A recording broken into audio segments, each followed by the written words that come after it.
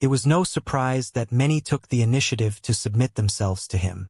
Dian decided to focus his attention on them and ignore those who remained stubborn. It wasn't that Dian didn't want to conquer at all, but rather that it wasn't as convenient. Sprite Alliance territory was entirely controlled by the sprites. Even the most backwater places had their influence. So, by taking down their upper echelon, Dian easily swept through them just like that. However, the tower quadrants were different. Oftentimes, clans would only control 50 to 60% of their quadrants, the rest of which would either be abandoned or controlled by beasts. This made it much more difficult to handle with ease.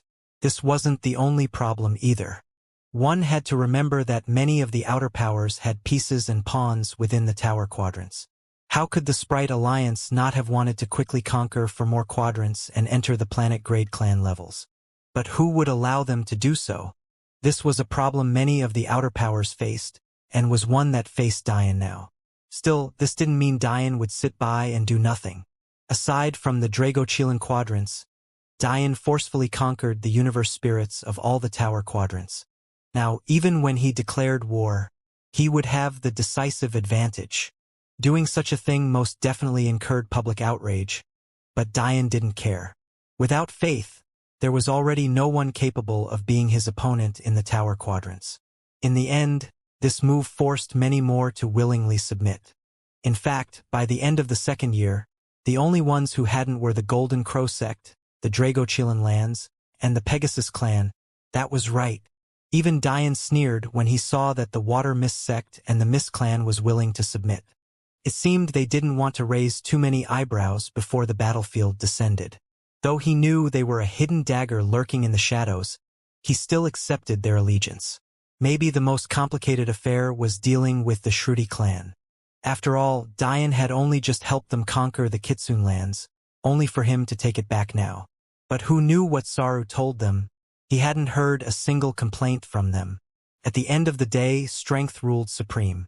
Not only was Dian more powerful than them all, he was actually fractions of their age. This sort of talent shone far too brightly, even in the outer powers. There was no doubt in their minds that given enough time, the name Dian Sicharo would be undefeatable on the mortal plane. On this day, while the mortal plane was boiling in anticipation for the pending Nephilim gathering, Dian was on a leisurely stroll. Madeline was to his right, smiling lightly and looking like every bit of the city-toppling goddess she was. To his left there was Luna. She was of smaller stature, but she had refined a queenly air over her long life that had a hard-to-match and define elegance.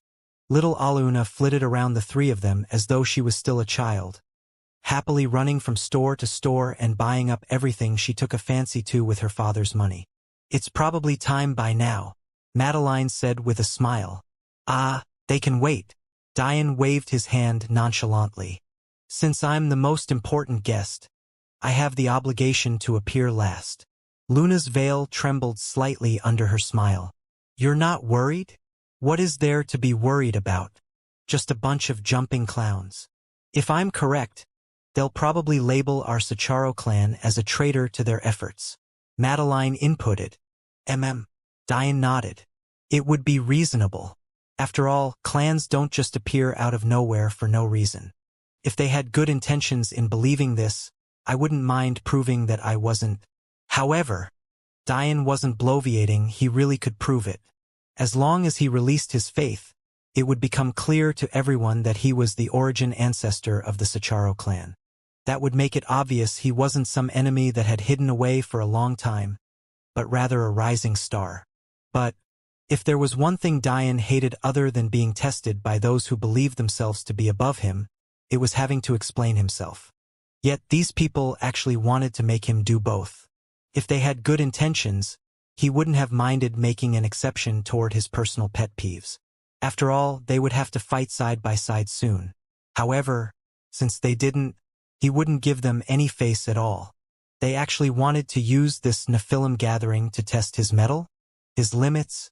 They were overestimating themselves. In the distance, a violent wave of chi suddenly erupted. A massive blood-red pillar shot into the skies, tearing through space, before it slowly began to rain down pockets of red chi droplets. Soon, those droplets formed an impenetrable barrier, covering over half the planet. Luna sighed. They're really going to regret deploying that array in a few minutes. He really didn't come. Rose's brow furrowed. Within the dome of red, the atmosphere was quite lively. This was an exciting gathering that only took place once every 1,000 years. One couldn't imagine the exorbitant sum that was necessary to secure just one ticket. Of course, for Rose, as a higher existence, securing one was exceptionally easy. But there were less than 100 higher existences on the mortal plane. How many could possibly use their status to get their way? Jade, Saru, and Lilith stood silently to the side. However, it didn't take long for the three of them to smile. He will come, Jade said lightly. She seemed completely certain of this fact. Rose frowned. Can't you see that barrier? Even if he did come, it would be meaningless. Oh? What about the barrier? This is not just any barrier, it's the immortal blood gong barrier. It's an ancient array that's been here since the primordial era. If it wasn't for the fact its core was easy for laymen to deploy as long as one paid a great enough price, no one of this era would even be worthy to see it in all its glory. Even though it's much weaker than it was during its peak, it's still known as an array infinitely close to the half-step immortal grade. Oh, is that all? Lilith said with a giggle. You! Rose clashed with Lilith once more, but the latter didn't seem to care. You really do know very little about Diane. Saru, who usually tried to mediate the situation, actually took a firm stance opposite Rose this time. Firstly, Diane doesn't know what it means to run. Secondly, Diane doesn't know what it means to lose. Thirdly, Diane never fails to replay slights levied against him, and is even more dogged in making those who touch his family pay. Unfortunately for the Sapientia, they're guilty on all accounts. And, unfortunately for the Nephilim and Transcendent Beast Alliance, they've become complicit. He really didn't come. Just as Rose was saying these words, so too were those of the Nephilim, Transcendent Beast, and Sapientia Upper Echelon. It seems that all of our planning has gone to waste. If we had known this would happen, we would have just started the gathering over a year ago like we were meant to instead of stirring all of those sleeping old monsters. It's useful for them to be awake either way. Another elder rebutted. If we want to conquer Sprite Alliance territory within the next 70 years, this is the only way. Not leaving them for a critical moment during the second phase was rash. I still believe we should have tolerated this new existence while maintaining a balance of caution. Fool! An elder sneered. Since this Diane Sicharo is from a lurking clan, why do you think he's suddenly come out now? Why not wait until the second phase of the ancient battlefield's descent to show his true colors? Isn't that obvious? His daughter had a slip of the tongue. He had no choice. You think that just because she's a little girl she would make such an elementary mistake? Have you ever heard of a Dao expert having a slip of the tongue? Are you really so naive? He's right. It's impossible for a Dao expert, even if they're a child, to make such a careless mistake. She most definitely did it on purpose. Since that's the case, it means that this Sicharo clan is confident that appearing now is not a problem. In fact, there's likely a deeper scheme behind their sudden appearance. If we don't go all out to crush them as soon as possible and show some decisiveness, it will be us on the losing end when the dust settles. On an elevated platform, three individuals watched on as their subordinates debated back and forth as though this matter had nothing to do with them, each of them with faces filled with deep wrinkles. These three had elevated statuses beyond imagining, but even between them, there were tiers. Or rather, there were two tiers. The lowest among them was an ancestor of the Transcendent Beast Alliance. His name had long been lost to history, and he was simply known as Old Claw. Above Old Claw, the remaining two old men sat on the same level. Sitting in the middle of the three, the center ancestor was of massive stature. His throne was huge, accommodating his almost 30-meter height. However, with his size, one could hear the creaking of his bones with every slight movement he made. Still, the one on the left was maybe the most mysterious of them all. His mustache and beard were as long as the white hair on his head, each reaching to his waist and radiating a slight golden aura. His wrinkled face was adorned with crystal-framed glasses, hiding his piercing golden gaze. These two old men were Ancestor Giant and Ancestor Scholar, the highest gifted title of the Sapientia. However, one shouldn't look down on Old Claw. Since he could sit here, he was of course worthy. His only flaw was that his Transcendent Beast alliance was too weak in comparison to these two. But individually, if faith was ignored, he was just as strong. It was then that a single voice blanketed the millions below with incomparable ease. "TSK, you all actually locked me out. This sincerity of the Nephilim is truly lacking." Diane's figure stood above the dome of red. However, what was more astounding than a random youth making a mockery of such a monumental event was the fact he had actually brought 3 women with him. Instead of appearing afraid or apprehensive, each of the 3 were not only gorgeous, but they were completely indifferent to the situation at hand. Even if this youth was oblivious to the tremendous harm his actions could cause him, could it really be possible that 3 others would also be just as ignorant as him? Just what was going on? The elders, however, hidden deep within the gathering's Colosseum, were frowning. Laymen might not fully understand, but how could they not know who Diane was? They had received multiple descriptions of the boy from that day. But even this wasn't the end of their shock. The immortal blood gong barrier was known to block any and everything. Even a ray of sunlight would find it impossible to make its way in, which was why the surroundings had to be artificially lit after the array was laid. Yet, not only could they very clearly see Diane's figure from the inside, something that should have been impossible, but they could also hear his voice as though he was speaking right beside them. How could they not be shocked by this realization? Rose, however, seemed ignorant of these details. The only reason she knew the name of the array at all was because the elder Jade casually mentioned it in passing during their time together. Jade had spent quite some time helping Rose familiarize herself with Nephilim territory before heading to Soul-Rending Peak, and this was just one of the few things she had learned. But Rose could have never expected that the reason her master knew the name of this array wasn't because of her own breadth of knowledge, but rather because she had learned it from Diane himself on the day he shattered that barrier and finally united the mortal plane. Unfortunately, she was unaware, so seeing Diane's figure, she panicked. This idiot! Master wasted her life so that he could live, yet he's come here to throw it away so casually. Rose flew into a rage, readying herself to interfere. She knew well that she wasn't a match for even normal higher existences, let alone the true elite higher existences of the Nephilim and Sapientia. However, her master had still hoped she would protect Diane while he needed it. She could feign ignorance if she was all the way across the mortal plane from him, but if she was right before him, she couldn't in good conscience. Diane didn't seem to hear the commotion below. He curled his forefinger's knuckle, using it to tap on the exterior shell of the array. "Oh my, what a hard shell you all have here. Do you mind pulling it down for me? Please?" The faces of those below twisted. Was he really taking this to be a game? Since when could the immortal blood gong array be put up and taken down as some nobody pleased? However, once again, Diane's actions caused the elders to be in no small shock. The immortal blood gong array couldn't be touched simply because you were near it. In fact, the reason for its blood title wasn't because of its red color, but rather because every touch sucked the lifeblood of the instigator away. That was right. Not regular blood, but blood essence. Those who understood this truth knew how shocking it was. Blood essence was impossible to access without the consent of its owner.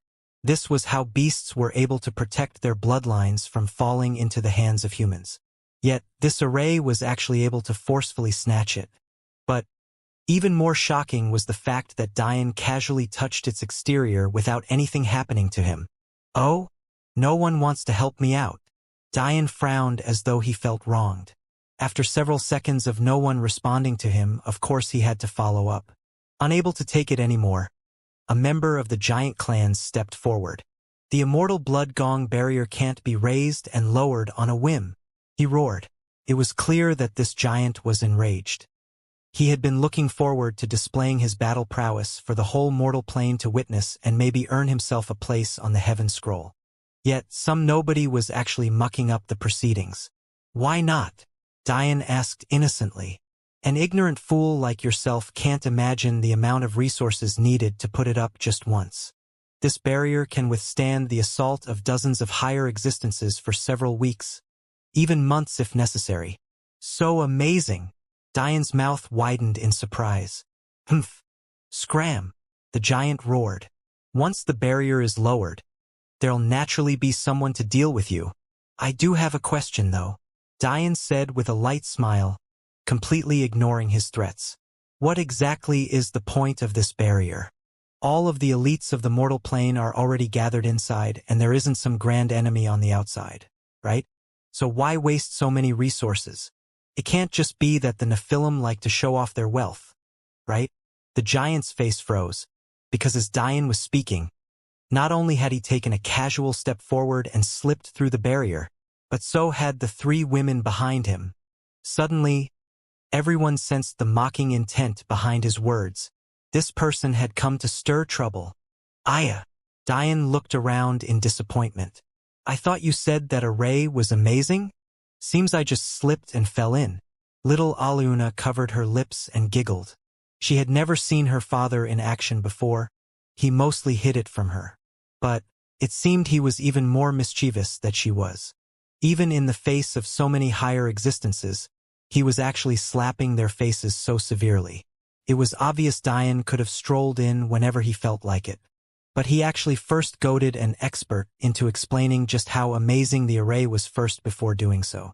It seemed like a minor change, but judging by the ugly expressions on the faces of the elders, it was still a resounding blow. Diane shook his head, taking a casual glance around. His eyes lit up when he noticed Rose and Jade. A weight on his heart was dropped immediately afterward.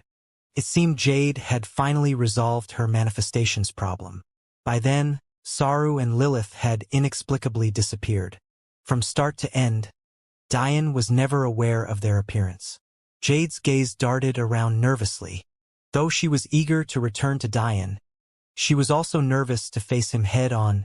Her memories had been sealed, but she was still an intelligent individual. She could tell by the odd relationship between her master and Diane that something deeper was going on. And she could faintly feel that it was somehow her fault. The final result was an apprehensive and jumpy Jade, whereas the Jade Diane had always known was as confident and witty as himself. The change was far too drastic. Unfortunately, he could only sigh in his heart. Sealing her memories probably wasn't the ideal solution. Still, now wasn't the time to deal with these things. Maybe Miss Everdene's spirit found its way to the elven tombs.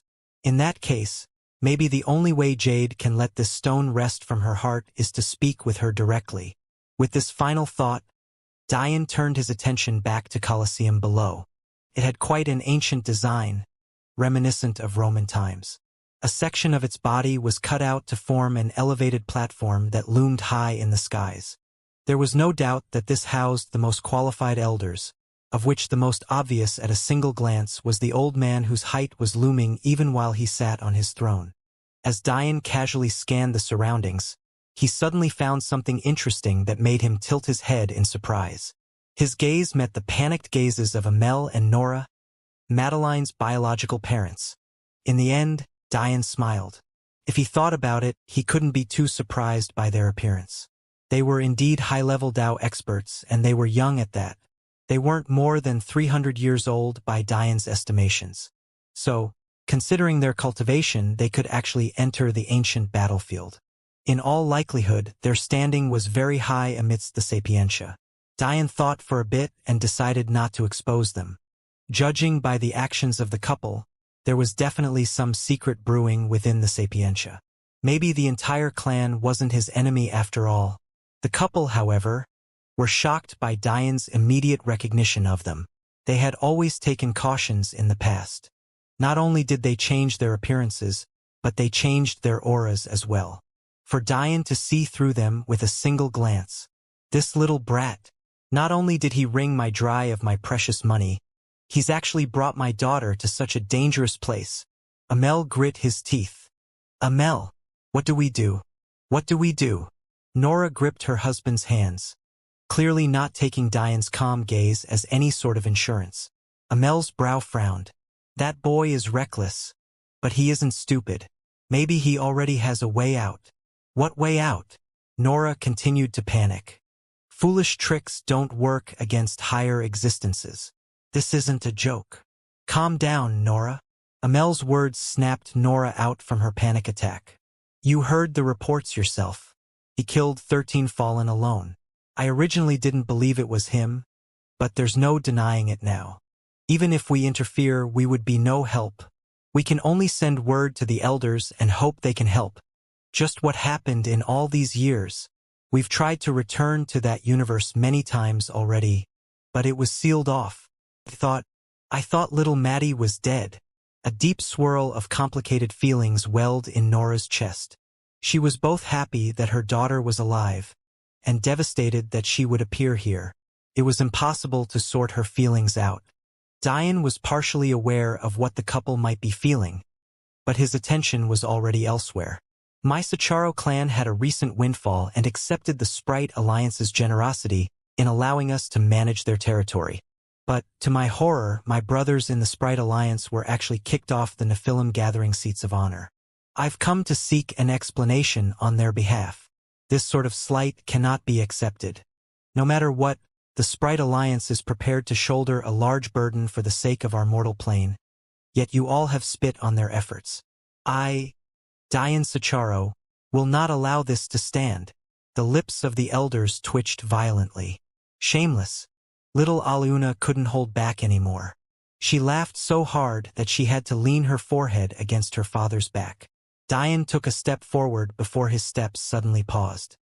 His hand waved casually to the side, causing an abrupt blade of chi slice through the air faster than the giant could react. In that moment, the giants felt that his death was imminent. Theirs was nothing he could do, an attack of his level, despite its simple outward appearance. It was far beyond his means. Before it even reached him, a firm grip of despair squeezed his heart, causing him to drop to his knees. A proud giant just like this was completely subdued.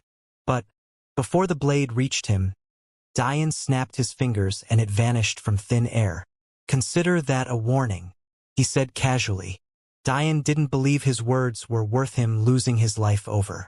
This alone was enough. At that moment, many people were happy that it hadn't been them who stood out to oppose Diane. Dad, can I participate? Aluna asked with wide eyes filled with expectation. Diane laughed. Sure. Have fun. Aluna clapped happily, diving down into the crowd of awaiting warriors. Though there were guards and referees put in place, none dared to stop Aluna. That giant Diane subdued with a wave of a hand wasn't just any normal expert. Diane floated down to the elevated platform of elders. No, it was more accurate to say that he landed directly before the three thrones that Old Claw, Ancestor Giant and Ancestor Scholar sat upon. You old fogies are pretty good, Diane said with a smile. Despite knowing I refined a half-step immortal-grade pill capable of extending your lives by hundreds of thousands of years, you actually didn't come to see me personally. This sort of willpower is commendable. The eyes of Emperor Giant narrowed. The atmosphere was far too oppressive. However, the area surrounding Diane, Luna and Madeline was akin to a fresh breeze. The truth was that they hadn't known how potent Diane's pill was. After all, only Diane, Luna, and Aluna had come in direct contact with it.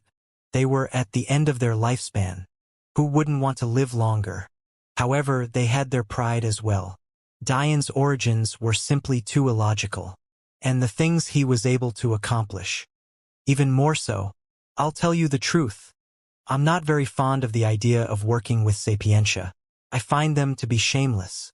They claim to be scholars who only seek knowledge, but they hoard all of it for themselves.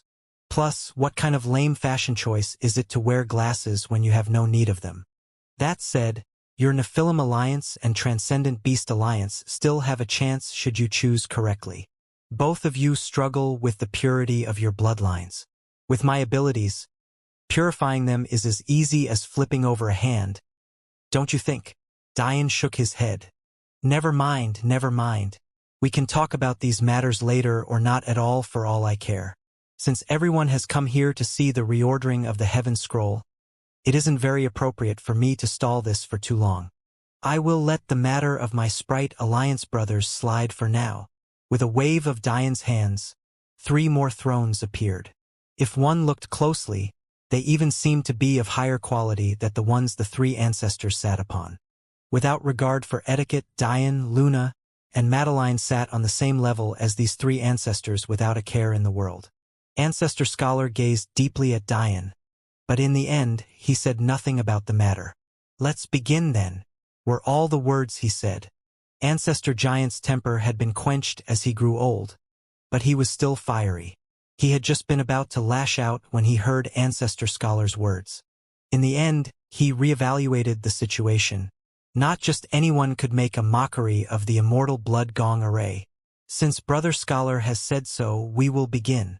The Nephilim gathering takes places once every 1,000 years. As you all know, there is no age limit nor cultivation limit in participating, and the rewards will be enticing even to higher existences.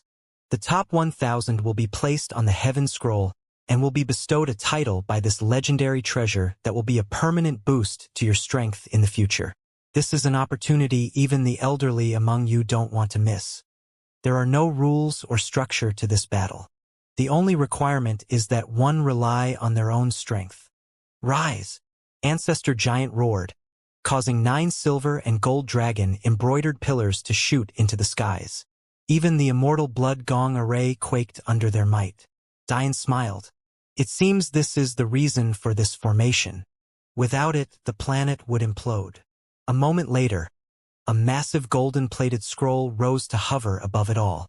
Though the scroll unfurled like paper, the names upon it was actually chiseled in like it was a real metal piece. The sight was odd. Soon, one name after another began to vanish. With the 1,000-year mark met, those of the past were erased, making way for those of the future. This heaven scroll is truly arrogant. Dian sneered. I suddenly feel itchy all over. I wonder if the scroll would dare to erase my name in 1,000 years. There is no need to worry about biased judgments. The scroll will observe every battle itself. Not, let the gathering begin. When Ancestor Giant said that there were no rules, one might find it to be an exaggeration.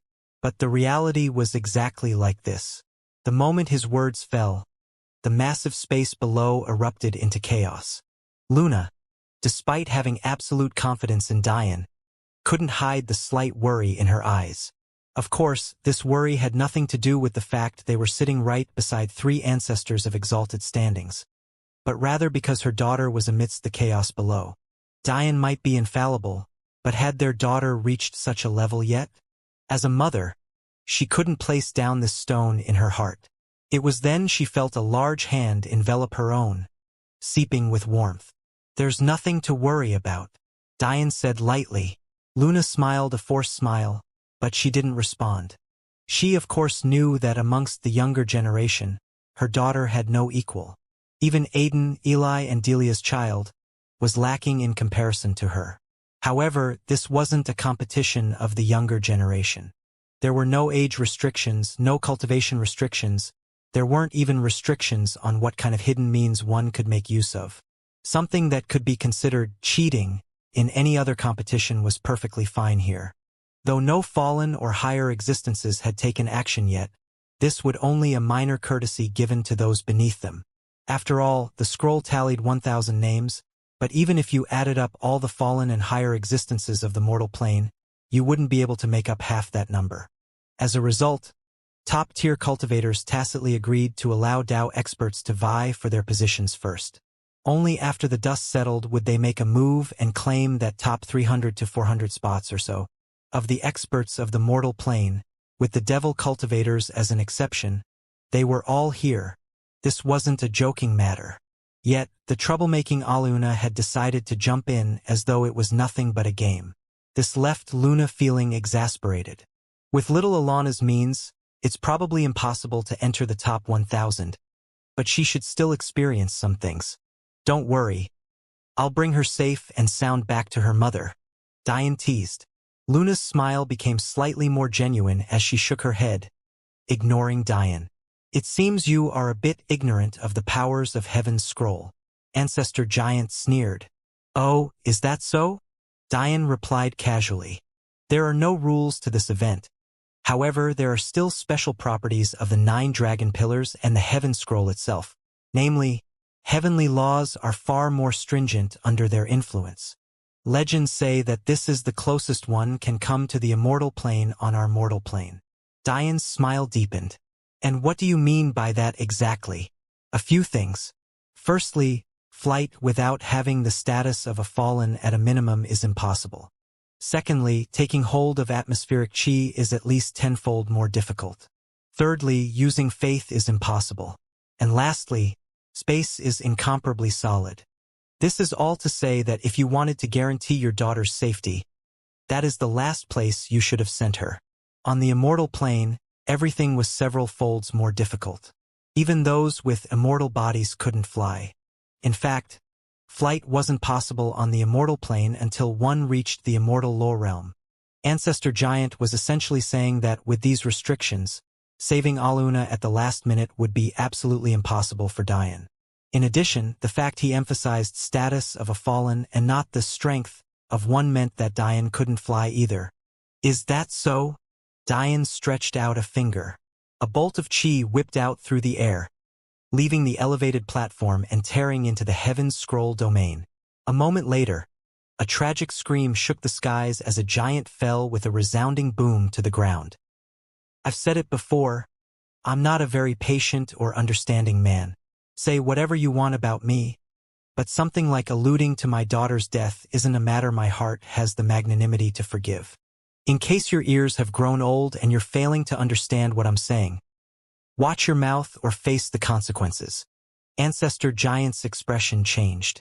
The giant who just died was an absolute genius of the peak Tao realm, one with the highest likelihood of reaching the higher existence realm of this current generation.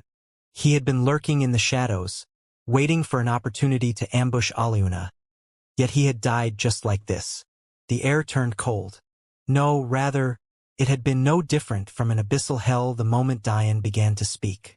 You've crossed my bottom line, Ancestor Giant roared.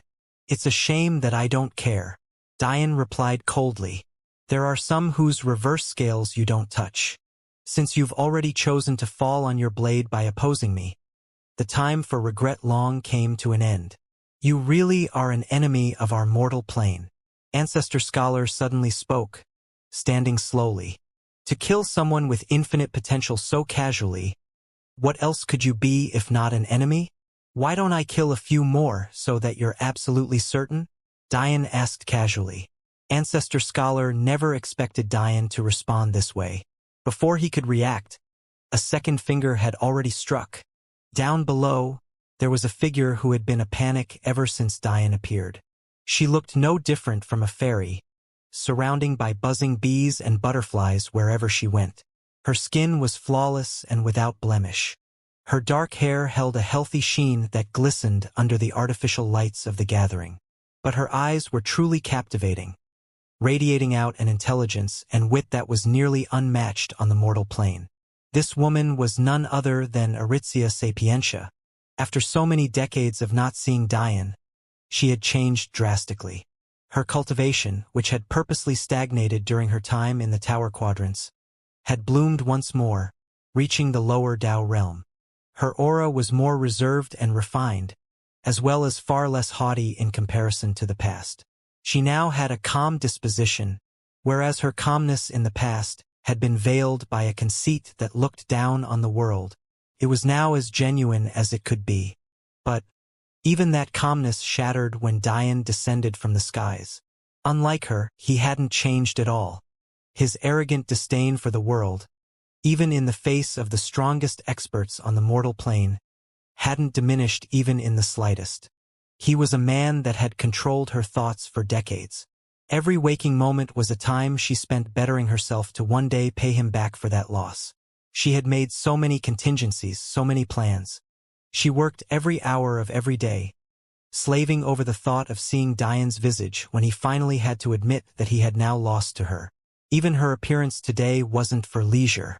She had been calmly observing the talents below, seeing which ones she should rope into her faction and which ones she should cross from her list. The truth of the matter was that she had heard of Diane's feat 2 years ago, but that had only spurred her to strive for a greater peak. It served to prove to her that her obsession over the last several decades wasn't unwarranted. Diane was her enemy of a lifetime, the enemy that if she was to defeat, her glory would reign through the heavenly skies for generations, no eras to come. But if she were to lose, she would be nothing more than another bloody corpse that helped build his mountain to the top. However, no matter how sturdy her resolve, these matters were still completely out of her expectations. She had easily accepted that Diane could now kill Fallen. At the very least, she accepted it far more easily than others did.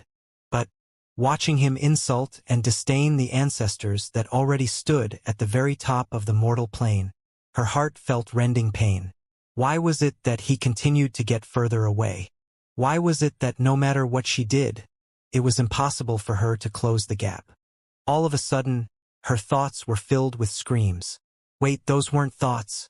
Those were the screams of real people. Aritzia looked around blankly, a confused expression on her face. The women that surrounded her were all gorgeous.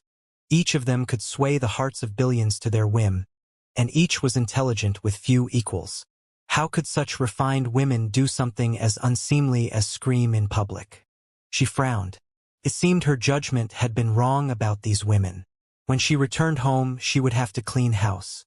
She couldn't have such inferior individuals by her side. Suddenly, her legs felt weak and her vision swam, causing her to stumble slightly. Her palm covered her forehead, trying to regain her bearings. But she was shocked to find that her hand came back filled with what seemed like a river of cold sweat. Why am I sweating like this? Aritzia's confusion deepened as she looked down at her sweat-soaked hand. But as she did, she caught something out of the corner of her eye. Red? I didn't wear a red dress today. I could have sworn it was white. She tried to take a deep breath, but suddenly felt that the air was rushing out of her. It was then that the pain struck her. Like the resounding gong of an ancient bell, it slammed into her body, echoing again and again until her face twisted into a grimace. She barely understood what was happening, but she subconsciously looked up and off into the distance, her gaze meeting Diane's eyes. Not good. He's noticed me. Aritzia trembled. She tried to open her mouth to say something, but she immediately felt like she was drowning. A torrent of thick liquid filled her throat and spilled out from her lips, running down her chin and dripping silently to the floor. There it was again, that arrogant disdain. The last thing Aritzia saw before her vision went completely black was Diane's uncaring expression. That cold, lofty emperor's air, that unmatched demeanor, that nonchalance toward her beauty. I see. He killed me. As her consciousness faded, she smiled. Her last wisp of chi shot into the air, projecting her final thoughts. I'll wait for you at the gates of hell, my first love. Her corpse collapsed to the ground with a dull thud. The maidens around her were so shocked that they didn't even step forward to stop her fall. Like this, the greatest genius the Sapientia had ever birthed died. Diane raised an eyebrow at Aritzia's final words. But that was all. Toward individuals who threatened the lives of him and his family, he didn't feel the need to have any sort of sympathy. Had it not been for the fact that she underestimated him, not only would he have died that day, but Madeline and Clara would have died as well. When he remembered something like that, Aritzia's feelings were irrelevant to him. He had no need to care about a one-sided love, especially when he was certain that she was still doing everything in her abilities to lead him to death despite feeling this way. You! Ancestor Scholar froze. If Ancestor Giant was enraged by the death of his clan's young genius, Ancestor Scholar was completely distraught. A genius on Aritzia's level didn't appear even once 10 generations. Yet she had died just like this. A future pillar of the Sapientia clan, gone. You demon! The screams of Aritzia's retainers filled the now quiet Colosseum. Their cries for Aritzia's death were real. Each of them were prideful phoenixes who stood above normal women, yet they had wholeheartedly submitted to Aritzia. If it wasn't for this, how could refined beauties on their level possibly do something as shameless as scream in public? She loved you. How could you do this? Diane's brow furrowed, finding the cries and pleas more and more annoying with each passing breath. It seems even in death she pits the world against me. Diane sneered inwardly. Whether or not Aritzia meant the words she spoke, Diane had no idea, nor did he care. However, what he was certain of was that regardless of the truth, the Aritzia he knew would most definitely use her final breaths to make him into a public enemy. Though Diane didn't have special considerations for beauties, could the same be said of everyone else? Not everyone was as heartless and unbiased as he was. Public opinion was usually something meaningless, but when it came to those who wielded faith of the highest order, it was actually quite important. The way one's clan was viewed could cause faith to strengthen and weaken. Since Aritzia knew Diane had conquered the Sprite Alliance, she obviously also knew that this final move would be able to affect him. However, the question that plagued Diane was deeper than this. The Aritzia Diane knew also wasn't such a shallow person. This kind of petty trick was most definitely beneath her. If that was the case, not only were her final words true, but the words spoken before most definitely had a far deeper meaning. "I'll wait for you at the gates of hell." Diane's eyes narrowed. Unfortunately, he wasn't being given the time to slowly think these matters out, as Ancestor Giant and Scholar had pent up so much rage that they could implode at any moment. Throwing his thoughts to the back of his mind, Diane chuckled. "It seems like you were right. Saving someone at the last moment in this environment really is too difficult. Such a shame." Ancestor Scholar's eyes deepened with a red rage. However, in the next instant it vanished. All of his anger, all of his grief, it was as though it was never there to begin with. "Since you've decided to thoroughly fall out with my Sapientia clan, we will accompany you." Down below, Aluna was pouting. She barely got to stretch out her limbs before someone enraged her father. "These annoying old fogies. Couldn't you have let my father stay in a good mood for a little while longer?" Aluna had two things in her small hands. Or rather, she had two people. As she threw a tantrum, those poor souls were already struggling against her grip, unable to extricate themselves. "Die!" Suddenly, Alana's expression changed. A surge of chi she had no hope of battling against formed in the air, forming a golden finger just as large as any one of the 9 dragon pillars. "You can sit here and watch your daughter die," Ancestor Scholar said with a calm voice after Ancestor Giant attacked. Diane's gaze swept toward the battlefield, looking toward his daughter. Unlike what these enemies of his expected, though Alana's expression changed for a moment, it was immediately replaced by a surging battle intent. Her skin glistened with crystalline sheen as the world around her morphed. 12 stars appeared in the skies as she rose into the air, facing the finger with an arrogant disdain. Diane smiled lightly, his eyes filled with warmth. Even before the attack landed, the heaven scroll began to shine brightly, etching into existence its first name of the next 1,000 years. "I hear you said that controlling atmospheric chi is 10-fold more difficult, yet you're actually so arrogant as to attack my daughter from over 10 kilometers away? I should have probably told you this in advance since you were so kind in informing me, but those of my Sicharo clan have no need to conform to the rules of your scroll." Ancestor Scholar and Giant froze. Aluna was flying. The 2 warriors in her hand erupted into a ball of flames under the 12 suns, burning to ash. "Hee hee." Aluna giggled. "Try out my move. Sicharo's might. 12-star palm." The finger shattered into motes of chi and twinkling lights, raining havoc toward the ground below. "Aya, how embarrassing." Diane scratched his head as though he felt bad for Ancestor Giant. But the truth was he found his daughter's naming sense to be terrible. At the very peak of the heaven scroll, a new name was slowly etched. However, unlike those before who was written in black, this name shone a beautiful silver that flickered to gold and back. Aluna Sicharo, the mighty. In a distant corner of the mortal plane, a young man of average look sat on a boulder silently, his gaze unmoving from a piece of shattered jade in his hand. Though his expression gave away nothing, the depths of his eyes flickered with an unceasing torrent of emotions. Rage, sadness, confusion. He simply couldn't understand. Someone of her standing would most definitely have a life-saving jade. Why hadn't it activated? Even if it didn't active, who could have laid a hand on her to begin with? She was too smart, too highly valued. The young man didn't even notice when his frame began to tremble. He was unshakable, a sturdy mountain that had stood for millennia. Nothing had ever affected him to this extent. Most matters simply rolled off his shoulders, met by his carefree smile and nonchalant demeanor. Yet she, the only person he cared about in this world, was dead. Show me. Show me what happened. The shattered jade crumbled to dust, whirling into a vortex of light green gold that grew steadily in momentum. Soon, the image was projected for him to see. However, he was astonished to find that there was nothing there. It was as though something was obstructing his vision. That's impossible. He knew well the level of treasure that was in his hand. There was nothing on the mortal plane it couldn't see through. Aritzia herself had never even known he had attached such a thing to her.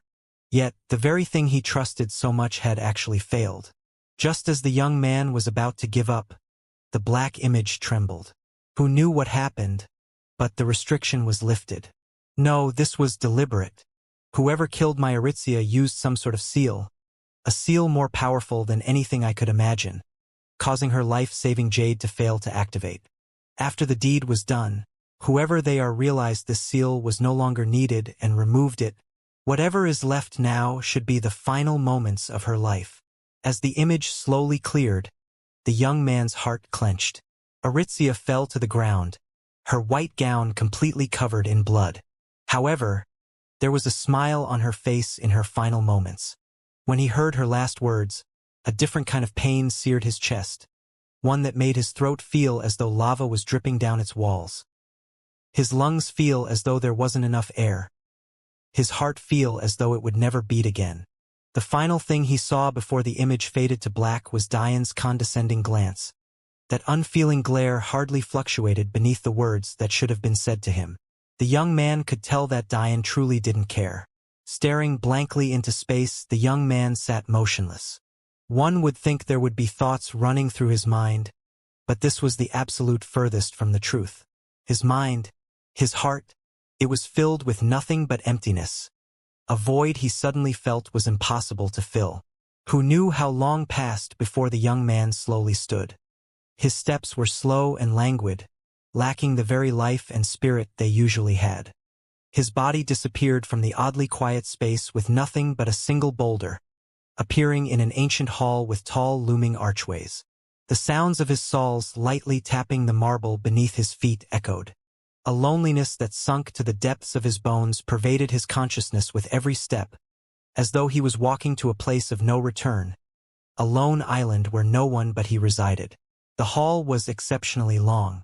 Let alone hours, it took the young man a full 3 days to walk to its ends despite being well aware that if he used his full strength, just a few moments would have been enough. But he seemed to want to feel every bit of the emotions racking his core right now. He never wanted to forget it. He wanted to be able to remember how every fiber of his being reacted in these moments. Soon he entered a grand space. Unlike what one might expect, the room was poorly decorated. Or, rather, it was more accurate to say that it hadn't been decorated at all.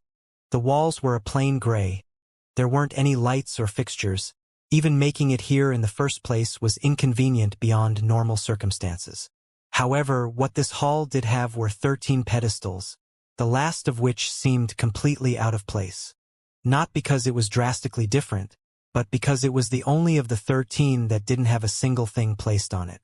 Aside from these last 13, the first 12 could be considered the only drawing attraction of this room.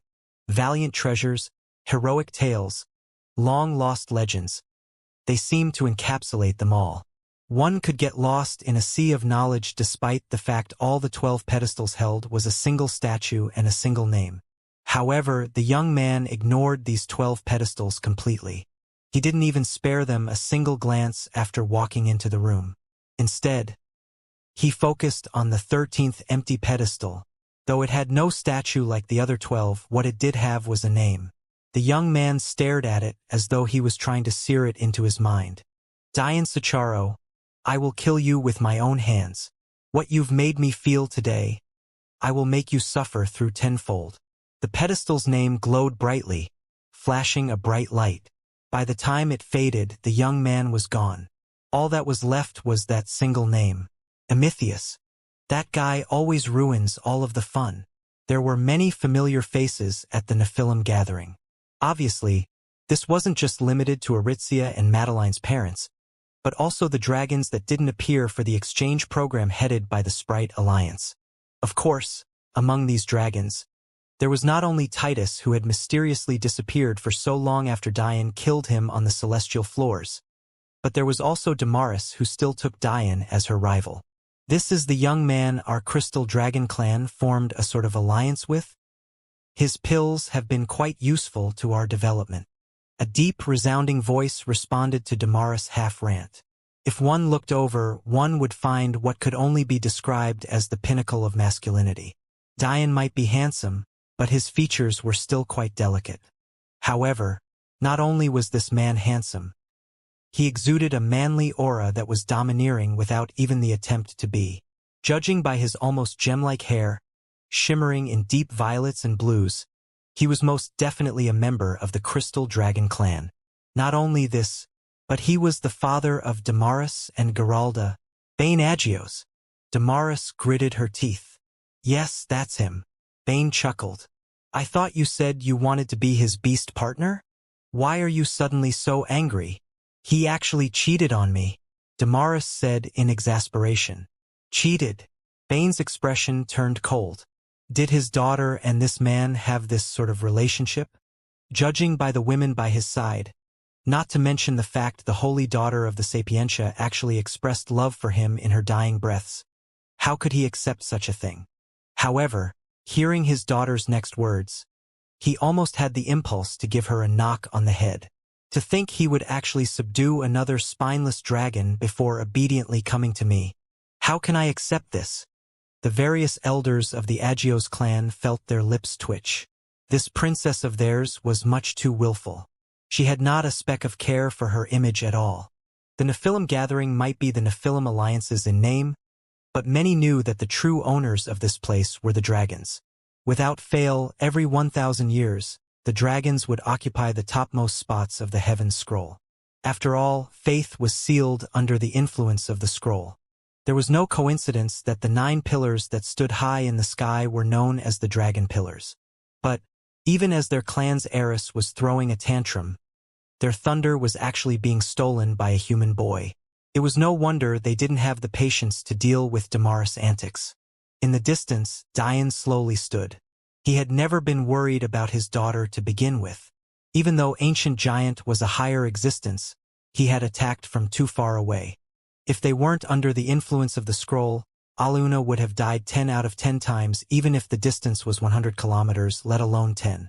But since they were, he could forget about harming his daughter. However, this reality didn't change the fact that he was now thoroughly enraged. It seems that the Nephilim Alliance and Sapientia want to thoroughly fall out with me, Diane said calmly. Why was it that despite having Diane right next to them, they chose to attack his daughter in the distance? Why was it that despite having his 2 women by his side, they chose to attack Aluna instead of attacking them in order to enact revenge? It's because they had reservations in their heart. Even to now, they couldn't see through Diane. You! Ancient Giant trembled in embarrassment and rage. He had actually made a move on a junior, yet he completely failed.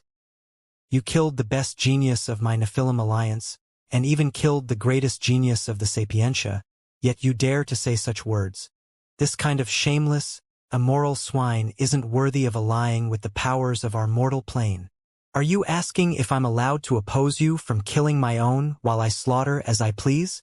Diane's eyes sharpened. Despite the fact he was forced to look up at Ancestor Giant who stood at 30 meters tall, the latter still felt his heart quake. That's exactly right. Diane finished his words.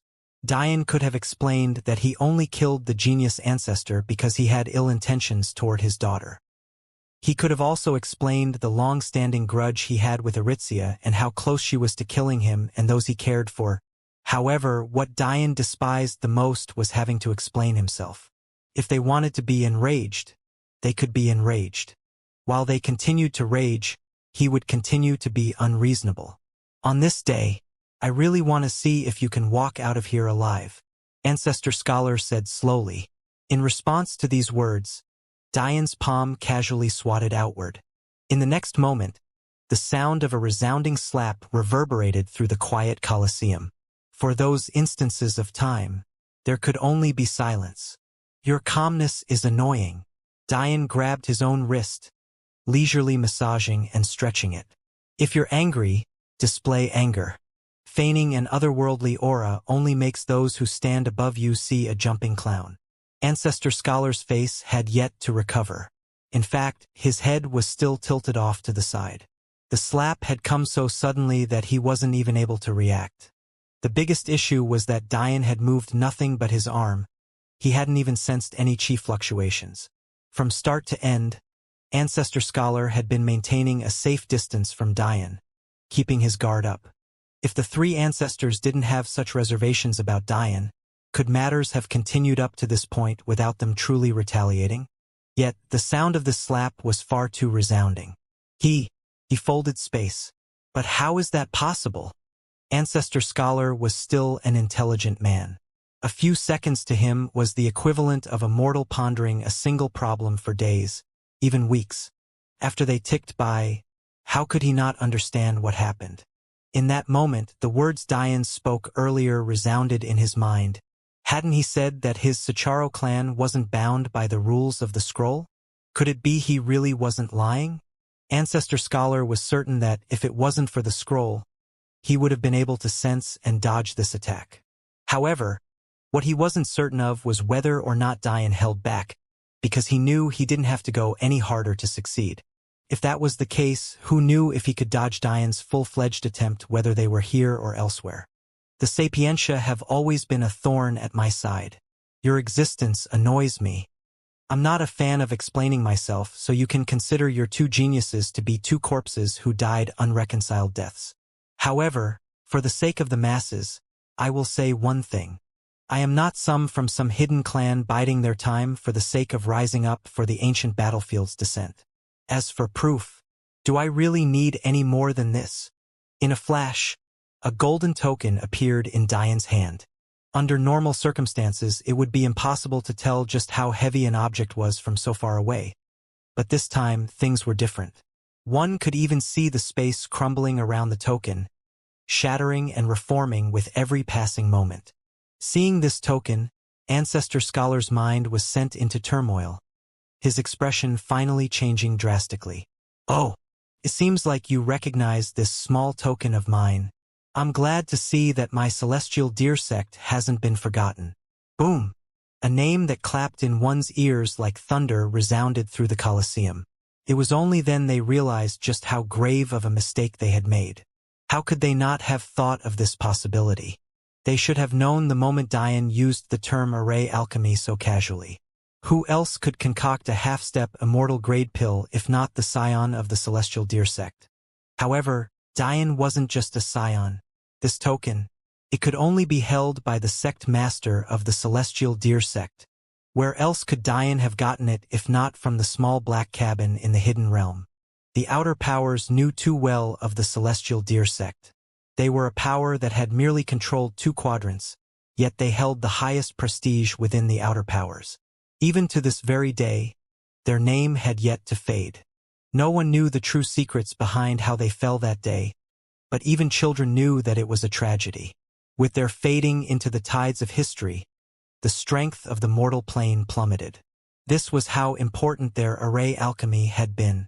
It was then that the 3 ancestors understood that even with how cautious they had been against Diane, they hadn't been cautious enough. With a single casual move, everything was flipped on its head. Those who could enter this place weren't fools. They knew well that, with the appearance of 3 ancestors, they had all gathered here to deal with Diane. However, in a single instant, Diane's value had skyrocketed past even the strongest of the outer powers. In the large-scale war that was coming, the celestial deer sect was invaluable. It seems you all understand the weight of this token. In the past, my celestial deer sect fell due to an act of kindness.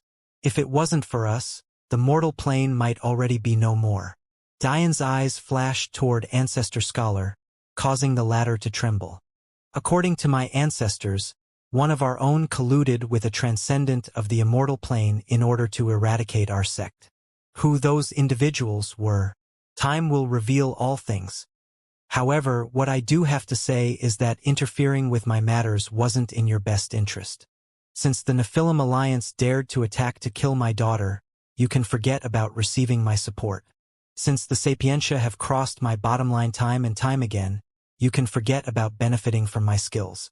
Today, I'll be announcing that not only has the Celestial Deer sect returned under the banner of my Sacharo clan, but we have also allied with Nightmare Palace Master Ravana and the Devil Quadrants. And as for those that don't like my decisions, Dian casually strolled into the air, appearing above the Colosseum and standing even higher than Heaven's scroll. I guess I'll just have to show you all that the Celestial Deer sect isn't as combat inept as it was in the past. Dian stood over the Colosseum, over the 9 dragon pillars, over the Heaven's scroll. The momentum of his gaze, the arrogance of his disposition, the callousness of his disdain, they all seemed palpable, weighing the air with a somber emotion that pressed on the hearts of those below. In truth, Dian himself had no idea how high his strength reached currently. However, there was a second thing he had always loved aside from array alchemy. From the very first moment he touched his foot on the battlefield, he had uncontrollably grinned. A deep will for slaughter lay dormant in his heart. No, it wasn't a bloodthirst. He had come to understand more about himself, enough to comprehend exactly who he, Dian Sacharo, was. His love of the battlefield had nothing to do with relishing in the deaths of his enemies. He was completely different from the so-called war god turned battle god of the past. While the latter avoided responsibility for the weight of war, preferring to cling onto the selfish ideal of battle, Dian wasn't like this. He didn't shy away from the responsibility. In fact, he relished in it. He relished in the feeling of taking control of a battlefield many could only be worth specks of dust within. With a wave of his hand, he could change the tides of war. Even if he was facing countless powerful enemies, as long as he stood against them, failure was mere a thing of imagination. Come! This single word reverberated through arena. Under its might, even the Heaven's scroll flickered wildly as the dragon pillars began to tremble. A small cauldron over Dian's shoulder bobbed with excitement. The Dragon King vibrated in response, entering Dian's hand and extending outward to form a massive crater 1/2 meter in width and over 2 meters in length. It had been a very long time since Dian used a true weapon in battle. Usually, he would casually forge one with his creation array. However, if there was ever an occasion that required him to be more serious, it was this one. "All of you back away," Ancestor Giant roared. "This battle, none of you are qualified to take part in it." The wizened giant took a step forward, rising from the platform to meet Dian. Not far behind him, Ancestor Scholar followed. The moment they entered the battlefield, the Heaven's scroll trembled as though remembering these forgotten warriors. A moment later, 2 names were slowly etched in black. Yadmir Porvarl, the giant, Estian Sapientia, the scholar. Even as they stepped forward, the seals placed on the Dragon King began to shatter one after another. How long had it been since Dian gained the Dragon King by his side? He had long since known of the numerous seals placed on it. It was just that, in the past, his strength hadn't been great enough to withstand the final seal. As a result of Dian's own weakness, the Dragon King became a blade known simply for its sharpness and sturdiness. It was no different from a mortal weapon except for the fact its structural integrity was beyond one's wildest imaginations. Even a higher existence attacking at full strength wouldn't so much as dent it. However, everything would change the moment the final seal shattered. "That's Bane," Damaris' father called out in shock. The Dragon King. The old lizard had long since warned Dian about using him in the presence of other dragons. It would cause him to be hunted down by the Dragochilan lands. However, the current Dian already stood near the pinnacle of the mortal plane. Even if they wanted to misunderstand and come after him, he would welcome them with open arms. "Dad? You can't mean." Damaris paled. "Dian has been the Dragon King all this time?" Bane's brow furrowed. He had realized the same thing every other Dragon Clan patriarch in attendance had. However, also just like him, he noticed that something was different about this situation. No, the Dragon King, he was actually subdued. Just as those words resounded, the reverberating sounds of the final seal shattering tore through the cooling atmosphere. In that instant, the Dragon King's blade underwent a massive transformation. Its body erupted into a sea of black flame, piercing toward the high heavens as a draconic roar shook the skies. Its once sleek spine and blade completely changed from a solid black metal to suddenly erupt with innumerable cracks. No, they weren't cracks, but scales. Densely packed sheets of resplendent scales coated the blade, revealing veins of pure white beneath. The blade vibrated within Dian's hand as though it had become a living creature. A gorgeous royal blue array appeared to Dian's back, his body instantly becoming coated in a crystalline blue armor. His skin gleamed like a polished gem, stepping into Titan Emperor's will. Act 2, Stage 3 without hesitation, his strength raising by 640 times in an instant. The pressure Dian exuded caused the immortal blood gong array to tremble under his might. It seemed that even the rise of the 9 dragon pillars hadn't caused this much commotion. However, even this pressure paled in comparison to when 6 pairs of golden wings appeared to Dian's back, hovering around a single ring of gold. Their beautiful forms gently flapped in the skies, radiating out a light that overshadowed everything in sight. Without another once of hesitation, Dian flashed forward. He really wanted to see just how mighty a higher existence was. Dian's body compared to Yadmir's was no different from an ant to a deity. However, his momentum raged on as though it had no knowledge of such a thing. His movement became profound and enigmatic. The sight of Estien's golden abacus appear in the air. A deep battle intent wafted from Dian's body. His sword streaked downward as he flashed to dodge Yadmir's fist. The booming strike shook the dragon pillars, but Dian had already appeared above his wrist, his sword making contact with his skin. The sound of metal scraping metal disoriented the ears, causing Dian's laughter to shake the skies.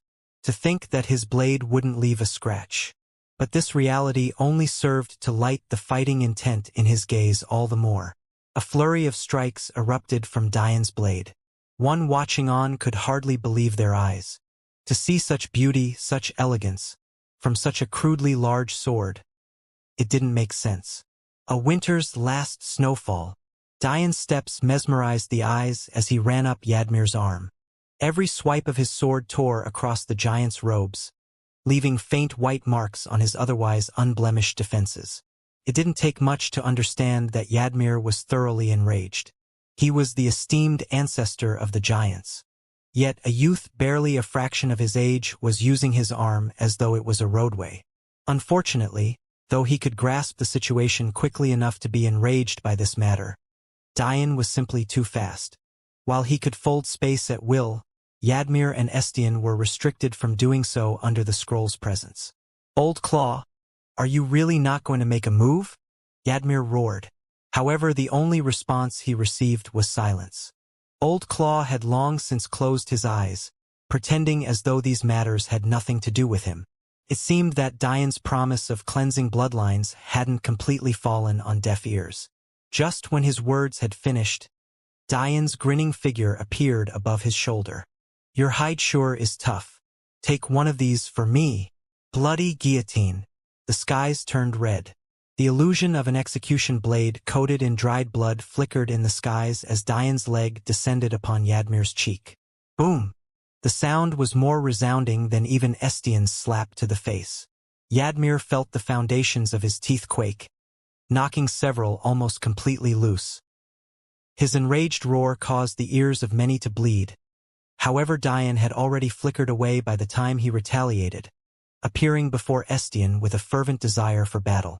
A winter's last snowfall circulated once more, his sword separating into countless illusory and real images that forced the ancestor to his back foot. Innumerable calculations circulated in Estien's mind. His continuously predicted the trajectories of Dian's assaults and accurately dodged or parried them with a palm. But he still felt this weighing feeling on his heart, as though he was continuously being pushed into a corner. The battlefield had suddenly become a celestial chessboard. Dian's moves held an oppressive domineeringness to them. While Estienne would take his time to decide on his next move, Dian would respond without hesitation, as though on instinct. It was only the Sapientia below that understood what was happening. Those Sapientia heiresses below who had been indignant on Aritzia's behalf felt completely stifled. This is impossible. His mind is several steps ahead of Ancestor Scholar. No matter how much they hated Dian, they knew that any man who gained Aritzia's acknowledgement couldn't be normal. But this was too exaggerated. Dian casually looked over his shoulder. His exchange with Estienne had constituted hundreds of attacks, but not even a second had passed. Just when he was getting engrossed, Yadmir made his presence felt once more. However, what was astonishing was that his appearance had completely changed. Or rather, it was changing. With each passing strike, not only did the wrinkles on his body continuously fade, but his body was compressing in size. 30 meters, 20 meters, 10 meters. Dian's eyes flashed with a blinding light, immediately understanding what was happening. Others might have techniques that increased their size in order to increase their strength, but giants were the opposite. When facing smaller opponents, their size was to their detriment. Over years of experimentation, how could they not have their own measures? For every fold Yadmir shrunk, his battle prowess doubled. By the time he was just 2 meters tall, his strength had been raised by almost 16 times. However, Dian wasn't shaken by this reality. In fact, his smile intensified. His demeanor was so baffling that the two ancestors felt completely stifled. How could there be a child like this in the world? It seems that I've gone too easy on the two of you. Dian's figure flickered and dodged as he retreated backward, narrowly escaping several of Yadmir's space-rending strikes. Before anyone could under the incredulous nature of Dian's words, another change took place. Above his head, a halo of gold shimmered into existence. If before, Dian was reminiscent of an angel, he truly looked no different from one now, come down to pass God's judgment. However, to Dian he was the god. The world practically slowed under Dian's gaze.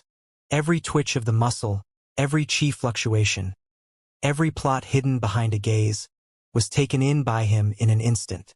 In one instant he was retreating, but in the next, he slipped between a palm and fist thrown by the two ancestors, his swordplay evolving to another level. A winter's last snowfall circulated once more. Except this time, it carried a myriad of changes impossible to predict.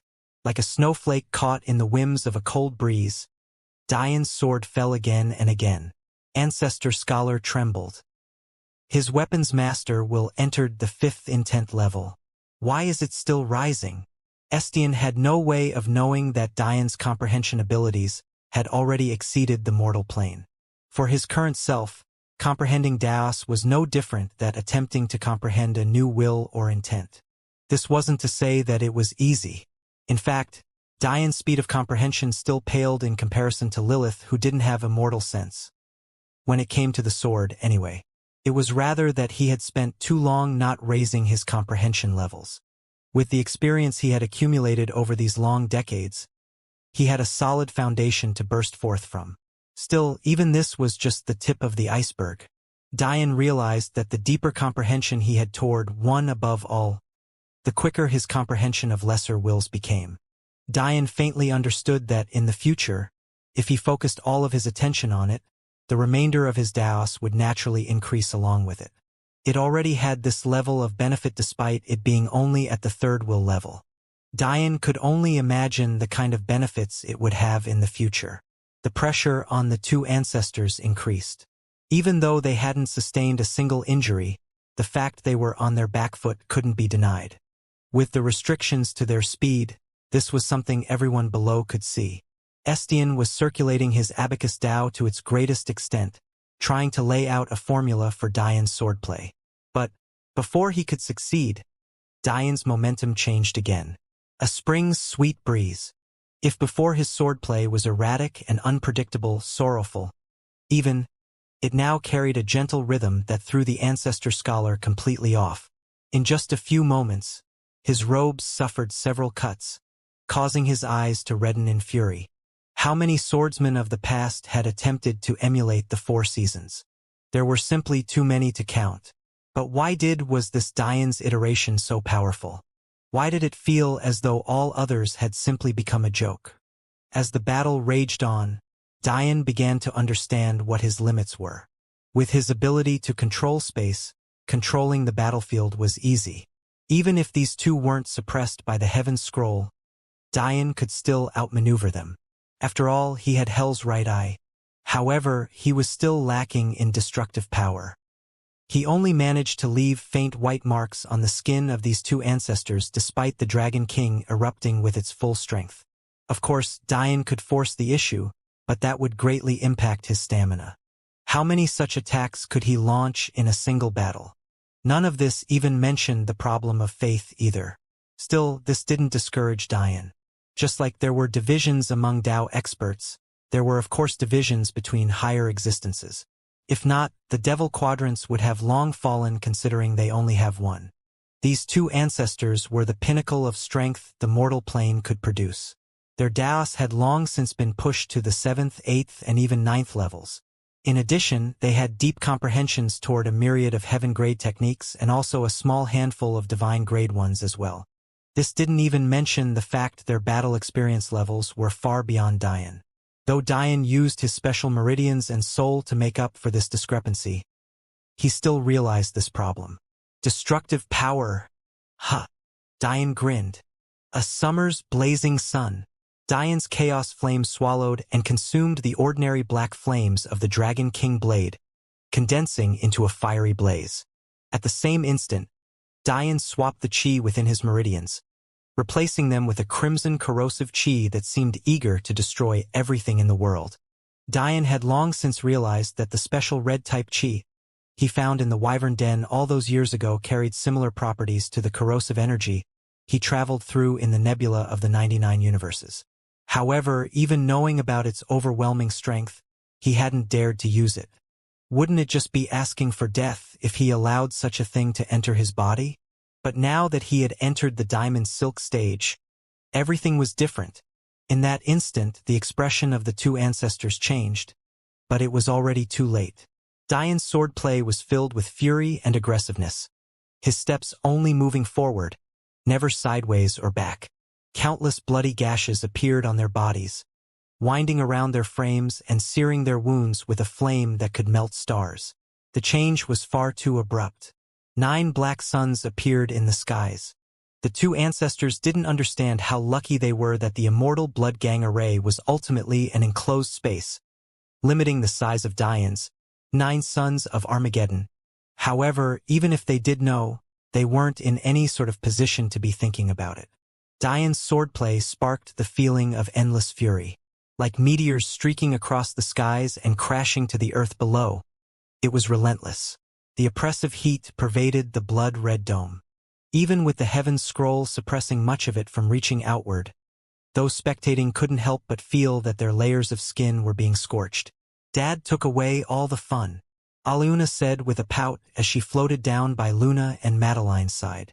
Selfish little girl. Luna reprimanded her daughter with a teasing smile. He doesn't get to release often while you're always out and about causing trouble. Allow him this moment. Aluna pouted, clearly disagreeing with her mother's sentiments. Dad doesn't seem like he wants to kill them, Aluna suddenly said. Madeline smiled. Though he's reconnected with his true self, that doesn't mean he's regressed back to his former immaturity. He can still see things far clearer than he had in the past. It's not worth it to kill 2 experts on this level with such a war coming. It would be much better to turn them into protectors of our Sacharo clan, don't you think? Hearing these words, Aluna burst into a fit of laughter. The Sapientia and Giants won't be very happy about this. They should have thought of that before they tried to use us as a piece in their political schemes. Aluna remained silent. She was very much used to Madeline's sweet side, but there were rare occasions when she took the reins of first wife and exuded an aura unmatched by even the most prestigious of empresses. Whenever these moments occurred, Aluna couldn't help but look toward her with admiration. Of Dian's wives, she seemed the quietest and most reserved, allowing everything to roll off her back. But if one used this to assume she wasn't strong, you'd be making a massive mistake. While your father is off satiating his midlife crisis, we women still have something to do, Madeline said lightly, looking toward the area that now contained just Rose and Jade. It was time for them to come home. It was a success? Junior, or rather, Diane, smiled happily when Saru and Lilith appeared before him once more. Judging by their at-ease expression, it seemed that everything worked out for the good. This was a great relief to Diane. He cared about Jade's well-being. And, since Jade cared for Rose, he cared for her as well. It was as simple as that. Diane never had any thought toward Rose for her strength. The current Diane was already stronger than she was, though this clone version of himself was still lagging behind. Rather, he wanted to protect the two of them and ensure they were safe. Rose was a bit hard-headed at first, but everything worked out in the end. Your main body is wreaking havoc at the Nephilim gathering, so she really had no choice but to accept it, Lilith said with a sweet smile. She felt that the more she looked at Diane, the deeper she fell. It was an inexplicable feeling she couldn't control, even though she knew it was irrational. She wanted to know more about him.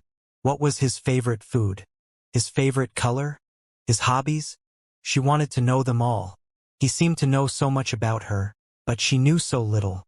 3B24E127F46016019 Ebdate 6F1C6B C84345317C1923450C4AF84D368D09E1B782C006F0A. However, she buried this impulse deeply.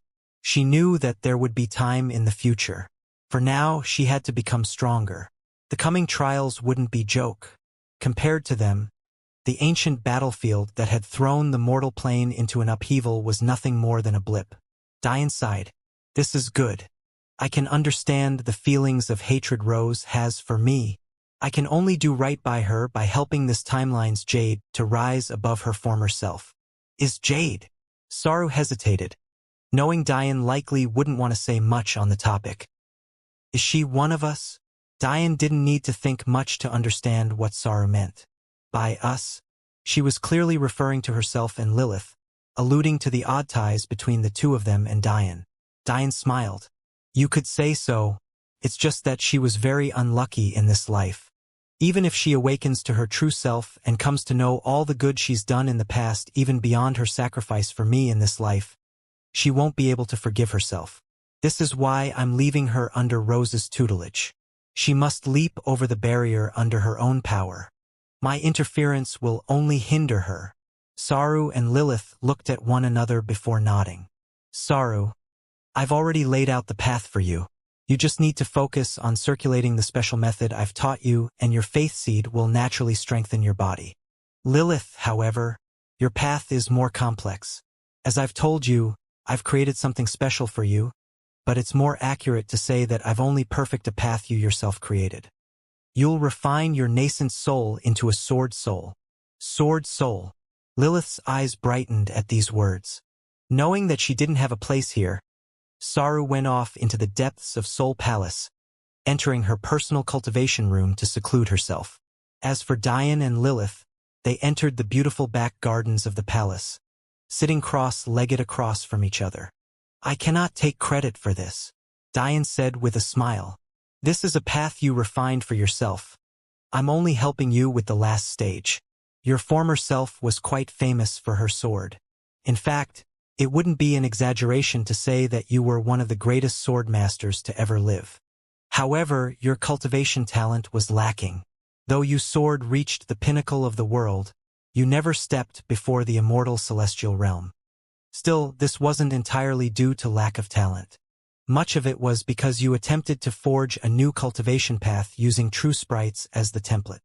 Diane knew quite well that the so-called sprites of this mortal plane were merely half-sprites. In fact, even calling them half-sprites was doing them too much of a favor. In reality, one of their ancestors a long way in the past was birthed by a sprite and a human's love. This passed on the sprite trait through their generations, but this trait continuously weakened with each born child. Therefore, the more accurate name for those of the former sprite alliance would be part sprites. because their abilities were already far too diluted to be considered as half a sprite. The true sprites were those like Little Rain. Unfortunately, it had already been over a century since Little Rain fell into a deep sleep after absorbing that newborn fire sprite. Even to now, he hardly showed signs of awakening. There was once he showed some movement. Back when Clara awakened her fire spirit constitution, Diane sensed a small stir. But since then, there was nothing. Sprites. Lilith blinked with curiosity. Sprites cultivate as well, but they have their own special path. They resonate with heavenly laws instead of absorbing chi. The more in tune they are with their affinity, the greater their strength becomes. It's a slower process, but their strength is far more infallible when it reaches a certain level. Some of the most powerful, untouchable entities on the immortal plane are sprites. So I wanted to emulate them? Precisely. But this is incredibly difficult. This is especially so since cultivation after the immortal lore realm requires one's origin source. This meant that instead of resonating with heavenly laws which would actually restrict you in the future, you wanted to resonate with your own origin source. The origin source represented breaking away from the heavens and forming one's own path. Obviously, if Lilith focused her everything on resonating with the heavens, she would never be able to take that last step as rise above it all. This was precisely the reason sprites were just one of, and not the most powerful entities on the immortal plane. Their cultivation method barred them entirely from reaching the true pinnacle of cultivation. However, before you could even consider doing any of this, you needed to change the foundation of your nascent soul. But playing around with one's soul in such a fashion is incredibly dangerous. It's not something to be done lightly. You could lose your life at any time. Change the foundation, Lilith muttered. A mortal soul is considered formless. It only acts as a link to the heavens. A nascent soul is the first stage of a cultivator grasping their own identity. By forming your soul into your likeness, you're taking the first step toward cutting ties from the heavens. However, in my opinion, calling this a first step is giving it too much credit. There's too much we don't control about this nascent soul. In fact, it takes the very likeness of our own looks we ourselves didn't choose to begin with. Only when the looks of your nascent soul become superficial instead of an obligation will you have truly broken away. But this step is not easy, and it's even more complicated when your goal is to shift away from the human form entirely to create something completely different. Luckily, you researched almost all your life and found a solution. You were only lacking in the final step. You just need a bit of help to succeed. The final step? What is it? Lilith asked with expectation. But all she received was a perverted grin. This husband of yours is quite a talent, coming up with this solution for you. I'm willing to sacrifice my body for your sake. Seemingly understanding what Diane was saying, Lilith's smooth white skin became a scorching red in an instant. This red relentlessly assaulted her fair skin, even rampaging down her neck and through her collarbone. If that's what you want. Lilith's voice was so soft it barely matched the decibel level of a butterfly's flapping wings. Diane laughed at her pure reaction before waving his hand. We're nowhere near that step yet. You still have a long way to go before then. All you have to know is that you cannot lose your virginity to my main body until you reach this step. My younger self is a bit too hot-blooded and immature, so you'll have to give him a stern talking to. Lilith giggled, her laugh causing the small sparrows in the trees around them to sing in appreciation. She found it funny that Diane would say this when he clearly was just as immature. You're not joking, are you? Lilith asked seriously once she stopped laughing. Is that really the solution? She couldn't bring herself to say the words. Diane nodded seriously. It really is the solution.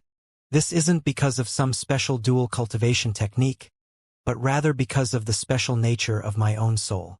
Is your soul different? Lilith asked, wanting to know more about Diane. You could say so. Diane rubbed his nose as though he was embarrassed about tooting his own horn. I myself don't know the exact details, but in my very first life, I too was born without a constitution. My parents were fairly weak as well.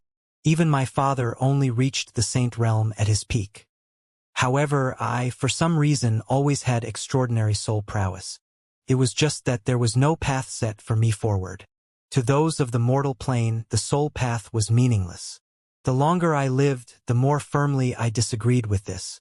In fact, I came to the conclusion that the greatest path of cultivation was with the soul as the foundation. When I came to this conclusion, everything else became auxiliary. And I eventually made a decent name for myself. Lilith blinked. Could it be an ancient constitution? Diane shrugged. Constitutions have always been related to the body. There's no precedent for a soul constitution. Whatever the truth is, I long since stopped caring.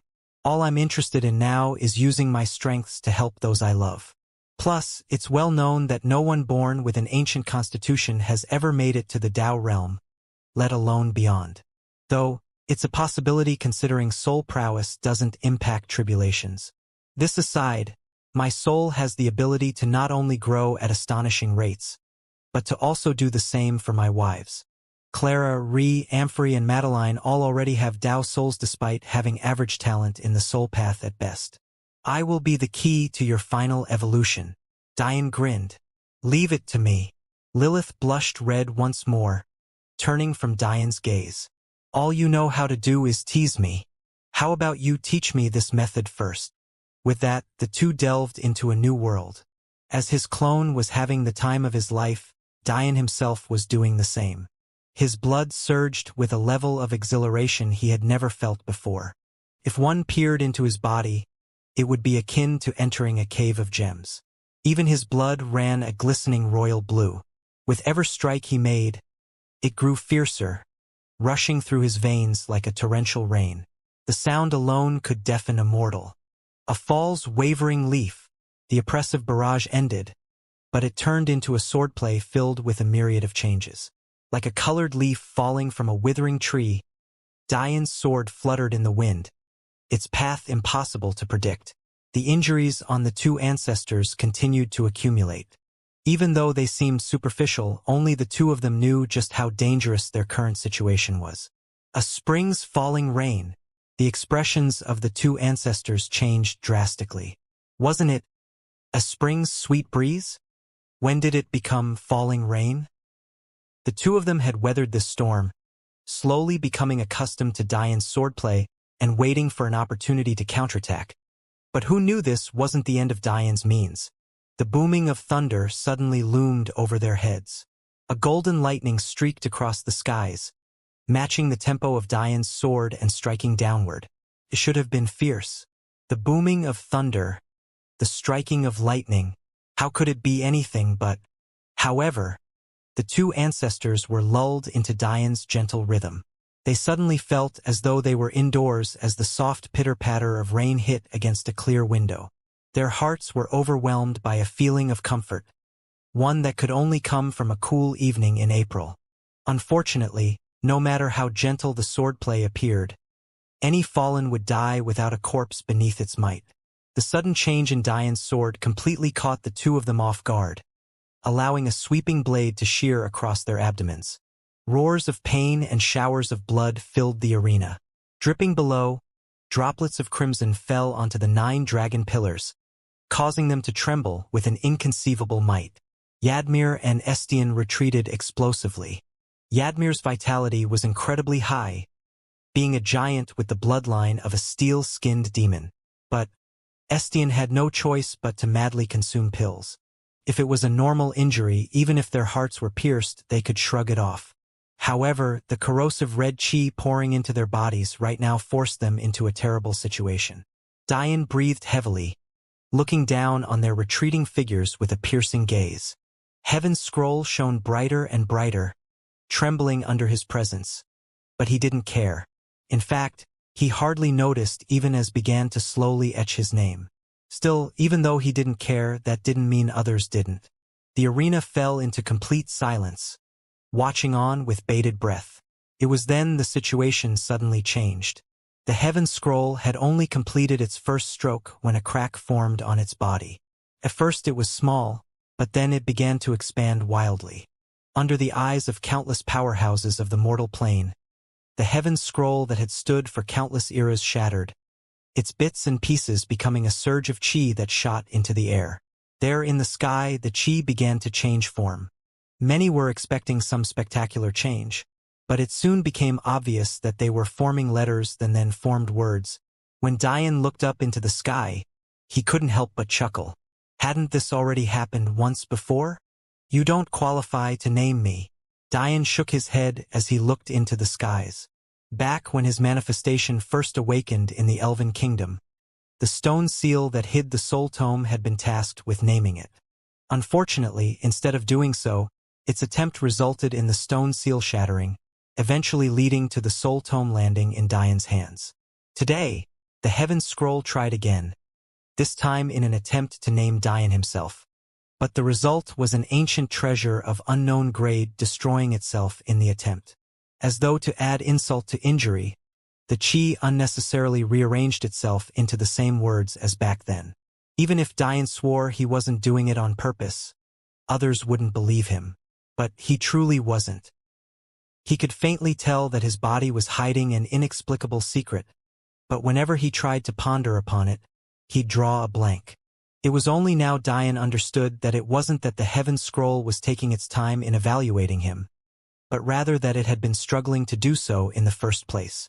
Dian had already been battling the two ancestors for over a full day, and it only just now attempted to write his title. "Are you two done?" Dian asked blandly, watching as the two ancestors clutched their stomach in hopes of not having their intestines spill out. Though Dian's face was pale from the strain, unlike the ancestors, he didn't have a single injury on his body. His advantage in movement, not to mention his immortal sense, made it impossible for these two to lay a hand on him in this environment. Dian estimated that if he entered the Peak Dao realm, he would be undefeatable on the mortal plane even without the influence of the Heaven's Scroll. It could be said that his body and chi had reached their limits. The two ancestors weren't fools. They too knew the situation had changed. In fact, in this situation, the fact the Celestial Deer sect was the root of Dian's origins made them breathe a sigh of relief. Because that meant there was nothing Dian could do about their next actions. In response to Dian's words, the two ancestors erupted with a fiery golden energy. Countless golden-robed silhouettes appeared in the skies, filling the two with strength far beyond their normal means.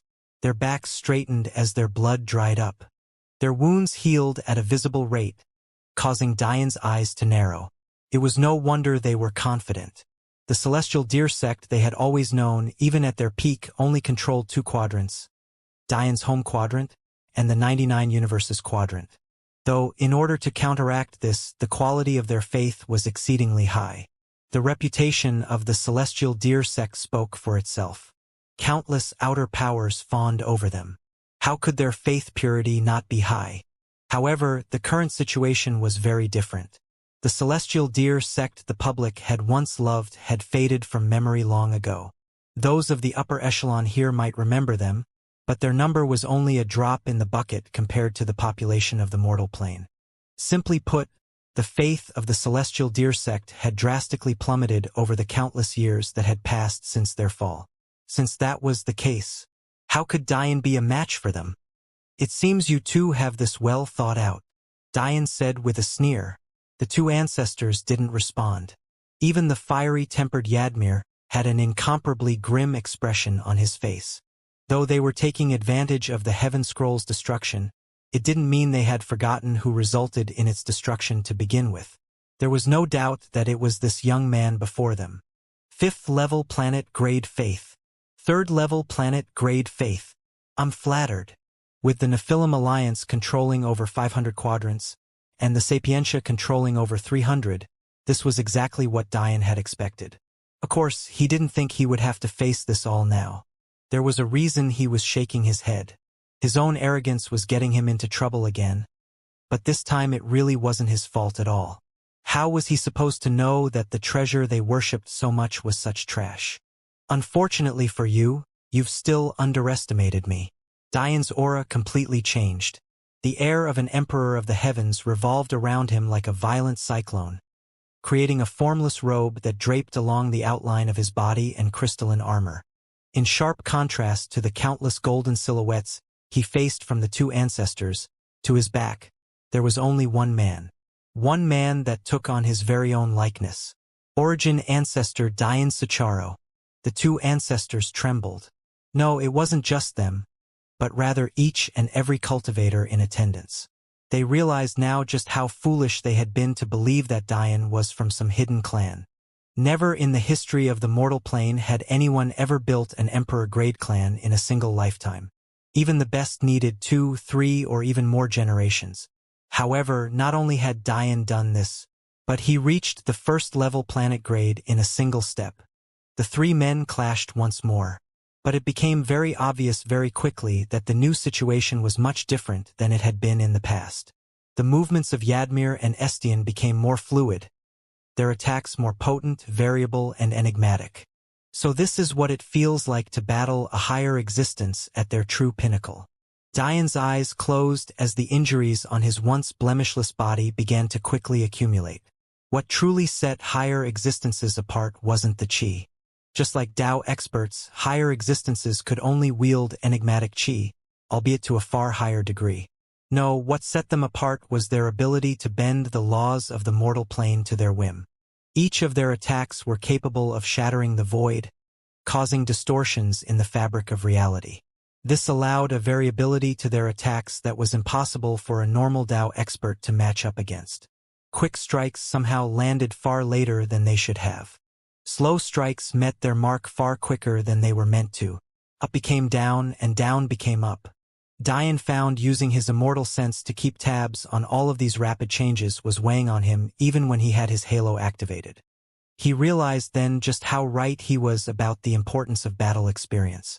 Not every battle could be settled because he could use his senses to read his opponent's intentions before even they were fully clear. Even if Dian's immortal sense read that there was a punch coming, he had no way of seeing through the kind of law manipulation that would be the foundation of said punch. On top of all of this, Dian's faith was lacking. Luckily, as the origin ancestor of the Sicharo clan, his faith was purer than Yadmir and Estian's, who were ancestors several generations down. However, this benefit wasn't enough to completely bridge the gap. It was only enough for him to be a level beneath.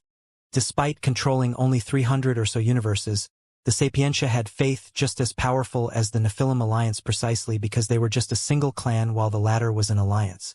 At the same time, Dian's own faith was about equivalent to what the Sapientia had upon conquering their 200th universes. This level, an entire level gap between them that was hard to close. Dian coughed up a mouthful of blood, his body explosively retreating as his figure flickered, riding the ebbs and flows of spatial laws to appear as several versions of himself to the untrained eye. Perception. This word suddenly appeared in Dian's mind. He knew immediately that it was his mind subconsciously telling him the answer. Oftentimes, his intuition worked faster than he could explain. Perception. He hadn't thought about this ability since he left the first trial of the epistemic tower. Back then, the trial had been to exit a maze. It seemed simple enough, but one's senses were completely cut off. Still, Dian relied mostly on his intelligence to make it out. It was only after he vaguely sensed this perception grow in his body. Now that he thought about it, he realized that he hadn't actually met the true goal of the first trial. There were two abilities the trials taught. The first was presence, and the second was perception, but due to his own uniqueness, Dian only progressed with the former, but completely ignored the latter. Perception was simply another form of using the senses. For Dian, who had such overwhelming soul talent, why would he ever bother? But if he truly reflected upon it, presence played such an important role in his strength currently. How could it be that the epistemic tower would ever teach anything useless? Dian continuously dodged techniques as he suddenly became lost in thought. Perception was a sense that extended from the body, just like presence was rooted in the body. It was akin to a sixth sense rooted in one's intuition. The weakness of perception, though, was that one's eyes had to lay on the target. This was why Dian never bothered with it. His immortal sense could see through even hidden things. What need did he have for a sensory technique with such a blatant weakness? It had been useful to him when his soul was sealed, but after that period he never used it again. But The more he thought about it, the more he realized that maybe perception wasn't as simple as he assumed. Maybe the reason his battle sense hadn't grown as fast as his other abilities was precisely because he ignored this perception. Thinking to this point, Dian suddenly cut off his immortal sense completely.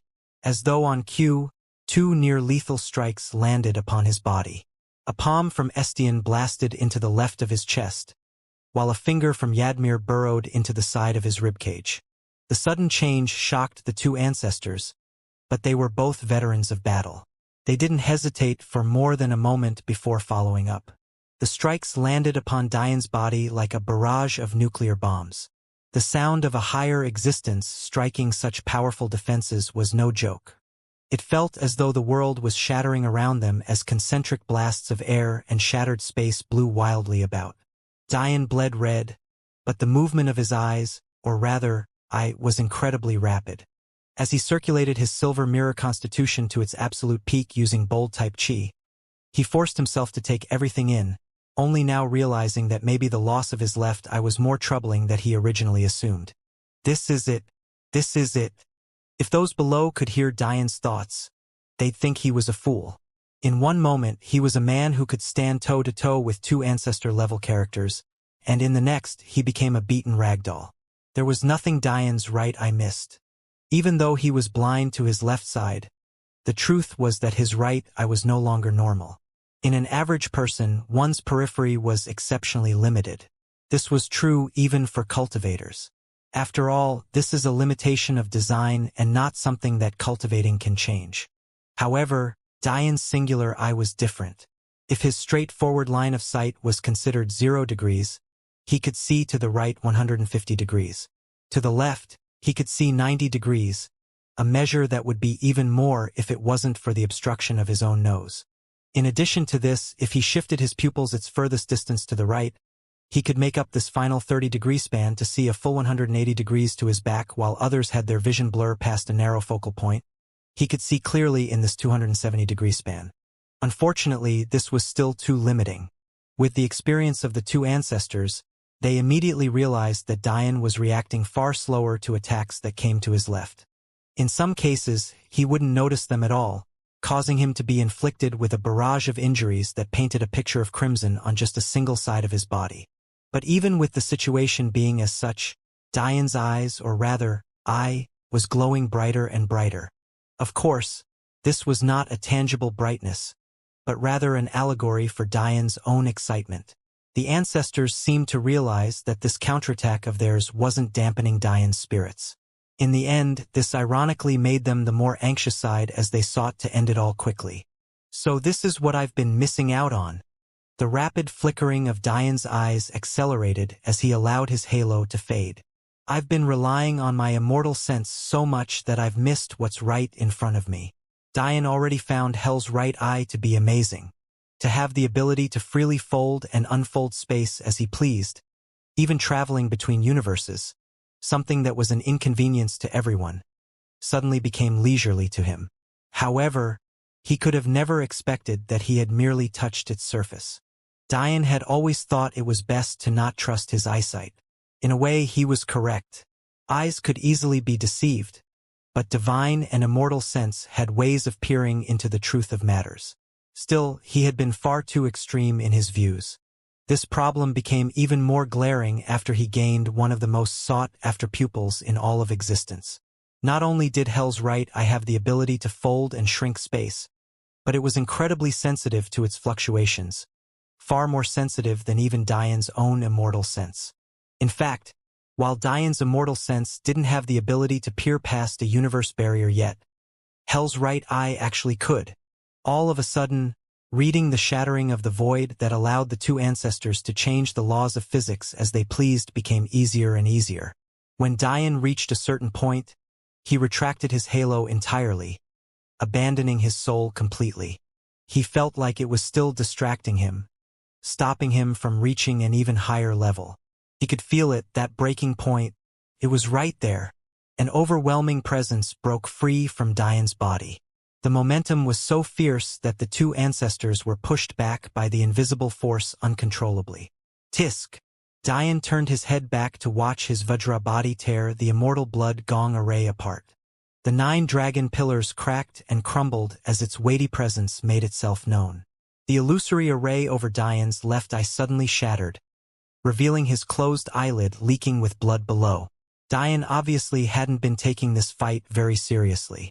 His true opponent had long since stopped being those of the mortal plane. His only thoughts were of defeating the entity. But in order to do so, he needed to temper himself to the extreme, which was why he mostly used his chi and body in this battle. Unfortunately, now that his Vajra body had appeared outside of his own wishes, fighting under the same circumstances would be difficult. Though he didn't know how powerful his Vajra body was, he could vaguely sense that defeating these 2 ancestors wouldn't be a problem with it by his side. The trouble was that he could also feel a strong suppression lingering over his Vajra body. Remembering the warning of the Dragon King, he of course understood. His manifestation was something that shouldn't appear on the mortal plane. It was being fiercely rejected. If he went too overboard with an attack, he would face severe backlash far beyond a mere tribulation. It's fine. The fact it appeared this time definitely means I've made a breakthrough. It seems this eye is related to perception in some way. It's no wonder I've never activated it in all this time despite it being the first of my 6 halos to awaken. Despite knowing this, Dian didn't dare to use it too much. Even though he no longer had a left eye, wielding this enigmatic pupil still put great stress on the tissues in his empty eye socket. He felt a surging power that was eager to find an outlet, but there was none provided.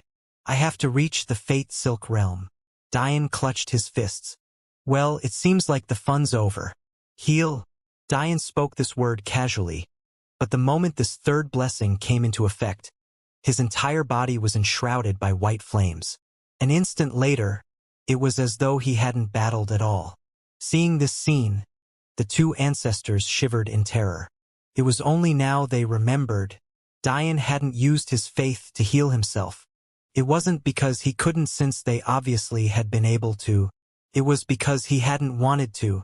Though healing with faith sounds great, it's ultimately an unorthodox method. Dian said casually. It will leave lingering problems and influences. You 2 don't care because you're already old, but I like to think I have a great future ahead for myself. Now, Dian's Vajra body suddenly moved. A palm strike descended from the skies, sending the 2 ancestors barreling into the earth below without suspense, their bodies left in disheveled states of blood and gore. Even though one could clearly see it was a palm, many couldn't help but feel like the heavens themselves were collapsing upon them. Is there anyone else? Dian stood arrogantly in the skies. The presence of his Vajra body was unlike any below had ever felt before. Even the dragons, known for their unbridled sovereignty, trembled beneath its might. The so-called Nephilim gathering had suddenly become a joke. They had diligently planned for 2 years, all for the sake of dealing with this young man. Come to find out, he actually had the strength to defeat their ancestors with a single strike. This kind of reality was suffocating. Ah, how am I supposed to catch up to him now? Damaris all but stomped her feet in exasperation. No matter how hard-headed she was, there was no way she could convince herself that she could one day match him. The Crystal Dragon clan was a special case amongst dragons. Unlike the others, they practiced cultivation that calmed their hearts and minds. It was only the Damaris personality clashed with their methods too much, causing her to be far less talented than her elder sister.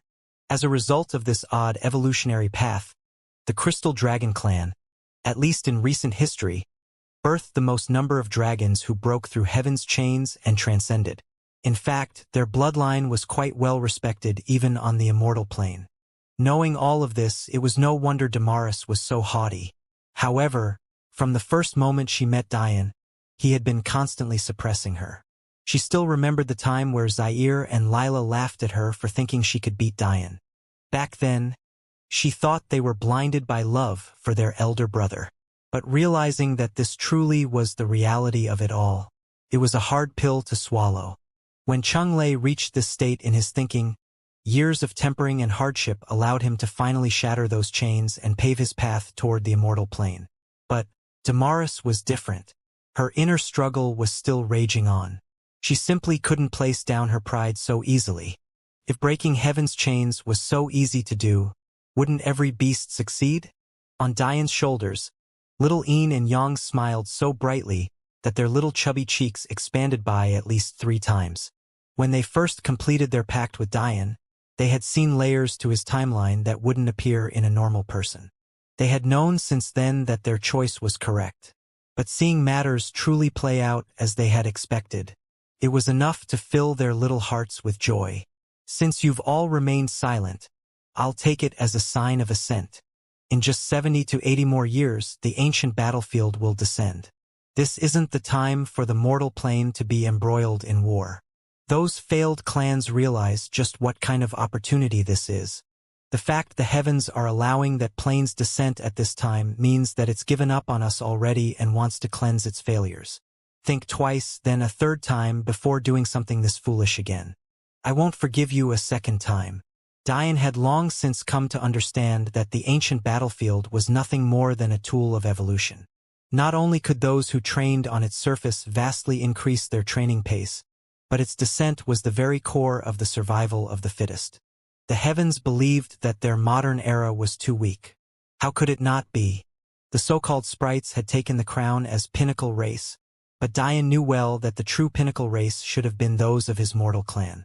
Unfortunately, the entity completely disrupted their rise, causing the race that should have been the strongest of the titans, angels and elves to become unworthy of even being bottom feeders of the mortal plane.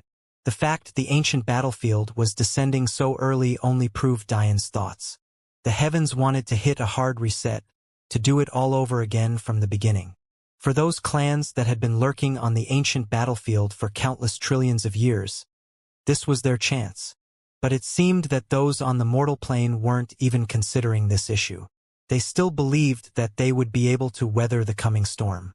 After all, the defenders had always had the advantage in the past thanks to their faith. This was why they were so adamant about getting rid of traitors like Diane. As long as they could ensure that no one betrayed the defenders and allowed their outsiders to accumulate faith easily, it would only be a matter of time before they won. However, they had underestimated the heavens and its displeasure with the weakness of their modern era. Not only would the battlefield descend far earlier than it should, but the faith they had placed all their bets on would be sealed. This matter was not a joke. Due to the actions of the death phoenixes of times past, the mortal plane, which once had a near infinite number of universes, barely had over 1,000 quadrants currently. However, would those of the ancient battlefield be limited to this number? Think about it. These would be all of the failed clans of history. Just how many clans, sects, and powerhouses could be produced from a mortal plane that once spanned a near infinite area? Whether it be quantity or quality, the mortal plane was outmatched beyond a doubt. Diane didn't have time to worry about these fools.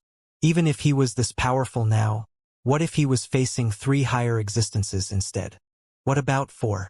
What if that number was suddenly thousands? This was no time for complacency. If these fools didn't see reason, he would just kill until they did. Due to the exploration of his clones, Diane had a far better understanding of the ancient battlefield in comparison to everyone else on the mortal plane. If he could solve this issue himself, he would have long since done so. At the very least, he would have taken action in the last 2 years.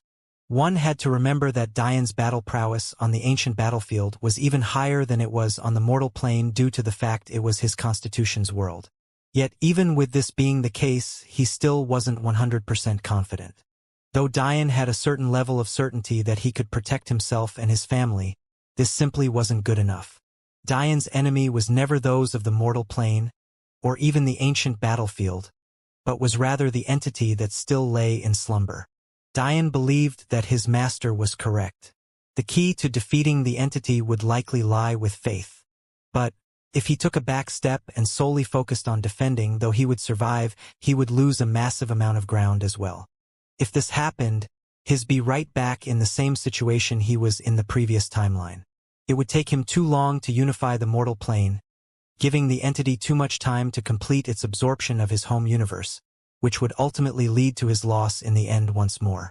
Diane couldn't allow this to happen. Not only did he need to defend the mortal plane from the failed clans, but he also had to take the opportunity to firmly grasp the plane itself for himself. The first and most important thing was obviously his personal strength. If he grew strong enough in the next 80 years, it didn't matter how many enemies the failed clans sent toward him. However, he knew he alone wouldn't be enough. The higher existences of the ancient battlefield were true powerhouses that made Estienne and Yadmir look like mere dancing clowns. Of course, there were only a few of them with that level of power, but there were many more who were equal to these two ancestors, easily dozens. This didn't even mention the numerous lower-level higher existences beneath them, or the ridiculous number of fallen. On the ancient battlefield, the path toward transcendence was completely cut off. However, instead of being a detriment, this actually became a strength of theirs. Long ago, Diane heard the story of how Amethyst was forcibly sent to the immortal plane after her strength reached a certain level. There was also his mother from the second trial who was forced to transcend after giving birth to him. However, those higher existences of the ancient battlefield were allowed to sweep past this threshold as they pleased. In reality, this was meant to be a punishment for them as failed clans. After all, if one could still reach the immortal plane after being jailed on the ancient battlefield, wouldn't such a deal be too good? But in reality, it was nothing short of a death sentence for their mortal plane. Diane had all of these things weighing on his mind constantly. 80 years might sound like a lot of time, but the truth was that it was nothing more than a blink of an eye. He himself might be able to improve massively in that time, but what about everyone else? This was where the second aspect of his plans had to come in. He needed to raise the standards of the mortal plane as a whole. Only by doing this would they stand a small chance. There was good news amidst all of this bad. The failed clans weren't a single entity. As much as they wanted to find a place on the mortal plane by destroying them as defenders, they were also competing with one another. Their vast numbers were a double-edged sword. Countless failed clans had accumulated on the ancient battlefield since the Chaos and Primordial eras. But this only made even more certain that they couldn't share the mortal plane amongst all of them. This was the only chance the defenders had. They had to find a path toward victory amongst the innumerable number of clan and sect wars. Like I've said before, I have no intention of helping out the Sapientia and Nephilim alliance. Unless you give me an appropriate explanation, the Devil Quadrants and Transcendent Beast Alliance alone will receive the support of my celestial deersect. The coughing sounds of Estienne and Yadmir spewing up blood played as a backdrop to Diane's words. Since all of the powerhouses of the mortal plane are already here, in 3 days my Sicharo clan will hold a meeting. This will lay out the plan for the next 80 years until the ancient battlefield descends. I believe I've proven myself enough and feel no need to waste any more words on why I should take the lead in these matters. If anyone disagrees, don't blame me for you losing your life. Diane descended from the skies to land in the midst of Luna, Madeline, his daughter and the master-disciple pair. Rose couldn't help but look at him as though she was gazing at a monster, while Jade's gaze was toward the ground, a slight blush painting her soft cheeks. Diane couldn't help but smile. This dazzling smile was so out of character to the Diane those watching below had come to know that they were caught completely off guard. So he had this kind of face too? Let's go. This place is tiresome. Diane's 3-day deadline came and went in the blink of an eye. He hadn't given them 3 days because he needed to prepare, but rather gave them time to make any plans or concoct any underhanded schemes they pleased. His giving them 3 days was tantamount to announcing that their resistance didn't matter to him whatsoever. On the 4th day, the meeting began. Of course, everyone was in attendance. Those of the Sapientia, the Transcendent Beast Alliance, the Nephilim Alliance, and, most intriguingly, the Devil Quadrants were all present. It was then that Diane made promises that shocked them all. The total number of Dao experts on the mortal plane totaled about 10 million. This may sound like a lot, but considering there were countless trillions of people on the plane, it was a pitiful few. In addition to this, of these Dao experts, the vast majority were lower Dao experts, with only about 10 to 20,000 being of the peak Dao realm. Knowing this, Diane opened the meeting with a grand promise. Every 10 years, he guaranteed that this 10 million number would double. By the time the ancient battlefield descended and the first phase began, he swore there would be 2.5 billion Dao experts on their mortal plane. On top of this, Dian promised to bring the 10,000 peak Dao experts number to 100,000. Many world leaders who had already been enraged by Dian's sudden attempt at leadership obviously lashed out toward his nonsensical claims. Unfortunately for them, though, those who spoke out lost their heads. Following this, Dian displayed his means for those who managed to survive while keeping their mouths shut. Dian brought out countless essence, saint and celestial gathering pills, each of which were reinforced to godly levels, and of which there were billions. There was no shortage of individuals who would even use Dao stones to pay for these pills. Even if they thought Dian had otherworldly means in array alchemy, they thought for sure that he would be limited in his supply. But the reality of it all shocked them. To create these billions, Dian didn't need more than an hour. The second thing Dian promised was protection. The large-scale formations the current outer powers had were just pitiful playthings in his eyes. Creating numerous star-grade arrays was as easy as flipping over a hand for him. The only thing he needed was resources. Though these outer powers were nothing in Dian's eyes anymore, their billions of years of accumulation showed. Their knowledge might be lacking, but their resources were deep and profound. Dian wouldn't hesitate to take everything he needed. Given enough, Dian could create arrays that wouldn't be penetrated by peak Dao experts even if they launched an all-out assault for a month. These arrays would be more than enough to protect lesser cities and population centers. As for main capital cities, Dian could form arrays that wouldn't fall to fallen even with a month. Unfortunately, no matter how otherworldly his means, creating an array capable of blocking a higher existence for that span was very difficult. For arrays on that level, Dian kept them for his mortal alliance. He wasn't in the business of charity. If he spread himself too thin, he would end up harming those he cared the most about. Plus, this method would also keep these outer powers from growing complacent. Also, Dian still needed to unit the mortal plane when everything was said and done. Wouldn't it be too ridiculous if his own creations hindered him from doing so? Following this, there was no surprise that the Sapientia came to grovel. As for the Nephilim, they were too prideful to do so. However, they still respected strength first and foremost. This left a rift in the Nephilim alliance that tore them into two factions. One faction sided with Dian, pleading for forgiveness and pledging an alliance. The other faction, many of whom were the descendants of Yadmir, chose the opposite path. This was what Dian had expected to happen with the Sapientia as well, but they were surprisingly humble about the matter. However, this truth only made Dian sneer in much the same fashion he had when the Mist clan pledged their allegiance. There was most definitely some secret the Sapientia was hiding.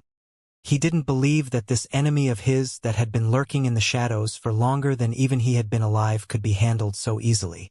However, much like the Mist clan, he accepted them with a fake smile. With that, Dian made several individual promises.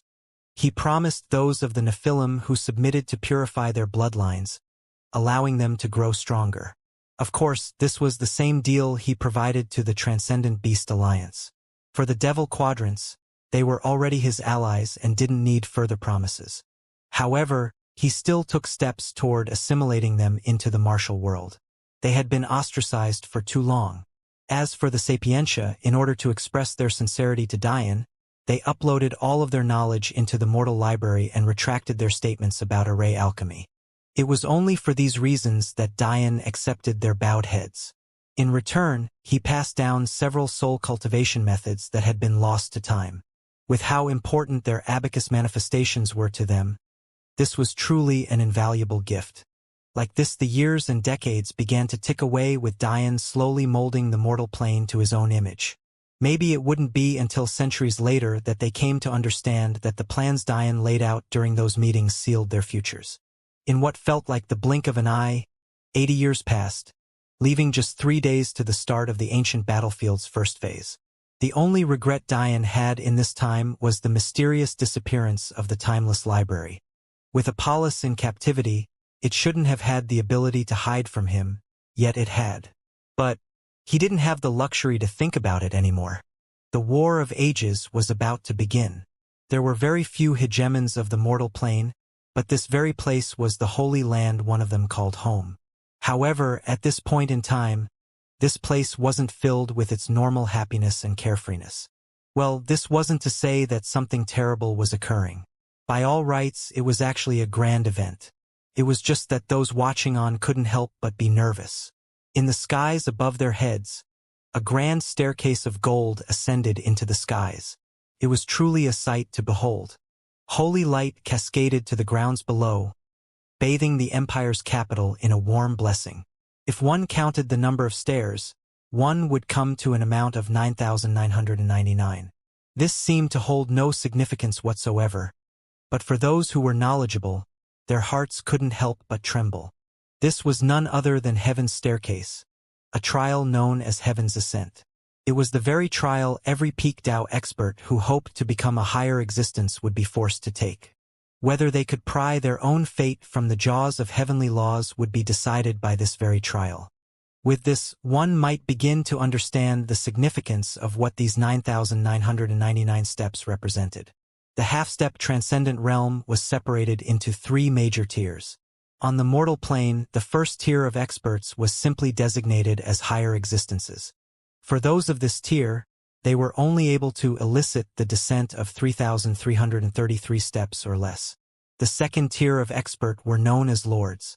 For those of this tier, they were only able to elicit the descent of between 3334 and 6666 steps. The final tier of expert were known as supremes. For those of this tier, they were able to elicit the descent of anywhere between 6667 and 9999 steps. For one to earn the title of their clan's ancestor, at least for the outer powers of the mortal plane, this third tier was the bare minimum.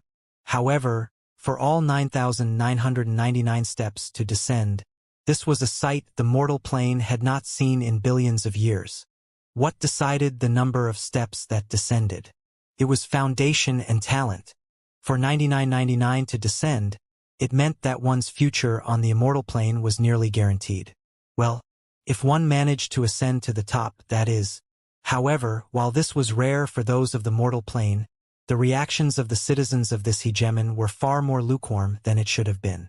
It was almost as though they had already seen it many times before, and that, they had. Over the last decade, this was already over the 10th time. No, maybe it was the 20th? It didn't matter, they had long since lost count. To be able to spit out higher existences. No, supremes at this rate, if the other outer powers knew, they'd likely faint from shock. Unfortunately for them, the truth of these matters was kept within the walls of their empire.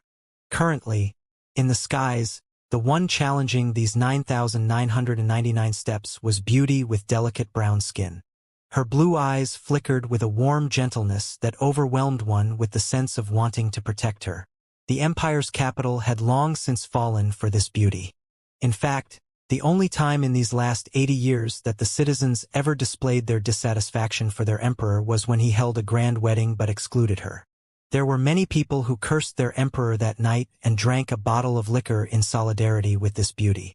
Who had ever heard of citizens openly cursing their emperor?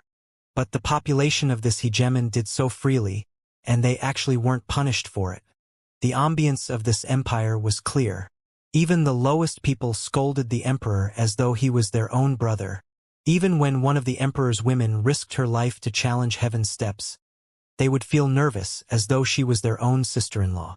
Maybe since the creation of the mortal plane, there had never been such a harmonious empire.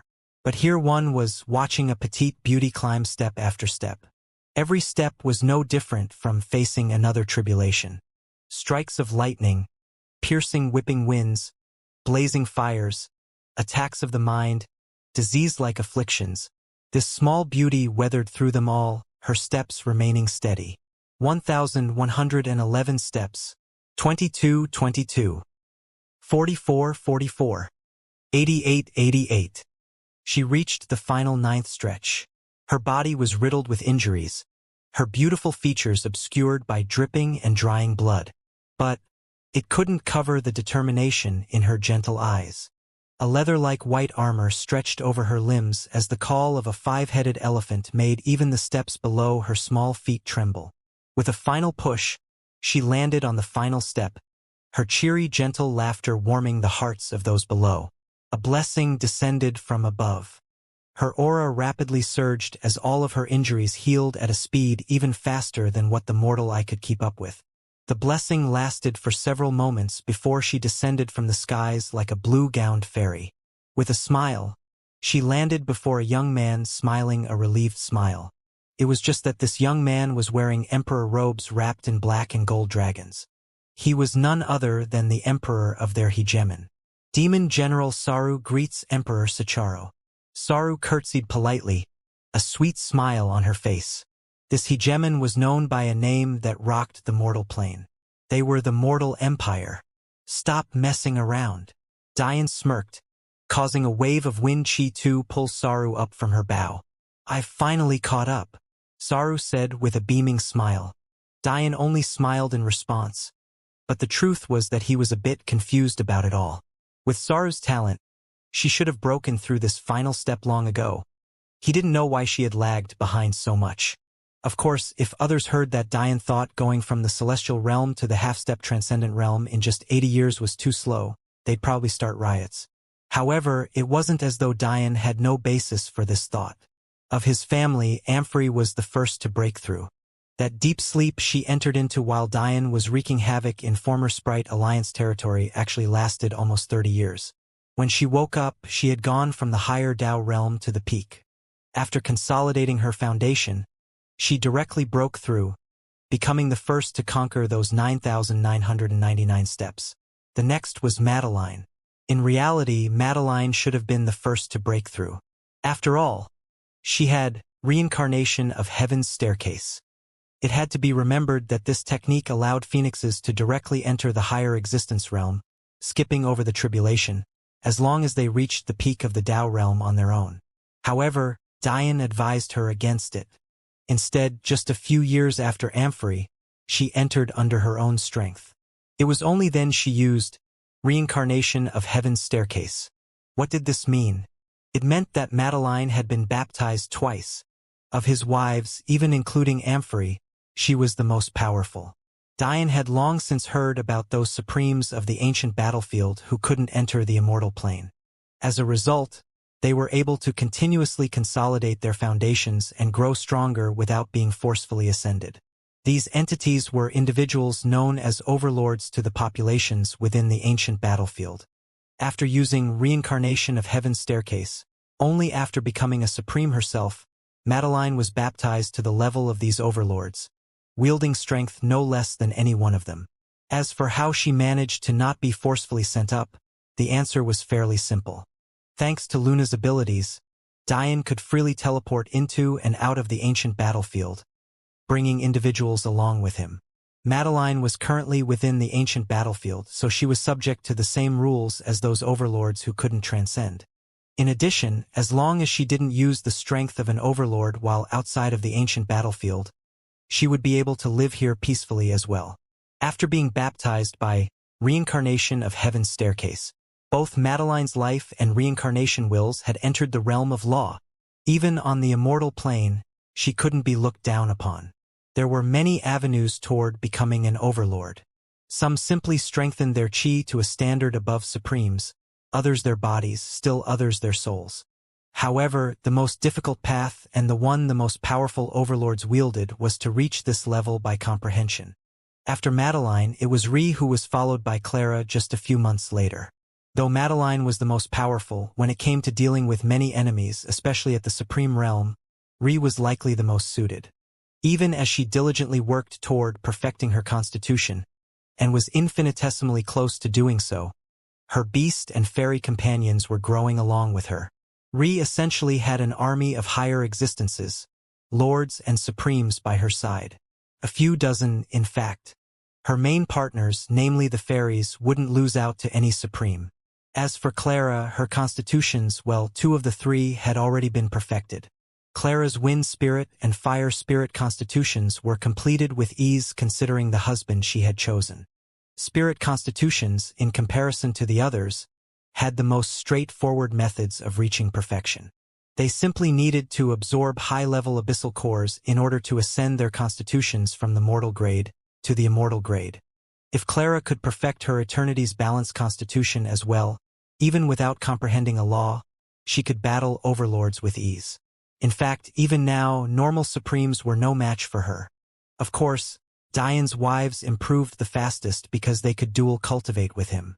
Dian had avoided entering the higher existence realm himself because he knew that the heavens would definitely no longer accept him if he reached that level. Even at the peak Dao realm, the 13th Dao stage, he was already a match for a supreme without his Vajra body. If he was on the ancient battlefield, he was a match for overlords and surpassed them with his Vajra body. With this kind of strength flowing through him, his wives advanced by leaps and bounds. In addition, due to his comprehension of one above all and his Dragon Phoenix dual cultivation technique's ability to share these comprehensions, their understanding toward their own paths deepened significantly faster than all others. Like this, his wives all became supremes, while Madeline became an overlord, all within 40 years. But if one believed that this was simply due to dual cultivation, they would be gravely mistaken. The true key to meteoric rise of the mortal empire was Dian obsession with array alchemy. As a result, not only did his wives enter this realm, but his siblings, daughter, and many of his demon generals had as well. Knowing this, how could he not be confused with Saru's seemingly slow path toward becoming a supreme? Suddenly, Dian froze, his head tilting as he observed Saru once more. Your body, it's the equivalent of an overlord. Seeing Dian's surprised expression, Saru grinned. This was no small advantage. Overlords who entered using their chi strength or their comprehension would always be directly rejected by the heavens. However, those who entered with their bodies or their souls had much more leeway. One only needs to look at Dian to understand this. Dian's soul had long since transcended the bounds of the mortal plane. However, wasn't he still here? This reality is what led to the convention the chi cultivation was the most important. Even one's tribulation strength was entirely dependent on their chi cultivation talent. This was why Dian had never dared to absorb the energy kernel despite having it by his side all of this time. A comprehension breakthrough was slightly different. Eli could only use comprehensions up to the 9th Dao realm. This was the hard cap of the mortal plane.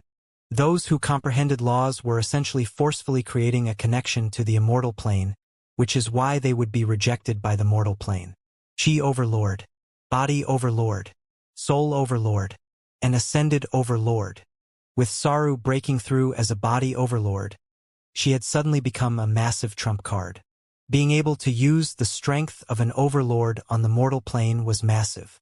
When the second phase began and the failed clans could begin to enter their mortal plane, Saru's role would be crucial. In fact, she wasn't the only body overlord their mortal empire had.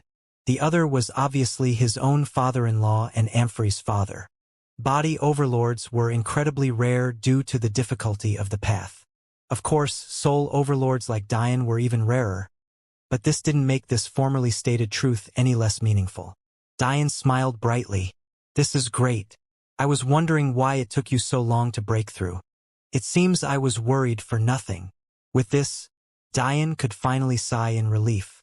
All of those he cared the most about now had the strength to protect themselves. Well, there was still Lilith left, but not everything could be perfect.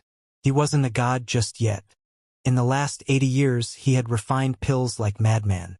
He had hardly cultivated himself, in fact. But this was the most fun he had had in a long time. His wives thought he was crazy. But after the meeting ended with those outer powers, Dian started from scratch, laying a new foundation for him. In his youth, Dian found array alchemy so easy that he hardly put much effort into it. Whenever his soul chi reached a new stage, he would directly start refining a new tier of pill, ignoring what he left behind. With his talent, this didn't impact him at all. But if it had been anyone else who took this approach, they would have long been ruined by their teetering foundation. So, Dian's master advised him to start from square one, and he listened. Dian spent 10 years madly refining nothing but common to grandmaster grade pills and formations. He spent the next 50 years on the comet, moon, planet, and star grades. Even the most obscure common grade pills, he had refined over 1,000,000 times each. Even the most useless common grade formations, he had laid over 1,000,000,000 times each. By the time he got to the comet grade, he knew he couldn't waste that amount of wealth simply for his own practice, so he learned a new technique within the Tao of array alchemy. It was a god-grade alchemy refinement technique known as simulating the hands of a deity. Venerable grade, Empyrean grade, god grade. If this technique appeared on the immortal planes, a bloodbath would ensue without a doubt. Yet, Dian was using it to refine mere comet-grade herbs. On the path of alchemy, there were simply too many failures. The amount of wealth wasted would make any rich young scion faint from shock. Simulating the hands of a deity allowed one to perfectly replicate any spiritual herb an alchemist had laid their eyes on before into a virtual world. There, they would be able to use this herb in a refinement as many times as they pleased without wasting resources. Dian used simulating the hands of a deity to refine countless million comet, moon, planet, and star-grade pills. With his already obscene talent, coupled with the effort he had put in, Dian's understanding of formations and alchemy had reached an unprecedented level. After 60 years, the rewards for his efforts burst through like a tempest. Every pill he refined seemed to be enshrined by the heavenly Tao. Even common-grade pills that were normally only useful for Foundation realm experts proved useful even for Tao experts. It was something that seemed to flip reality on its head. But nothing was fiercer than Dian's half-step immortal pills. He couldn't refine true immortal-grade pills because he lacked the resources necessary. But these half-immortal pills spread across his mortal empires like the wings of a tiger. A pregnant mother, taking a single one of Dian's half-immortal pills, would birth a essence-gathering realm baby. An old expert at the brink of death with just one of Dian's half-immortal pills would gain tens of thousands of years of life. An untalented youth with 9th-grade meridians would step into the half-step true deity grade with just one of Dian's pills. Dian was already certain that if his armies marched on the mortal plane now, no one could stop them. However, now was not the time to do so. His decades of leisure were about to come to an end. It was just unfortunate that he failed to give his Madeline a child in this time. Once this is all over, even if I have to shake the heavens themselves, this husband of yours will give you a little one of your own. The mortal empire fell into a state of celebration. Though everyone knew of the coming danger, they had come to have a level of unparalleled confidence in their emperor. Many here were still old enough to remember a life before the mortal alliance turned mortal empire. Comparing their lives of back then to now was simply like comparing cow dung to a holy treasure. Dian had done a lot to raise the standard of the mortal empire. The infrastructure was impeccable thanks to Mei Ying's hard work.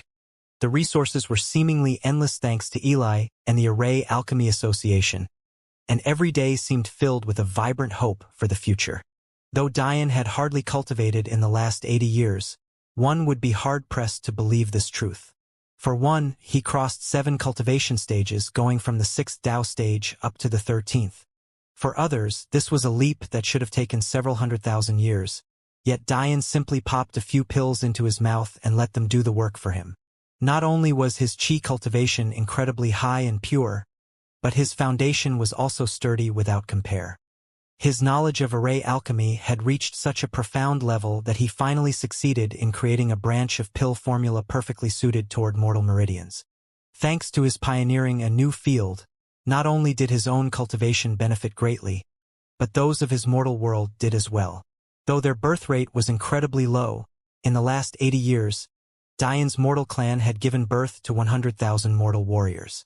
Among them, there were even 3 born with star-grade fusion meridians. Aside from his chi cultivation, Dian's body reached the absolute pinnacle of the diamond silk stage, becoming perfectly aligned with his chi cultivation. Unfortunately, even half-immortal grade pills seemed completely unable to allow him the final step in breaking through. Still, this disappointment didn't cloud his good mood. There were many other things to be happy about. For example, his soul. 80 years ago, Dian's soul had been at the first stage of star chi. However, now it had reached the pinnacle of the mortal plane, standing firmly at the 6th stage of star chi. One had to remember that, after the mortal grade, soul cultivation split into 2 tiers. The first was for the senses and the next was related to power.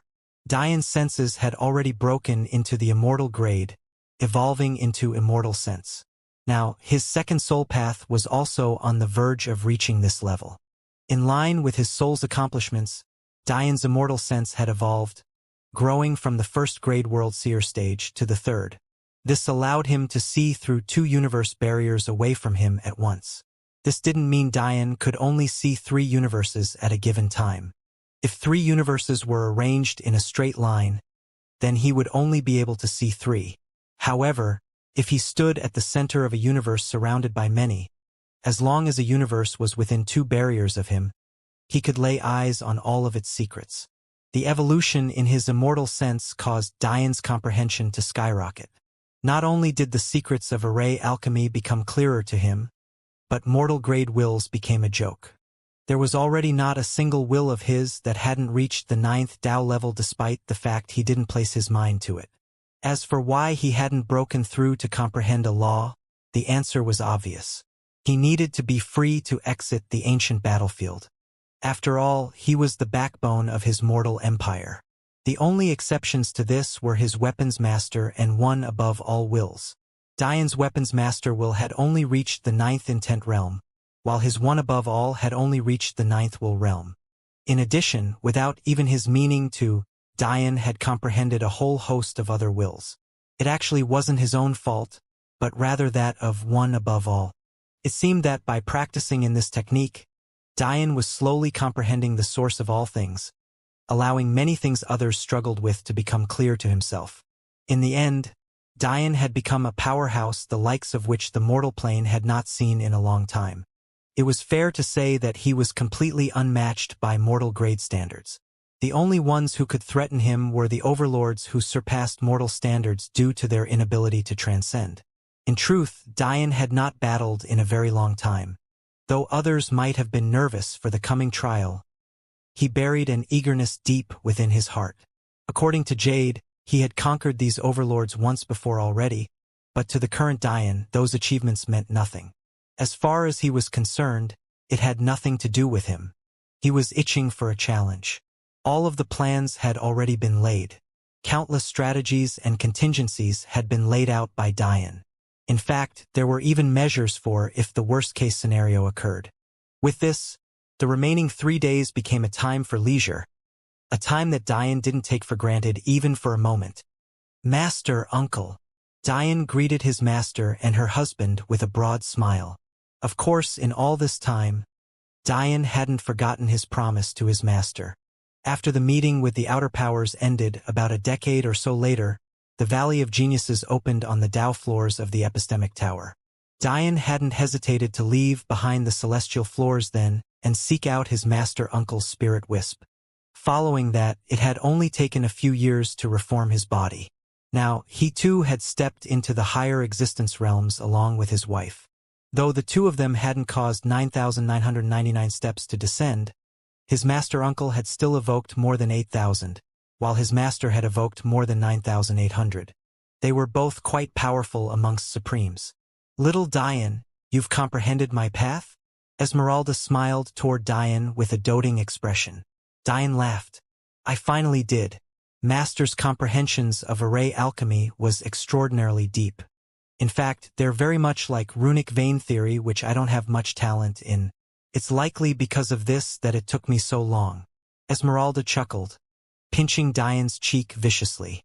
It took me millions of years beneath Focus Lake to comprehend this new path. Yet it only took you 20 years. Don't let others hear your words. Dian had long since known of his master's unique alchemy path. Back when he first took her spirit back from the Valley of Geniuses, she had used her celestial beast blood to concoct a pill capable of replenishing focus, something that even the Tao of array alchemy didn't have a mortal-grade pill for. The issue was exactly that, though. Incorporating flesh and blood into alchemy was unheard of. The practice focused entirely on spiritual herbs and plants of the sort. Some more unconventional recipes required fruits, but that still fell into the appropriate category. However, Dian's master carved a new path that could use the blood of beasts to concoct pills that had never been seen below the immortal grade. Had Dian comprehended it all earlier, there was no doubt that his mortal empire would be at least twice as strong as it was now. Unfortunately, he hadn't. Though they had his master capable of concocting in this path, her soul stamina was nowhere near Dian's. It was impossible for her to concoct millions, even billions of pills in one sitting like Diane could. As a result, it was impossible to rely on her to support more than a handful of people. This path could be considered the only time Diane had ever struggled in array alchemy. His initial failure was part of the reason he insisted on starting from scratch, learning everything from the ground up. In the end, his perseverance worked out. 20 years after he finished his 60 years of foundational training, he finally grasped the quintessence of his master's legacy. This couldn't have made Esmeralda happier. Though she never mentioned it, she had always felt a sense of inferiority. She didn't think she was worthy to be Diane's master. She had hardly guided him, and had even placed such a massive burden on his shoulders when he was just a child. Even if Diane never complained or even raised a single ounce of disrespect toward her, this only made her heart heavier. However, now she felt she had truly done something for him. Though she didn't believe this could erase all of the wrongs she had brought into his life, it still set her heart at ease just the tiniest bit. "Master, you can't start crying now, I can't deal with that." Diane shook his head in a slight panic, wiping away Esmeralda's tears. Lilith's outburst all those decades ago had left him with some lingering trauma. To the side, her husband, Jorkai, laughed heartily, his deep voice shaking the foundations of Soul Palace. "With you master and disciple around, I feel like a third wheel. I need that little boy to hurry and bring me a grandchild so I don't feel so lonely anymore. To think he has 2 wives, yet I've yet to hold up my grandson. Can he even be my Jorkai's seed?" Jorkai had an incredibly old-fashioned way of speaking, but his heart shone through with his every word. Poor Zaire had been beaten on the head by this father of his for a grandchild, but he had never truly put his mind to it. As for who Zaire's 2 wives were, he married both Lila and Damaris. Diane might have expected the former, though he never pushed the issue, but the latter was a surprise to him. It honestly may have never happened had it not been for Lila's interference. After all, she could see through the thoughts of both of them with ease. "You inflexible old codger." Esmeralda pulled on her husband's ear. "These are dangerous times. Who has the mind to have a child? Stop speaking nonsense." Jorkai blushed slightly after Esmeralda's words exposed him. He was just making fun of his son for being incapable of having a child, but it was clear to anyone that he had tried to have a second one himself only to be rejected by Esmeralda. Diane smiled as the resolve in his heart grew stronger. Even if he had to give his life, these were the smiles he would protect to the end. To want to destroy the happiness of his family, the entity must truly be tired of living. Ree stood silently, looking off into the dark night sky. She was currently on the edge of a long, luxurious balcony of Soul Palace, her thoughts drifting off toward the bright moon. She was slightly startled when she felt 2 strong arms wrap about her slim waist, but smiled in the end, leaning back and into a tall, sturdy frame. "He should be back soon," Diane said softly. "It's been almost a century. Mother misses him a lot." Ree responded. Of the supremes of his mortal empire, his mother-in-law had long since become one. Of course, as a newly born celestial fox, she didn't have to undergo a tribulation, so no one was certain what level of baptism she received, but Diane was quite sure that she too received the pinnacle only available to those who climbed 9,999 steps. He resolved in his heart to do this. Though it may be a nice thought for him to stay behind all of this time, those insecure feelings would have festered for a long while. In the end, he may have done something even worse than Delia's father had for the sake of power. This was the far better choice. Ree and Diane still remembered the story of Delia's father and her mother. In order to cultivate his ice will to the 9th intent realm, he had coldly watched as his wife married another man and almost sat back even as his wife and daughter were about to be killed before him. Ree's own father likely hadn't been far from this sort of masochistic ending. He had abandoned his kingdom for the sake of saving his wife, only to come back and find that what he was tasked to protect was saved by a human boy who swept his daughter off her feet. Then, following this same human boy allowed his wife to break the shackles of her bloodline and leave with a level of talent he could never hope to match. What could he do at that point? Could he rely on Diane again to catch up to his wife? To his daughter? His pride simply couldn't allow him to do so. He knew he had committed wrongs in the past, but he didn't want others to fix it for him. He wanted to do it under his own power, to prove why it was him the elven ancestors chose to rule their clans. In the blink of an eye, nearly a century had passed since he resolved himself. Dian knew that he was safe because all he had to do was ask his grand teacher, but that didn't ease the worry his wife and daughter felt for him. "You're right," Ree nodded. "But when he comes back, I'll chain his feet to Mother's. We'll see if he dares run away again." Dian and Ree burst into a fit of laughter that descended into a deep kiss. Who knows when Ree turned around and planted her soft lips on his. At least Dian didn't have the mind to care. Dian's hands couldn't help but firmly grasp her pert bottom, wantonly kneading them in his hands as though he wanted to forever soak the feeling into his palms. Ree's small tongue invaded his lips, falling into his embrace and allowing him to do as he pleased. Suddenly, a spatial rift opened right beside the couple. But, despite the situation, they didn't seem surprised. The culprit didn't even speak any words, just directly pouncing on Dian from the side. Dian chuckled, wrapping his arm around culprit's waist as well. Except unlike as he had done for Ree, he pinched her bottom firmly, following with a smack that resounded through the air and made the beauty shiver with pain and excitement. Dian couldn't help but relish in the rebounding elasticity. Luna's repressed sex drive had surged to ridiculous heights in the last few decades. In the first few years after Dian accepted her, she remained reserved, doing her best to ingratiate herself with Madeline, Ree, Clara, and Amphory. However, after she finally succeeded in making them a harmonious family and allowed Dian to bed her, all of the emotions she had repressed for so long came gushing forth. Just like that, the masochistic sex fiend Luna was back. Though she didn't do it every time, it wasn't rare for her to sense when Dian and one of his other wives were about to get intimate. If she was free at the time, she wouldn't hesitate to join in. So, it was only right that Dian and Ree weren't surprised. Dian's hands lifted up the edges of Luna's dress, sliding his fingers down her panty-covered nether regions. However, Luna seemed more interested in Ree's body despite the fact her breathing quickened. Even as Dian's lips assaulted Ree once more, Luna's evil slender fingers crept up Ree's gown and toward her treasured place. Dian knew immediately that Luna had slipped in the moment. A gasp-like moan escaped Ree between panting breaths. Ree's small hands ran over Dian's crotch, reveling in the intense heat as the threesome fell into the throes of passion.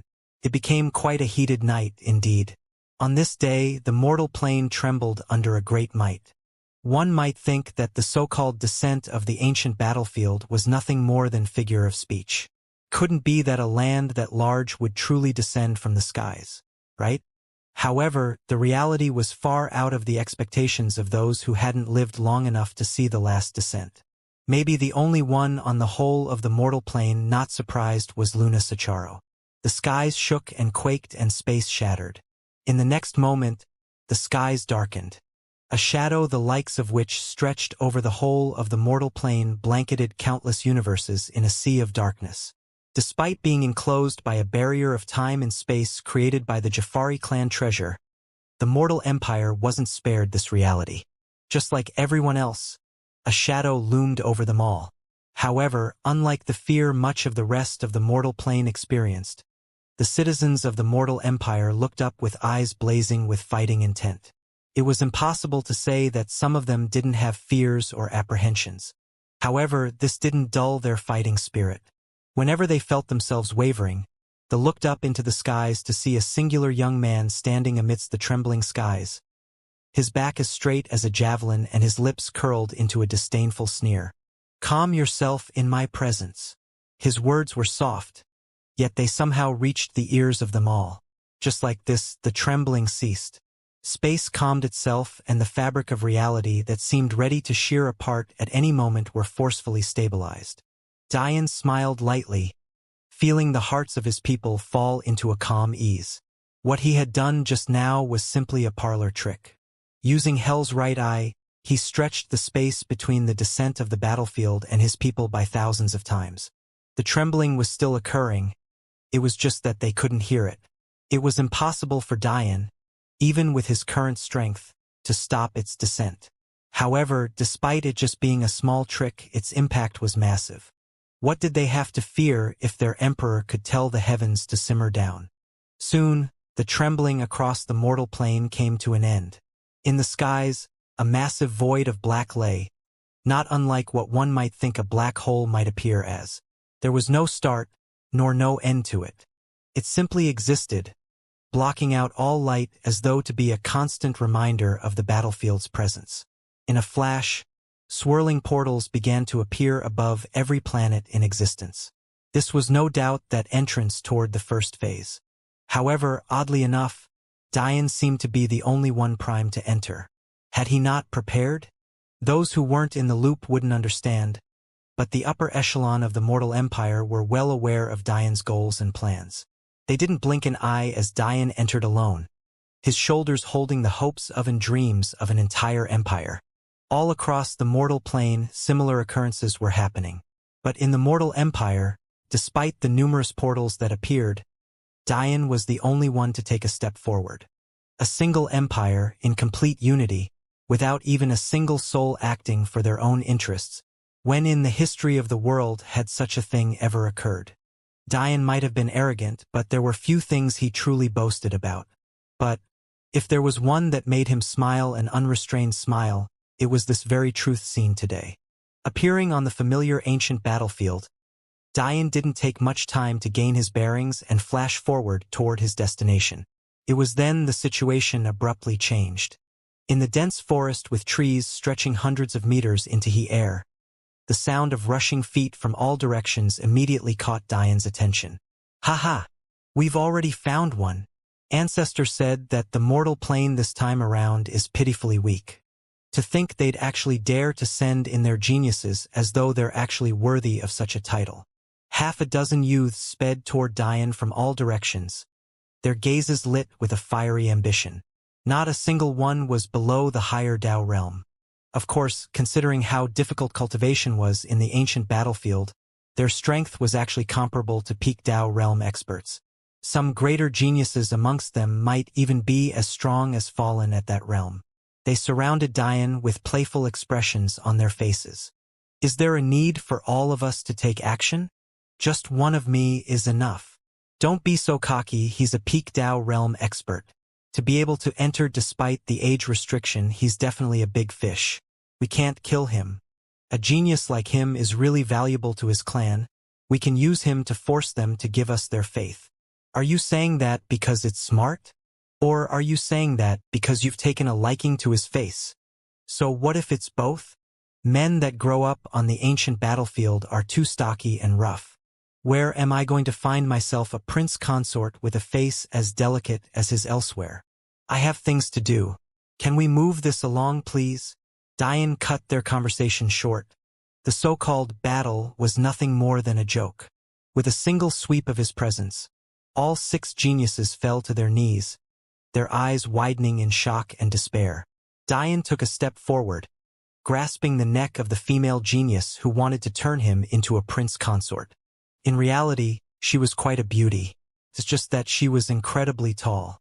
Growing up in the ancient battlefield environment, even women tended to have large bone structures.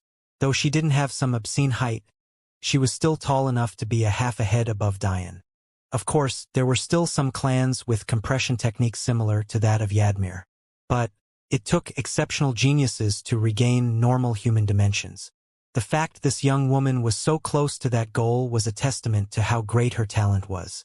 "Where are we located exactly? Which clans do you come from?" Dian asked. The female bit her lips firmly, seemingly unwilling to speak to Dian, to which Dian only shrugged. He tried to be nice. It's not his fault she didn't want his kindness. Devour! Not just the female genius, but the remaining 5 geniuses fell dead. "I see." With a nod, Dian flashed forward, his hell's right eye bringing his speed up to a ridiculous level. Though it was tougher to tear across space in the ancient battlefield, it was relatively easier for Dian than it was for anyone else. Now being certain of where he was, Dian could implement the next steps of his plans with little worry. On the ancient battlefield, there were 12 main clans Dian classified to be the highest risk. Beneath those 12, there were about 50 or so more than posed a secondary level of risk. As for the rest, Dian believed that even if he didn't take action, the clans and sects of the mortal plane would be able to handle them just fine. This young woman just now was from one of the lesser secondary clans. Dian had ranked them about 30 in his risk assessment of those secondary clans. Of course, this ranking didn't include the top 12 most dangerous. The stronghold that Dian had been nurturing for over a century now was located to the south of the ancient battlefield. Currently, his territory was about as large as the top 10 of those secondary-level risk clans. However, he had been randomly teleported to the east of the ancient battlefield. That meant he had to cross the mountain range that provided his own territory protection to its east before he could get there. Luckily, he wasn't in much of a rush. No one knew the exact rules of the first phase. It was just known that it was related to the growth of the youths. During this period, no one above the age of 1,000 would be allowed to attack those who entered from the mortal plane. However, even with this protection, surviving was tricky.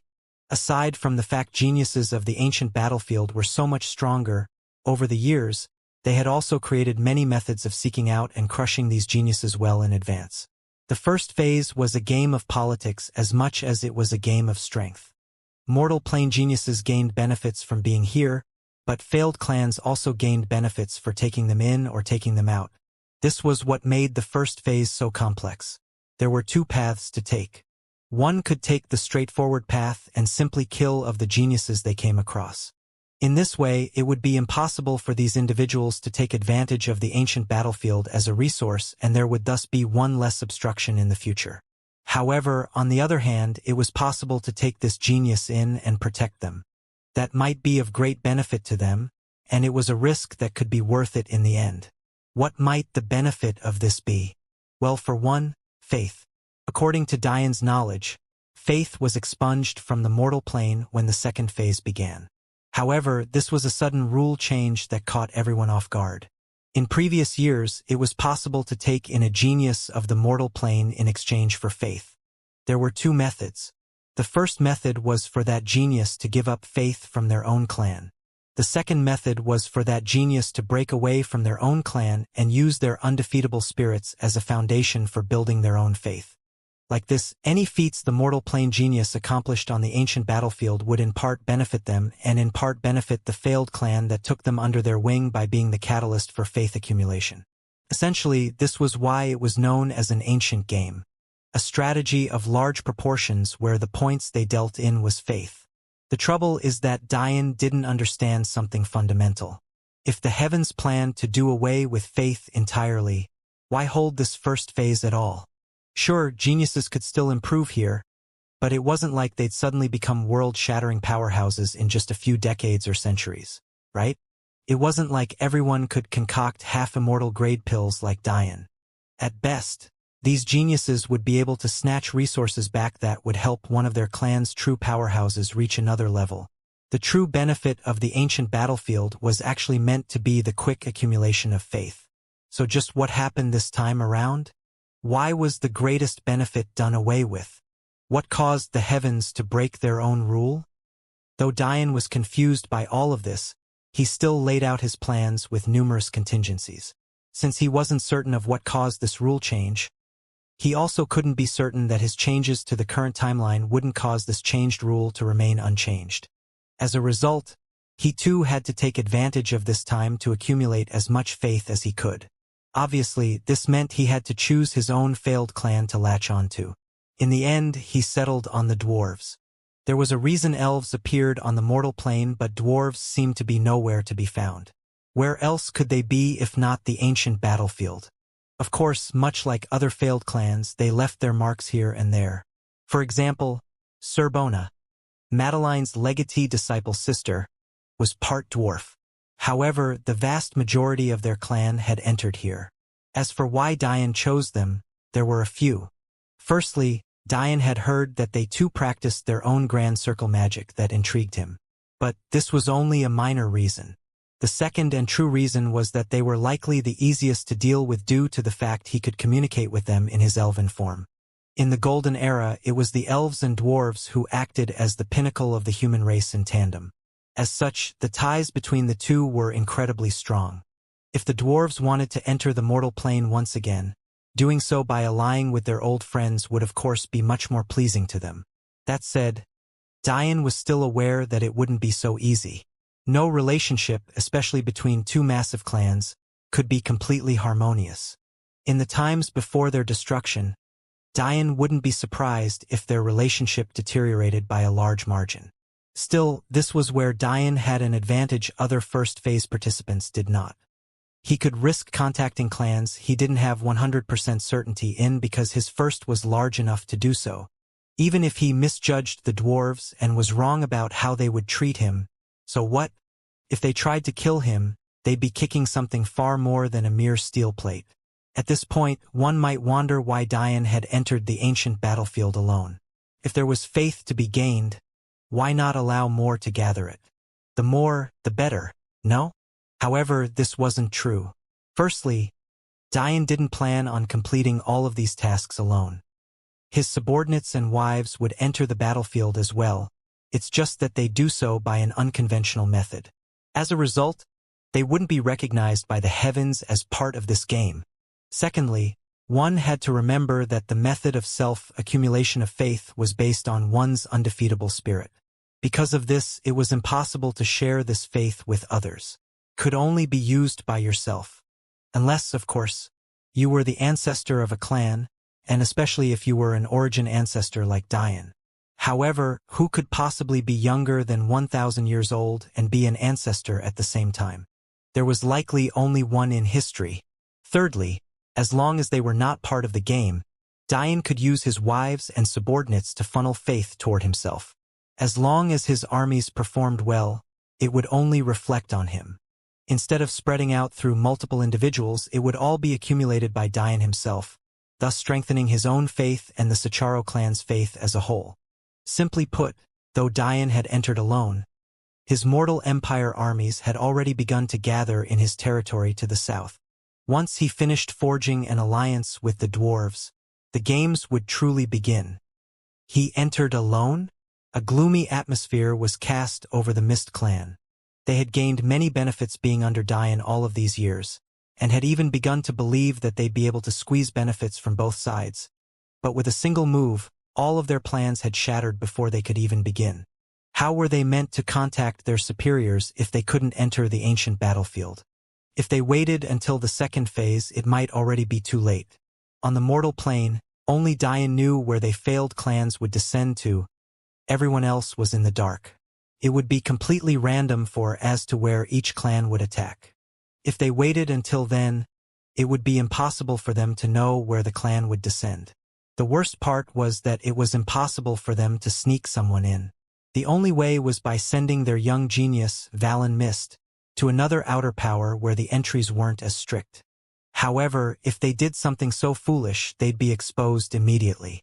Diane had locked down travel to other outer powers a month ago already. Plus, this didn't mention that they were all tagged with soul tags as well. How could they ever have expected that Diane would choose such a path? It didn't even make sense to them. We can't sit here and do nothing. If our ancestors' plans of trillions of years come crashing down because of a single boy not even 300 years old, I won't be able to face them even in death. Patriarch Mist clenched his teeth. Father, it may not be impossible to deal with this. The arrogant Valen suddenly spoke. Though Diane's feats had crushed his pride to a certain extent, much of it still remained. Oh, Valen sneered. Didn't we have a nice little puppet being pulled along by little sister Chrysanthemum? It's time for that so-called true god Anak to work. The population distribution of the ancient battlefield was incredibly odd. The main reason was due to the fact over 90% was completely untouched by humans, and of this more than 90% it was all located at the very center. Simply put, all of the most powerful failed clans were located in a ring around the very forbidden zone Diane found the remains of the Pride clan in. Of course, even with his advantage as the wielder of Titan Diamond Body, Diane hadn't dared to enter too far into that mountain range. In fact, even now, Diane doubted that even those with Overlord-level strength dared to do much more than explore its outer fringes. Setting this aside, what was most important here was the map Diane had laid out in his mind. In a broad sense, this outer ring of the ancient battlefield was split into 4 regions, the so-called North, South, East and West, of which Dian was currently blazing through the east. These 4 major regions were each blocked by massive mountain ranges only paling in comparison to the elevations of land one would find at the untouched center regions. Within these 4 major regions, there were several centers of power. Usually, these were controlled by the 12 top-risk clans Dian had outlined, usually leaving 3 to a region. Considering Dian's activities hadn't caused the ire of one of these clans yet despite how much territory he had gobbled up, one can understand a few things. First, there was a great inconvenience in traveling in this place. Second, there was an even greater barrier in communication. And lastly, Dian's current territory still wasn't large enough for these individuals to take notice even after more than 100 years. Dian wasn't stupid enough to believe that these top flight clans had no methods of overcoming this. If they could figure out how to easily track and locate those geniuses like him who entered for the first phase, there was no reason that they couldn't put an equal amount of effort into improving the foundational infrastructure of the ancient battlefield. The fact they hadn't only meant one thing. They didn't care to. This wasn't a place they saw as a homeland. They saw it as a prison. They were completely focused on growing their strength to one day step out of this place and leave. They wanted their descendants to remember their ancestors' rage, their humiliation. They wanted it to fester and grow so that they would also grow more powerful alongside it. How could they do such a thing if they lived life in comfort? The size of their territory? They didn't care. How much wealth and resources they had? They didn't care. All they cared about was growing more powerful. This was why failed clans were to be feared. However, Dian was determined to stand in their path. With another flash, Dian grew ever closer to his destination. In fact, he had gotten quite lucky. Though closer to the north than the south, the dwarves were located in the east region as well. Despite the size of the battlefield, Dian only took half a day to reach their location. But, considering Dian could go from one universe to the next with a single step back on the mortal plane, it was easy to see how large the ancient battlefield was. That said, on the mortal plane, tearing apart space was easy while it was very difficult to do so here. The location the dwarves called home wasn't just filled with dwarves. If even the 12 topmost clans hardly cared about their so-called territory, why would lesser clans do so? There was a great number of intermingled races.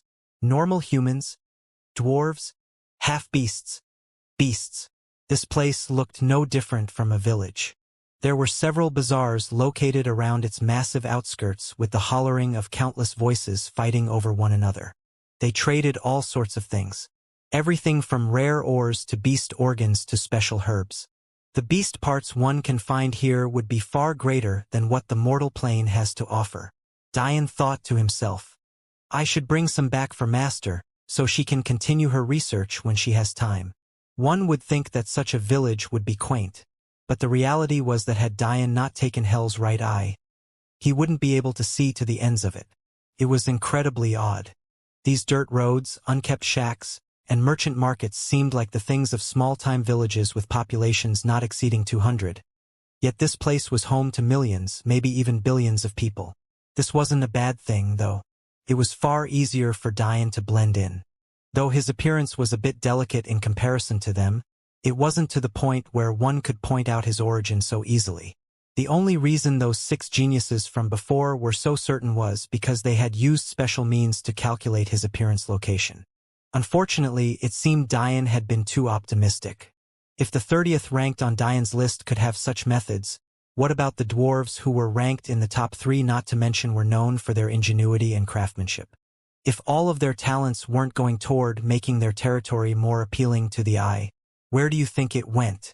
Dian had barely taken a single step into their village before alarms began blaring. A piercing red light attached and shone from his body, acting like a beacon that shot into the skies. Dian sighed. Well, it is what it is. Countless eyes fell on Dian's body. What was once a space filled with hustle and bustle became deathly quiet, everyone turning their attention toward a single cloaked man. Before, the fact Dian's head was covered in a black cloak wasn't too damning. After all, In a place like this where valuable goods were traded, there was no shortage of individuals who found it useful to hide their identities. The ancient battlefield was particularly lawless, even more so than the martial plane that decided everything based on strength to begin with. Protecting oneself was of the utmost importance. However, now, Diane's cloaked figure suddenly went from something normal to something filled with an overwhelming conspiracy. Still, what was odd to those watching was that Diane didn't seem to have any violent reaction to his suddenly becoming the absolute center of attention. One had to understand that though this place was lacking in rules and territory was nearly meaningless, there were still some lines that couldn't be crossed. No matter how many non-dwarves there were here, this was still acknowledged as their sphere of influence. Clearly, whoever this cloaked figure was, had elicited their ire. Yet he wasn't running. Was he not aware of how powerful the dwarves were? In the end, though, this was still a place where one minded their own business. The more you focused on your own matters and ignored everything else, the higher likelihood you had for survival. As a result, a large majority were content to just sit back and watch. Only a minor few who were more confident in their abilities were thinking of how to take advantage of this situation. It wasn't until even more than a small split second later that someone acted. He was a large male of massive standing. His chi cultivation was only at the saint realm, but his body was no weaker than a fallen. Oddities like this were frequent on the ancient battlefield. Chi cultivation was simply too difficult, which was why those who reached high realms in it were so powerful. However, this wasn't to say that body cultivation was easy. Even though this man was only a saint, his strength was impressive. Unfortunately, his opponent was Diane.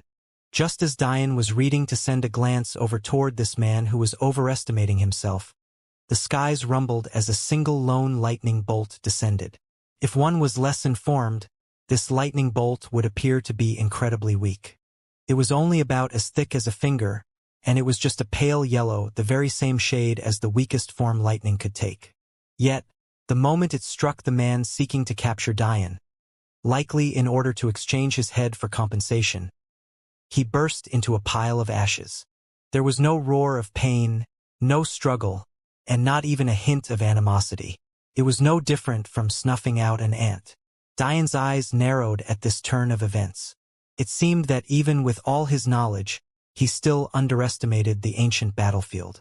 Just how difficult would it be to cross a tribulation here? He's an invader. It was only after the lightning bolt had finished its work and a moment of silence pervaded the bazaar that someone finally reacted. There was only one explanation for all of this. Diane was an invader and his attacker just now was above the age of 1,000 years old. The rules of the first phase were obscure. It was to the point that many just accepted that they didn't understand them at all. However, there were still a few things they did understand. One was related to invading geniuses and how one could either choose to kill or take them in. The other was about faith and its importance as a central component of his phase. And lastly, they knew that attacking an invader, if one was above the age of 1,000 years old, would result in your death 100% of the time. The only loop around to this rule is if said invader initiated an attack against you. Then you were free to retaliate as you pleased.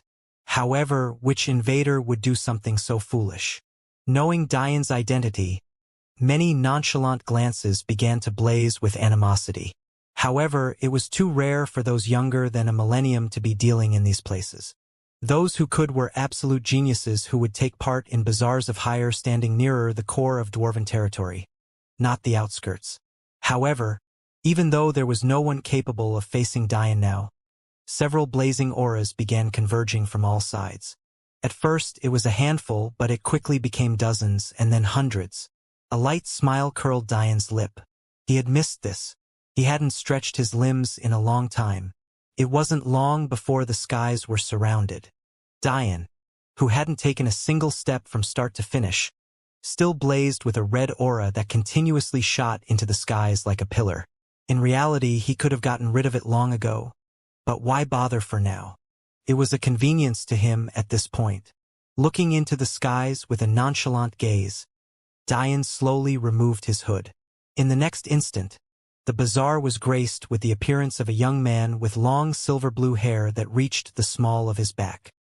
His body was covered in gorgeous silver armor that alternated into pristine white leather that seemed cut from the scales of a white dragon. He looked no different from a fairy tale prince, his pointed ears and gentle blue eyes giving him an enchanting air.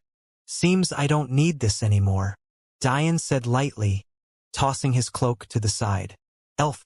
Several dwarves of the crowded geniuses in the skies looked down with narrowed eyes.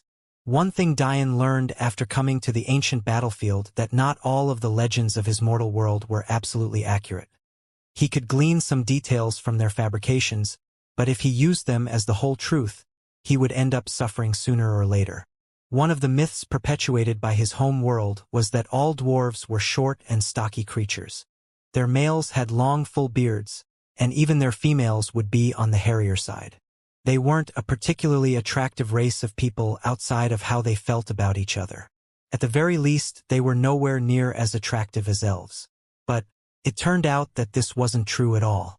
Those like Serbona who had their growth stunted were just products of impure blood. When dwarven blood mixed with other races, a change occurred that presented itself almost like a deformity. Serbona was on the luckier side as she just appeared to be a petite woman. However, in others, this deformity manifested itself in more severe ways. Diane wasn't absolutely certain why this gene mutation occurred. He had a small instinctual feeling that it may very well be related to why the Golden Era, despite its grandiose title, was the shortest of the 4 eras. One had to remember that elves were famous for using their beasts to improve themselves. They took the skills of their beast partners and used them to add to their own talents. Fundamentally, was this not a form of gene manipulation? Who knows whether or not the dwarves tried something similar? Maybe dwarves and elves were actually of the same root and only diverged in race specifically due to these manipulations? This aside, pure-blooded dwarves, or dwarves who were lucky enough not to experience this mutation, were actually just as handsome and beautiful as their elven counterparts. Though the influence of the ancient battlefield had lessened the beauty of some of them with lesser talent, those who were regarded as the best geniuses had looks that could take one's breath away. If one wasn't observant, it was easy to confuse dwarves with elves, actually. There was only one fundamental difference. Elves had pointed ears that were angled flush to their skulls, just like regular humans. However, while dwarves did also have pointed ears, theirs were more perpendicular, drooping down from the right and left sides of their heads. Just as one might expect, the moment Diane revealed himself, those who had been watching on from the bazaar immediately assumed him to be dwarven royalty.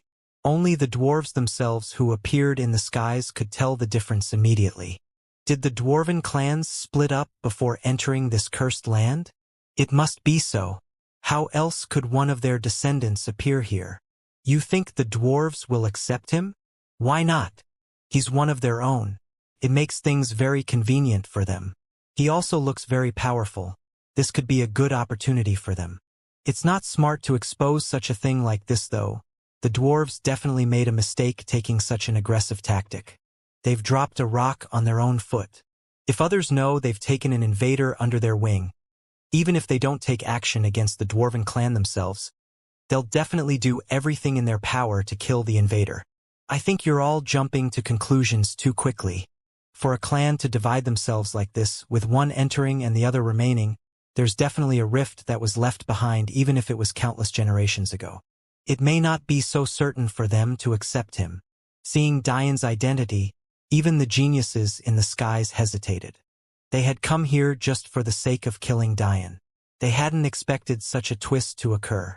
The matters between the elves and the dwarves had happened such a long time ago that these youths weren't certain of the truth. So, they didn't know whether Diane was an enemy or not. In the end, a young man with refined looks stepped forward. His hair shimmered like polished bronze metal. It really seemed as though his hair was the reflective substance. Just like his hair, his eyes were like 2 burning embers. If it was anyone else, his gaze would be both scorching and oppressive. But Diane only met him with a light smile. "Have you come here to ally with our dwarven clans?" The young man's tone was actually quite friendly. It seemed that Diane was correct.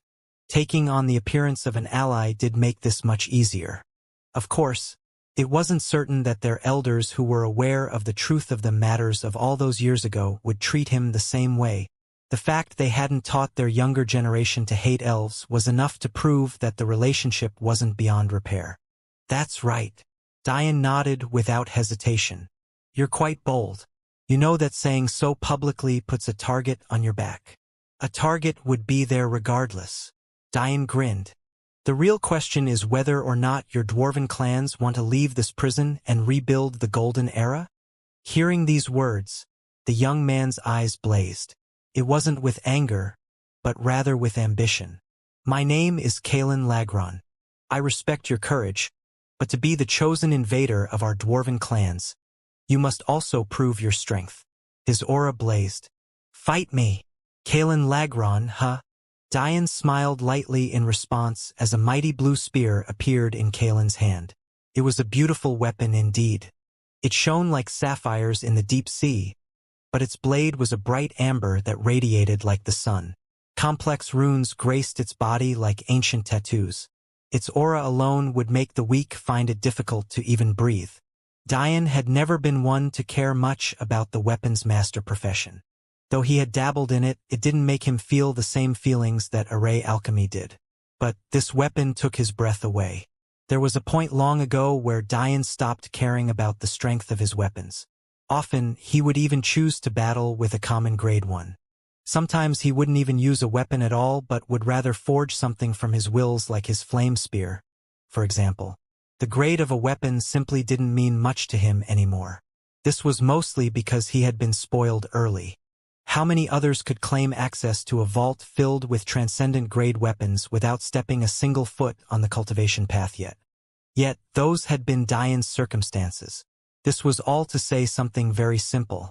The weapons, no, the craftsmanship of dwarves was on a level Diane had never seen before. The calculated elegance, the refined presence, the indomitable commitment to each precise detail, it made him feel respect from the bottom of his heart. Looking at the dilapidated village around them, one would think that the dwarves had forgotten their roots. Why else would a race known for cities that could topple the heavens themselves suddenly be found in a place no different from the dredged of poverty? However, it seemed they had translated all of that passion elsewhere and had gained Diane's respect. Diane's smile deepened. A fight? Sure, I can give you that. Diane took out a long, thin, and flexible sword. Since he was playing the part of Elven Prince, why not go the extra mile? With his handsome and refined appearance, he couldn't very well take out a weapon only a brute could wield, right? He had to keep things interesting for himself. The blade was only a finger and a half in width, while it stretched for a length of 1.5 meters. Every slight motion of Diane's wrist not only reflected the dark red sun above, but also caused its body to wobble with a precise frequency. It seems that without us by your side, the weapons of our elven friends has taken a turn for the worst. Kalen teased in a good faith jest. Diane grinned. I'll have to rely on you all to bring me up and out of this poverty. Kalen laughed uproariously before taking a step forward. Take my strike. Those watching on were shocked into retreat. They had been so dazed that they forgot to get out of the way. If they stood so close in a battle between these two, they would only have themselves to blame for their deaths. On the ancient battlefield, flight was simply too taxing, even for Dao Formation realm experts. Usually, even battles of this caliber would take place on the ground. So, no one expected Diane and Kalen to think for their benefit and fly up and into the air. Who were they to ask two princes to waste their stamina like so? Kalen's spear tore through the air in a flash. Diane's perception caught every single detail. The way the wind seemed to give way to its blade, the fashion in which its runes synchronized with the movement of Kalen's chi, even the unique rhythm its body vibrated it in, as though praying to the heavens for added strength. This weapon is far beyond the standards of the mortal plane. How beautiful! Diane was so distracted that he seemed to react late. But when fighting someone so much weaker than him, was there ever such a problem? Those who were below 1,000 years old and at Diane's cultivation level were non-existent. At best, one might make it to the 7th Dao realm before that age. Any further was a pipe dream. The only reason Kalen was confident in facing Dian to begin with was due to the advantage of foundation geniuses of the ancient battlefield had. Their chi was more robust, their bodies were far stronger, and every step they took was worth more. Unfortunately for Kalen, who was of the higher Tao realm, the ancient battlefield was Dian's constitution world for a reason. Dian's wrist flicked with an elegant flare as his feet moved in an enigmatic pattern. He seemed to slip away from Kalen's spear that had been just moments from his chest. His flexible silver blade suddenly became as rigid as though it had never wobbled to begin with, accepting Dian's chi like a starved animal. Dian's casual parry sent Kalen's strike over his shoulder. It was so perfectly timed that Kalen, who had just raised his foot to take another step forward, could no longer retreat. All those watching saw was Dian casually stroll forward as though he was taking a walk in a park. Yet, despite the fact it seemed he was leisurely, Kalen was somehow completely unable to react as the top of his hand was smacked by Dian's sword. A sharp pain the likes of which he had never experienced before suddenly coursed through his body. In the next instant, he dropped his spear, unable to hold as a shocked expression colored his features. "You are quite good," Dian said sincerely. "If it wasn't for my cultivation realm, we would have had a great battle." Dian's words were quite sincere. Of course, if he was a higher Tao formation realm expert, he would still beat Kalen easily. What he actually meant was that if his power output was equal to Kalen's, it wouldn't have been such an easy battle because Kalen's technique was actually quite good. Unfortunately for him, Dian's speed was far too much for him. Of course, Dian could already output as much power as Kalen back when he was a peak celestial. But since he was trying to build good relations with these people, was it really necessary to explain this? Another thing of note was that Dian's analysis was only if he used his perception like he had just now did. It was another matter entirely if he used his immortal sense as well. In that case, even if his power output was a level lower than Kalen, he would still win with ease. Kalen's shocked expression slowly receded as he looked toward his fallen spear with a bitter expression. Taking a deep breath, he slowly picked it up and took out a black cloth he used to wrap its body. Just like this, a beautiful weapon was completely hidden from the realm. If Dian was a less observant person, maybe he wouldn't consider Kalen's actions very much. After all, wrapping a precious weapon like this after use was a bit eccentric, but not too overboard. However, Dian had inherited his mother's EQ. He was very good at reading people and was very sensitive to their changes in emotions. The only person he had ever failed to read perfectly was Aritzia, but he had never repeated that mistake again since then. He could tell not only by Kalen's solemn expression, but also by the silent attitudes of the dwarven geniuses who had descended from the skies that this was no normal ritual. "I'm sorry, did I take things too far?" Kalen looked up to see Dian's concerned expression. Surprised him a bit, honestly. On the ancient battlefield, it was kill or be killed. Emotions like love, happiness, or even this concern were incredibly rare. Even fathers and mothers didn't spare such thoughts toward their own children for the sake helping them grow stronger. So, Dian's thoughtfulness was completely foreign to him. It caused him to feel an emotion that was terribly hard to explain. "No, it's nothing like that." Kalen shook his head with a small, pained smile. "It's a great shame to lose one's weapon in battle. This spear isn't just a piece of metal. It's my brother. Letting it go due to a temporary moment of pain is unacceptable. Until I'm worthy of fighting alongside him again, I won't unsheath him." Hearing these words, Dian gained a deeper understanding of dwarven culture. Maybe they treated their weapons the same way elves treated their beast companions. It could be said to be Dian's fault for being unaware of such a thing. He had only meant to defeat Kalen while both maintaining the latter's dignity and showing his combat prowess. Unfortunately, it seemed he completely failed in his first goal. After putting his brother away, Kalen smiled brightly as though nothing had happened. "Thank you. If not for you, I'd be unaware of this weakness of mine."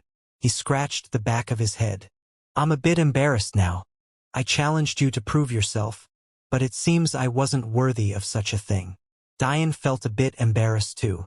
In fact, it couldn't be said to be Kalen's fault that he dropped his spear. Dian had precisely targeted a nerve that elicited its release no differently from a reflex. Why else would he feel such a sharp pain but be completely unwounded? However, Dian knew that trying to help Kalen by trying to explain away his failure would only be seen as an insult to him. The best course of action would be to accept Kalen's decision.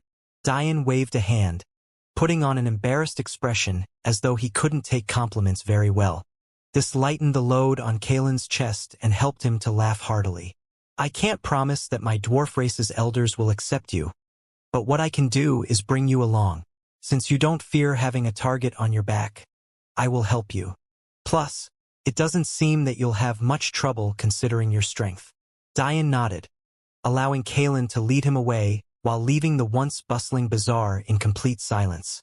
Though Dian didn't know the significance of defeating Kalen, how could these few not?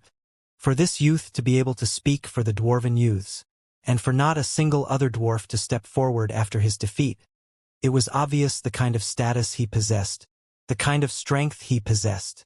Of the dwarven race's younger generation, he was ranked no less than top 3. There were even youths from those overlord clans that held serious expressions whenever he entered a battlefield to fight for resources. His mighty spear was known by all. Yet, with a single sidestep and swipe of his sword, this mysterious elven youth defeated this undefeatable entity with a casual ease. The news spread through the ancient battlefield like wildfire. Suddenly, Dian became the target for death by every clan.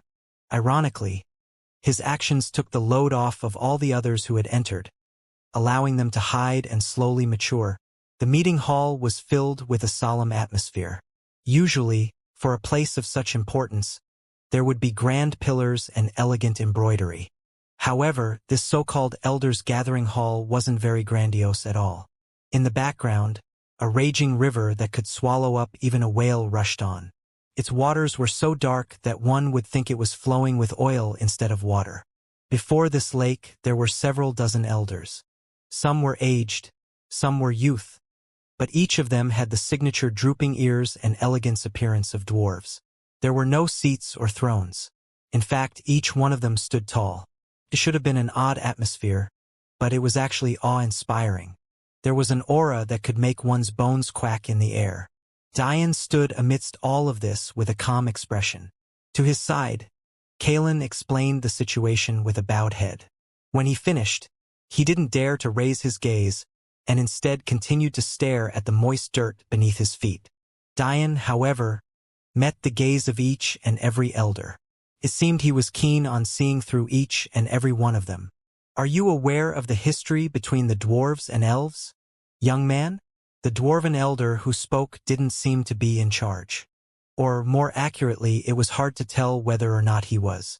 Dian could easily tell that they were all half-step transcendents, but there didn't seem to be different rankings among them. From this, Dian concluded that the true powerhouses of the clan were not here, but this was to be expected.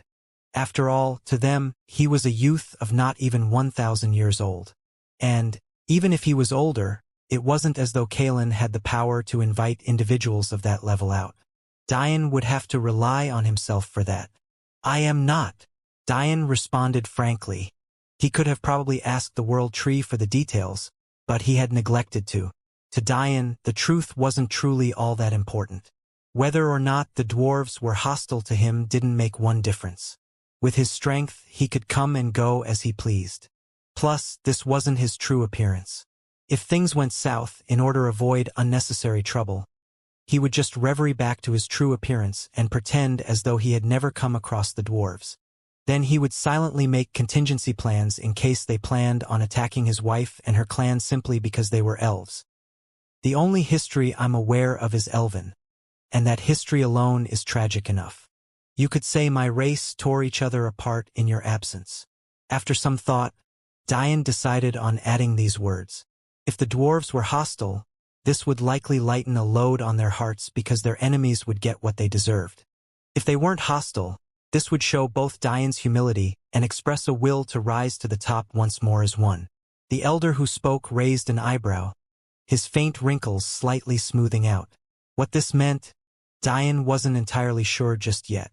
Do explain, he said without hurry. My Acacia clan, along with the Flowerance clan, were betrayed by the Matilde clan due to a prophecy. In the end, until just recently, my Acacia clan didn't have even a single Dao expert. I was only lucky in receiving the legacy of a sect you've likely never heard about. This is the reason for my success today. The gazes of the elders flashed with rage. Even though they had been separated for a long time, they knew the three ancient elven families well. After all, they had existed in the Golden Era as well. The betrayal of an ally wasn't something they could easily accept. If what you say is true, then how can you guarantee that your elven clan will be of any help to us? It can't be that you want us to rely on you alone. Another elder asked. Whether you want to cooperate with me or not for the second phase is something you can slowly decide for yourselves. However, regardless, cooperating with me for the first phase will only help you. You have cultivated an undefeatable spirit? Yes, Diane said confidently. I am willing to represent your dwarven clans for the first phase and help you to accumulate faith. Are you aware of the danger of such a thing for yourself? And even if other clans won't attack us lightly, they won't sit idly by as we increase our strength through you either. If they truly fail in killing you, their spears will turn toward us. Whether or not you took me to your side, you would have to battle those clans for a right to return to the mortal plane. You've said it yourselves, they won't attack you all lightly. They will first take the easiest path, which would be to kill me. Rumors about my battle will spread, but in the end, they will just be rumors. There will be no shortage of people who don't believe them, or even people who think themselves intelligent who will assume those rumors to be fabricated in an attempt by you all to protect me. I believe this will buy us at least a few years before they even think of mobilizing their forces against you all. By then, the faith I've accumulated by doing away with these naysayers will reach a high enough point for you to face most of these clans with little apprehension. What do you think? The elders looked on silently toward Diane's question. In fact, they were quite impressed with this young man. He could remain as calm as Kalen did in their presence. This alone proved his worth. One shouldn't look toward Kalen's lowered head as weakness. He was simply showing respect to his elders. His countenance was just as calm as Diane's despite his still lowered gaze. As for Diane, since he was representing another clan of people, it was inappropriate for him to lower his head. Though even if Diane wasn't, he wouldn't bother to lower his head regardless. If it's just cooperation for the first phase, this may be possible. However, cooperation for the second phase will be difficult. In a stark contradiction, the fact that Diane downplayed the strength of his backing so severely actually made the dwarves more comfortable. The current Diane actually monopolized about 20 to 30% of the mortal plane. He had the Tower Quadrants, former Sprite Alliance territory, and the Devil Quadrants under his control. Under normal circumstances, having such a powerful ally might be a good thing. But it was actually the opposite for the dwarves for some reason. It may not be that my elders chose not to explain this to me, but rather that they have forgotten the matters of the past. Diane explained. If they hadn't, they wouldn't send me here. The elders nodded, agreeing with Diane. They wouldn't casually play with the life of such a genius if they were aware of those matters. A particular elder who stood off to Diane front right side. He had graying green hair and deep-set wrinkles beneath his eyes. He looked quite like a cute old man, one that one might help cross the street, but his limbs still vibrated with power. Our era was known as the Golden Era for a reason, but we were simply too ambitious. Soul research was only in its infancy, so we didn't really know what we were getting ourselves into. It was only thanks to the World Tree that we didn't destroy ourselves sooner. The dwarves and elves were fundamentally one race of humans in the past, but our ancestors received two sets of blessings from the World Tree. Diane's brows furrowed, feeling a great amount of trepidation at these words. The World Tree? Just what level of existence is it? Not even for a moment had Diane thought the World Tree was actually such a powerful existence, capable of giving birth to the pinnacle races of an era. He had never thought much of it from the very beginning. It wasn't that he didn't know it was powerful, but just that he believed that if it was so strong, then how did the elves and dwarves fall? It didn't make much sense. Ah, you've forgotten even this. It seems the situation is much worse than we thought. The elder's sigh deepened. This is a secret only our two races know. But the world tree isn't from our plane of existence. You mean it's from the immortal plane? Diane asked. No. I mean it isn't from our fabric of reality at all.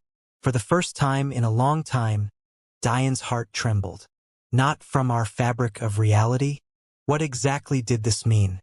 When your cultivation reaches a deep enough level, you can begin delving into the mysteries of beginning. Of course, us mere mortals have no ability to do such a thing. Only those mighty existences on the immortal plane are capable of doing so. However, we were lucky.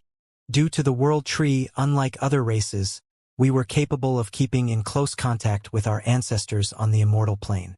Through the world tree, we could even speak with our ascended ancestors face to face. It was only after we lost contact with the world tree due to an elven queen not appearing for several generations that we lost this ability. Without the world tree, our flaws slowly became more and more apparent. Eventually, the cultures of our two races became too opposing. We dwarves needed precious ores to maintain our strength, but elves were against that sort of mass mining as it ruined the balance of nature. In a way, it was almost inevitable that we would come to a head. I still do not understand why the world tree decided to give us two such abilities, but it was our reality. Without us working in tandem, we first tore each other apart before our enemies further destroyed what we had built. One had to remember that though the Golden Era was the shortest of the four, it still reigned for trillions of years. It wasn't surprising then that the green-haired elder could speak of matters that took countless generations to unfold. Elves were beast tamers. They had a vested interest in protecting wildlife and sustaining the balance of ecosystems. But dwarves were miners and forgers. They couldn't build their strength without destroying these very ecosystems the elves sought to protect. How could they not clash with such opposing ideologies? So to say that it is impossible for the dwarves and elves without an elven queen? Do you not feel it unfair that the one that binds you only comes from your rival's race? Diane noticed that the elder never finished his thoughts on the mysteries of beginning. He seamlessly changed the subject with an expert ease. Even Diane almost missed it altogether. That said, Diane still understood what the elder was getting at. Whatever this mysteries of beginning was, when understood to a deep enough level, it became obvious to the one who comprehended it that the origins of their mortal and immortal planes weren't so clear. Would all of existence disappear once the mortal and immortal planes died out? Diane couldn't even wrap his head around such a concept. What about the heavens? Why was it so obsessed with evolution to the point where it pitted its people against each other with the ancient battlefield? These were all questions Diane didn't have an answer to, so he could only ignore them and ask this instead. Why was it that the elven queen only appeared amidst the elves? Why was there such an imbalance of power? This is just a misconception, the dwarven elder responded. The elven title wasn't originally a race. The elves took the name on because it suited them well, but an elf doesn't have to inherit the title. Well, even I may be wrong. Maybe elven really was a race of people beneath the world tree. I can't be entirely certain of the details. All I do know is that the title itself came from the world tree. The elves happened to birth the first queen, so they took the title for themselves. There were many dwarven women who also gained this constitution. Diane's gaze flashed with enlightenment, so that was the case. He had been half worried that there would be some hidden dwarven king constitution that disappeared after the dwarves entered the ancient battlefield. He wouldn't like to fall out with the dwarves because they sought after his wife. That would be a massive deal-breaker. As for whether or not an elven queen could repair what we once lost, I can't be sure. Only Diane knew that the elves of the past were nothing like they were now. Many of them didn't even have tamed beasts of their own. It was only recently that Re began to help them go back to their roots with the help of the world tree. They definitely wouldn't care as much as they had in the past about the actions of the dwarves. At least, in the short term. If the dwarves and elves came back together as one, it would only be a matter of time before those same problems began to creep up once more. It was only a matter of time before they inevitable came to blows once more. It was only now that Diane understood asking the world tree about the fallout of the dwarves was useless. Since they only collapsed long after an elven queen hadn't appeared in several generations, the world tree had no way of knowing the truth. How did you contact the World Tree in the first place? Dian asked curiously, wondering how. Well, the elder pondered for a moment as though trying to remember. Between every era, there is a transition period. A new pinnacle race isn't built in a day, after all. However, the transition period between the primordial and golden eras was decidedly long. Very long. As you might already know, the transition between the chaos and primordial eras was exceedingly fast. This was because it was the angels themselves that defeated the titans, so they had already existed. However, things were different for us. The angels slowly and steadily declined, leading to a chaotic period of countless wars vying for supremacy. At the time, our two races were a simple human tribe. We did control a few quadrants, but we could only be considered to be middle of the pack, only being a 6th-level planet-grade empire. Dian's lips twitched slightly. That was considered middle of the pack? That must mean there were super empires that controlled thousands of quadrants back then. That was the only way to reach the star grade. One must control 1,000 quadrants to reach that level. As for the 6th-level planet grade, that controlled 600 quadrants. That alone was a level above the Nephilim Alliance. But they were actually one clan. Back then, since there had only been 2 eras before, the people of that time called it the Warring Era. It wasn't yet set in stone that an era would be defined by its pinnacle human race, so it was a title everyone accepted. This chaos was part of the reason for the rise of the Dark Phoenixes. They swept up so much power in that time that many believed this new era would be ruled by beasts and not humans. It wasn't as though this hadn't happened before. Before the Chaos Era, beasts were the overlords of our mortal plane. This was something many often forgot. But that was when a drastic change occurred. There was the sudden rise of the Jafari clan. Dian's pupils constricted. He remembered his grand teacher saying that he knew nothing of the second trial because he was only born after the primordial era. But he also said that he wasn't part of the golden era either, and could only be considered to have existed in between them. It was only now Dian truly understood what his grand teacher meant. The Jafari clan had actually risen to power during the little spoken about warring era. The Jafari clan mastered spatial and time will in ways no one had ever done before. In the past, use of wills wasn't so sophisticated. Many viewed wills as simple power boosts and always developed them along that path. It wasn't until the warring and golden eras that cultivators began to comprehend their wills with their own unique finesse and flair, as the Jafari clan did. Due to them, the humans once more gained equal footing with beasts. It was then that many began to think that a new pinnacle race was appearing. However, everything changed after their origin ancestor transcended. For some reason, the name of such a powerful man was lost in history, and his clan quickly followed suit.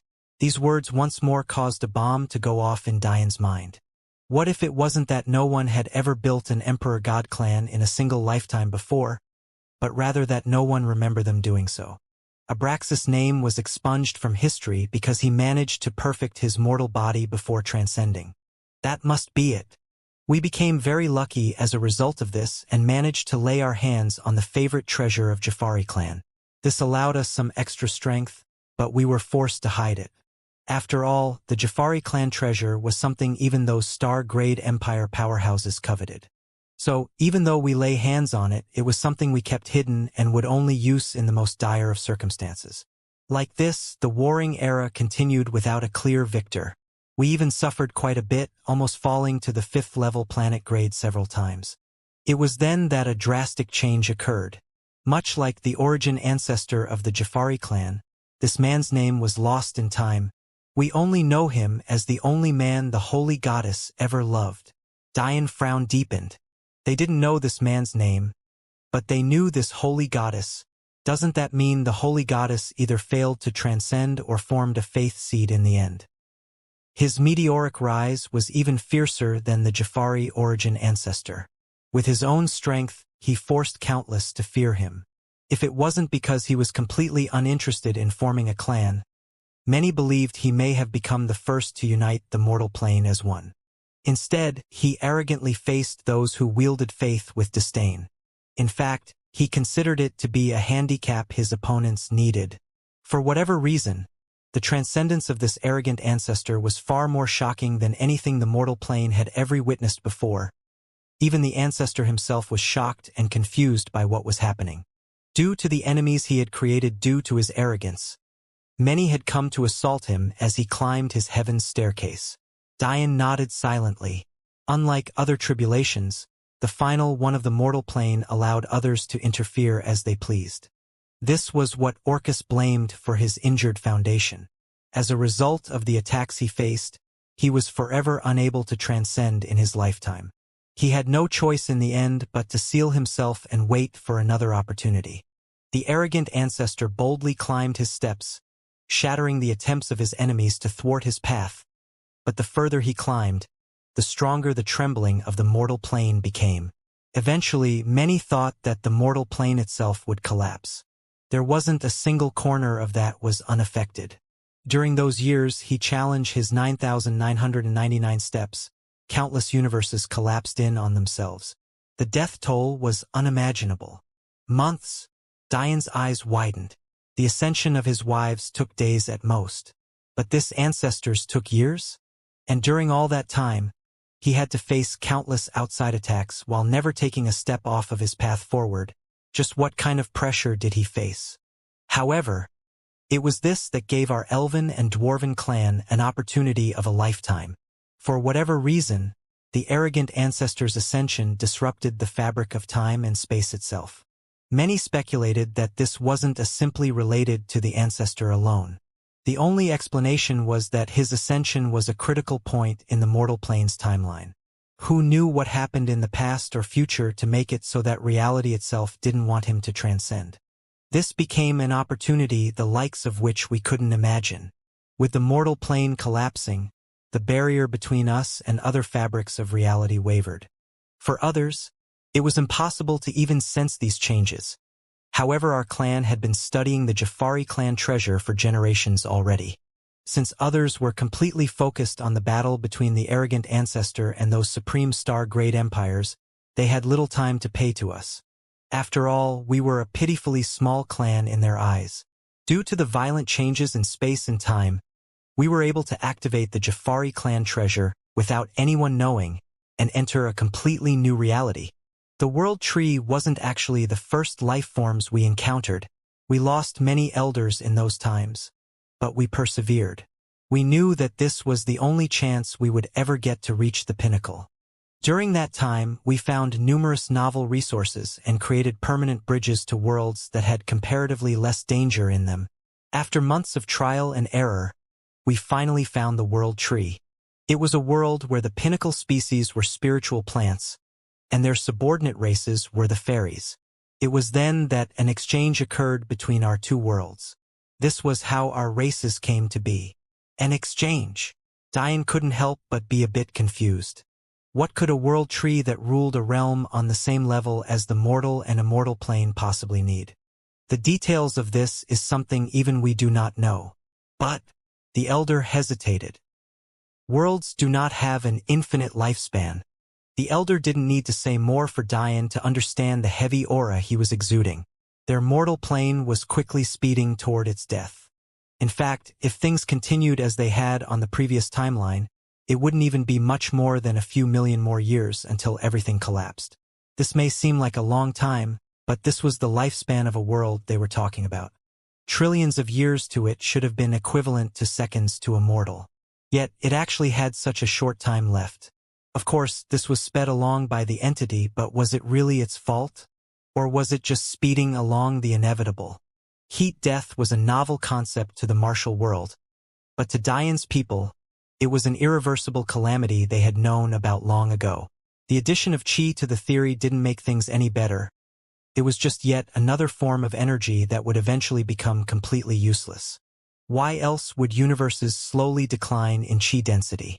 Everything would eventually come to an end. Maybe it was this very inevitability that caused the rift between the entity and its senior brother. The former felt there was simply no point. To it, the life of its senior brother was worth far more than the lives of everyone on the mortal plane combined. There was nothing its senior brother could say to convince it that the sacrifice was worthwhile. As for the latter, he was enraged by something completely different. He was so powerful, yet he could only watch as everything he loved came to an inevitable end. His parents came first, then his first wife, the second, and eventually the ninth. How infuriating such a feeling was. To hold all the power in the world at the palm of your hands, to be able to make sea, land, skies on a whim, yet to be completely unable to save what you wanted to the most. There was definitely a secret here, though. What kind of price did the elves and dwarves need to pay in order to keep the world tree happy?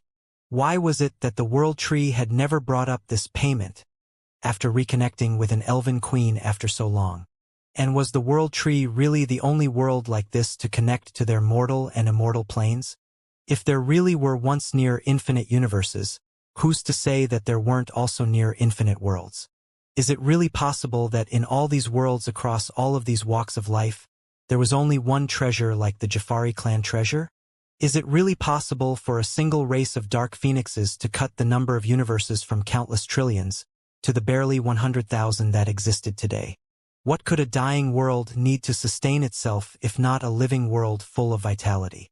The more Dian thought, the more serious his expression became. The mysterious beginning of all things?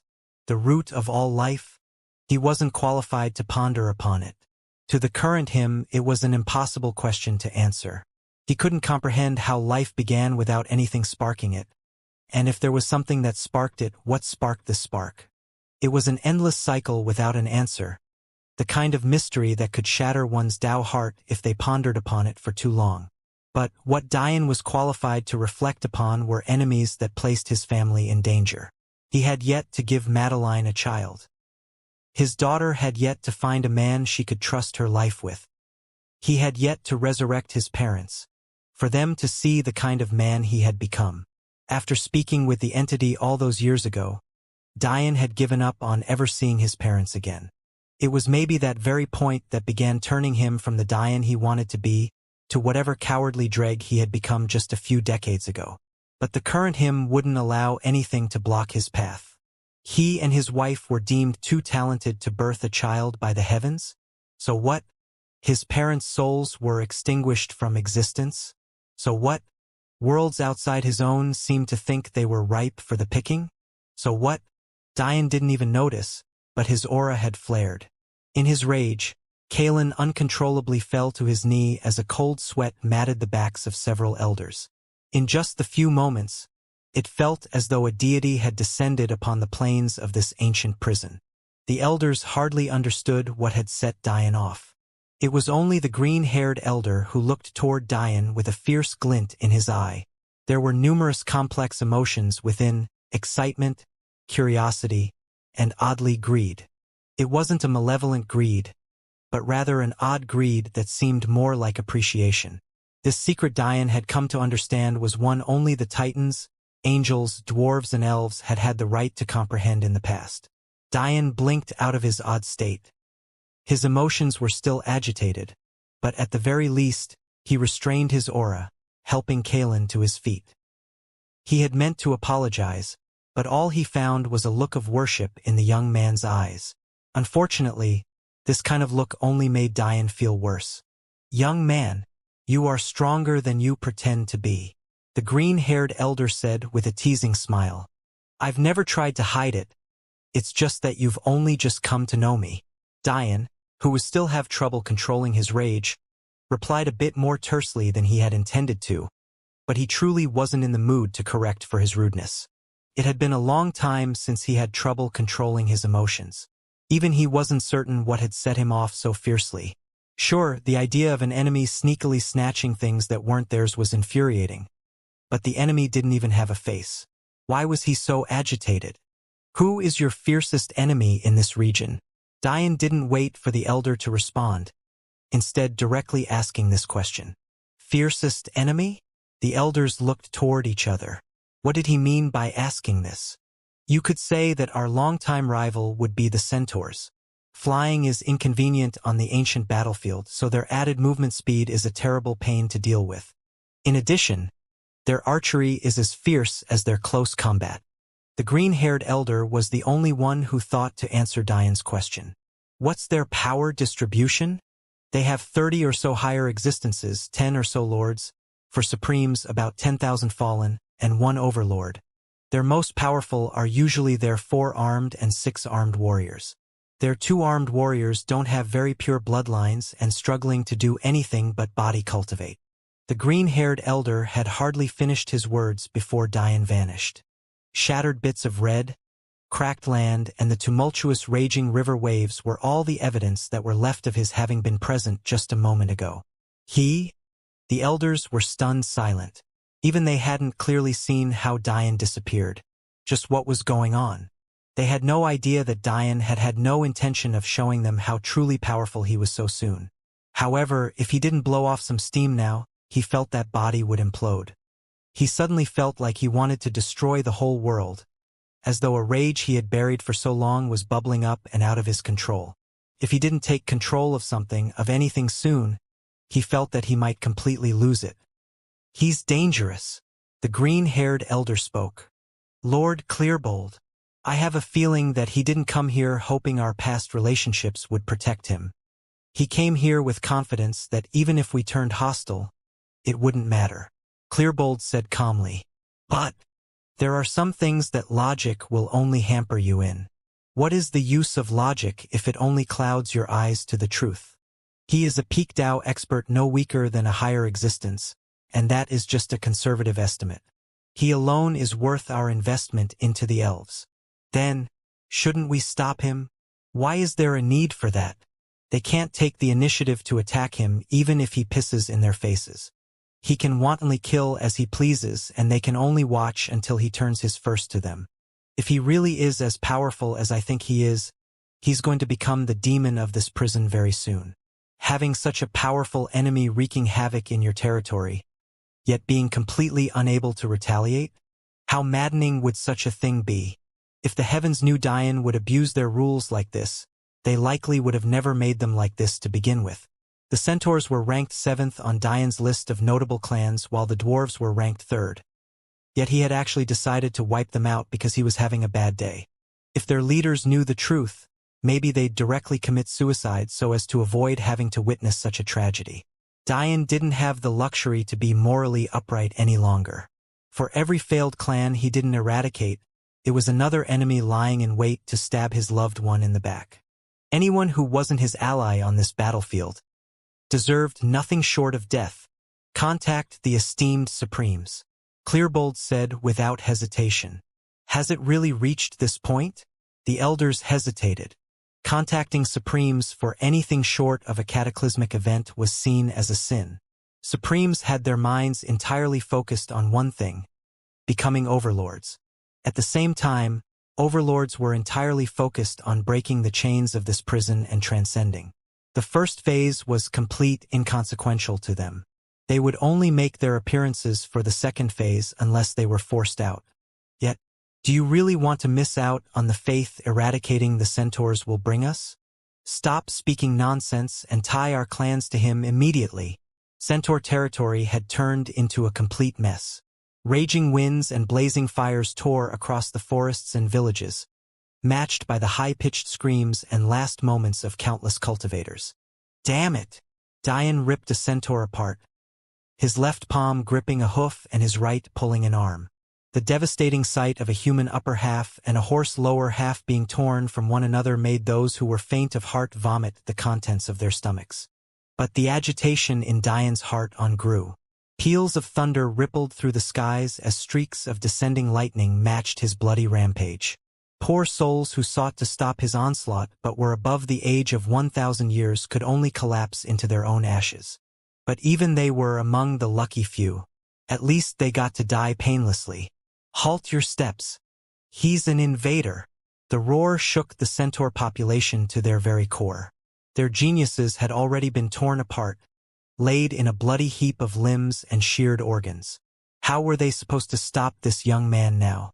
Unfortunately, even though they stopped, Dian seemed to have no intention of doing so. The centaurs were ranked 7th on his list. But this was only the tip of the iceberg. Despite their forms, these creatures had a fondness for the human female form. The number of women who had been torn apart by their population was simply too many to count. Still, Dian would be lying if he said his current self cared about this. Even if they were the most innocent of creatures who harmed not even the smallest of insects, he would still vent his rage on them. This abrupt, suffocating feeling was barreling upward from the depths of his soul. He felt the violent need to vomit, cry and shout into the skies all at once. In the first moment he felt this feeling, he had tried to stamp it out, but the result was the wild fluctuation of his aura. The second time he tried was on his way here. He wanted to slowly calm himself over time, but he found that the feeling only became worse. The third time was occurring even to now. Every life he took, he tried to douse his rage in with their blood, but it felt like this crimson lifeline was nothing short of oil to fire. Fuck! Dian! You need to calm down. Now! Little Yang yelled into his ear for what was maybe the millionth time.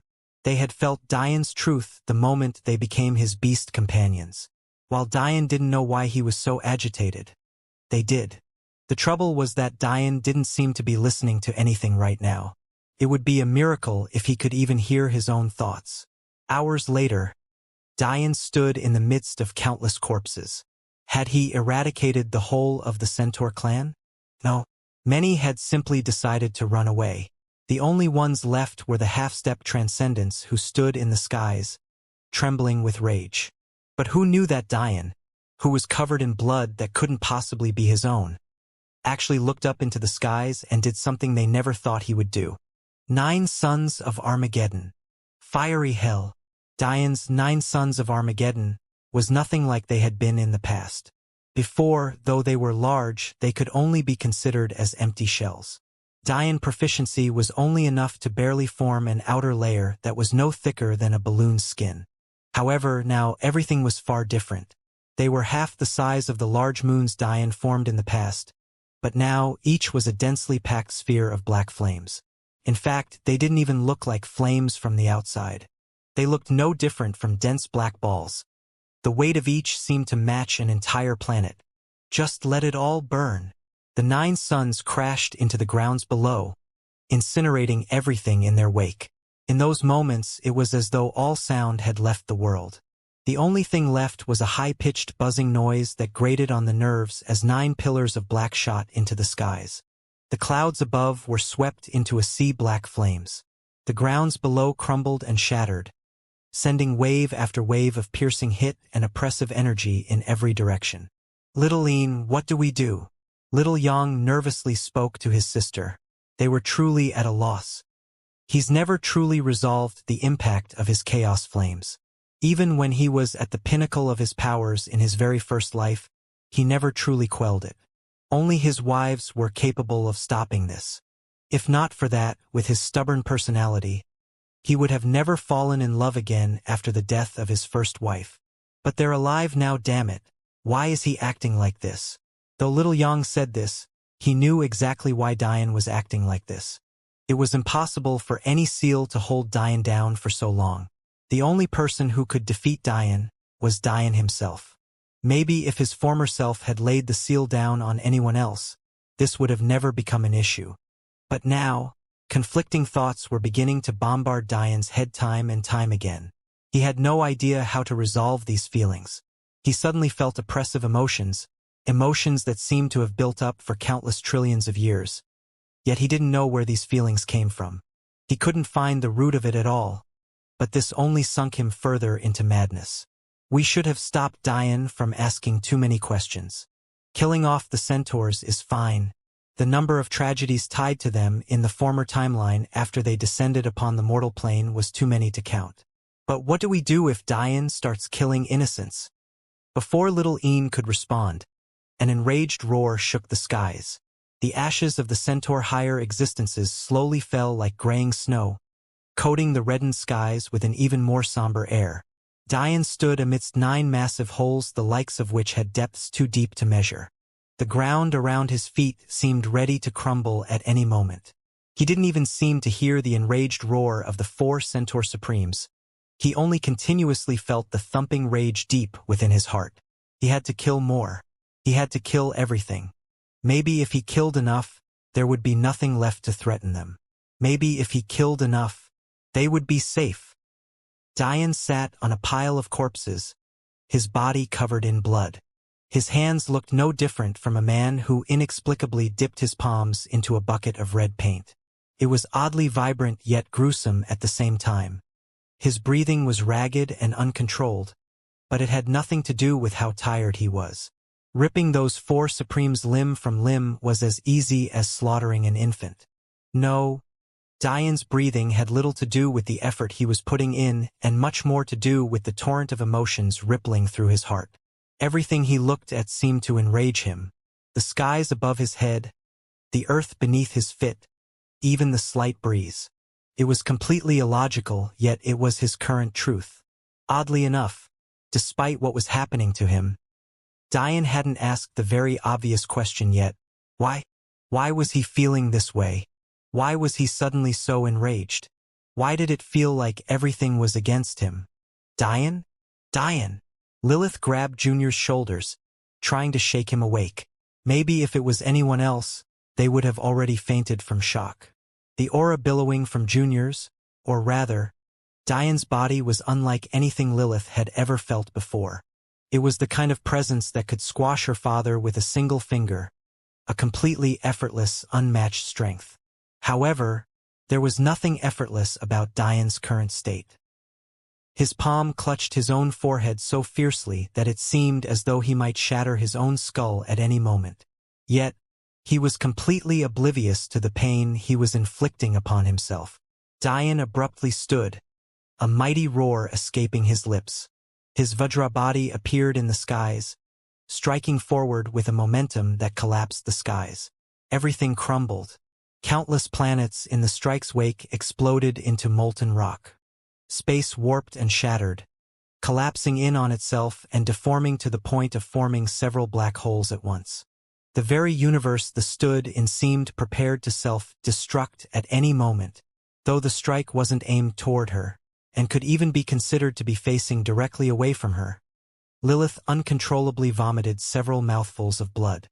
The planet beneath their feet wasn't much different either, sending the earthquakes the likes of which couldn't be scaled terrorizing its surface. "Damn it!" Dian roared, his voice reverberating through his steel-like vocal cords. Just this simple word made the roar of a dragon sound no different from an infant learning to speak. Maybe realizing how reckless his actions were, Dian quickly found Lilith's near-unconscious body, the pain in his heart blossoming forth several-fold. What the hell was he doing?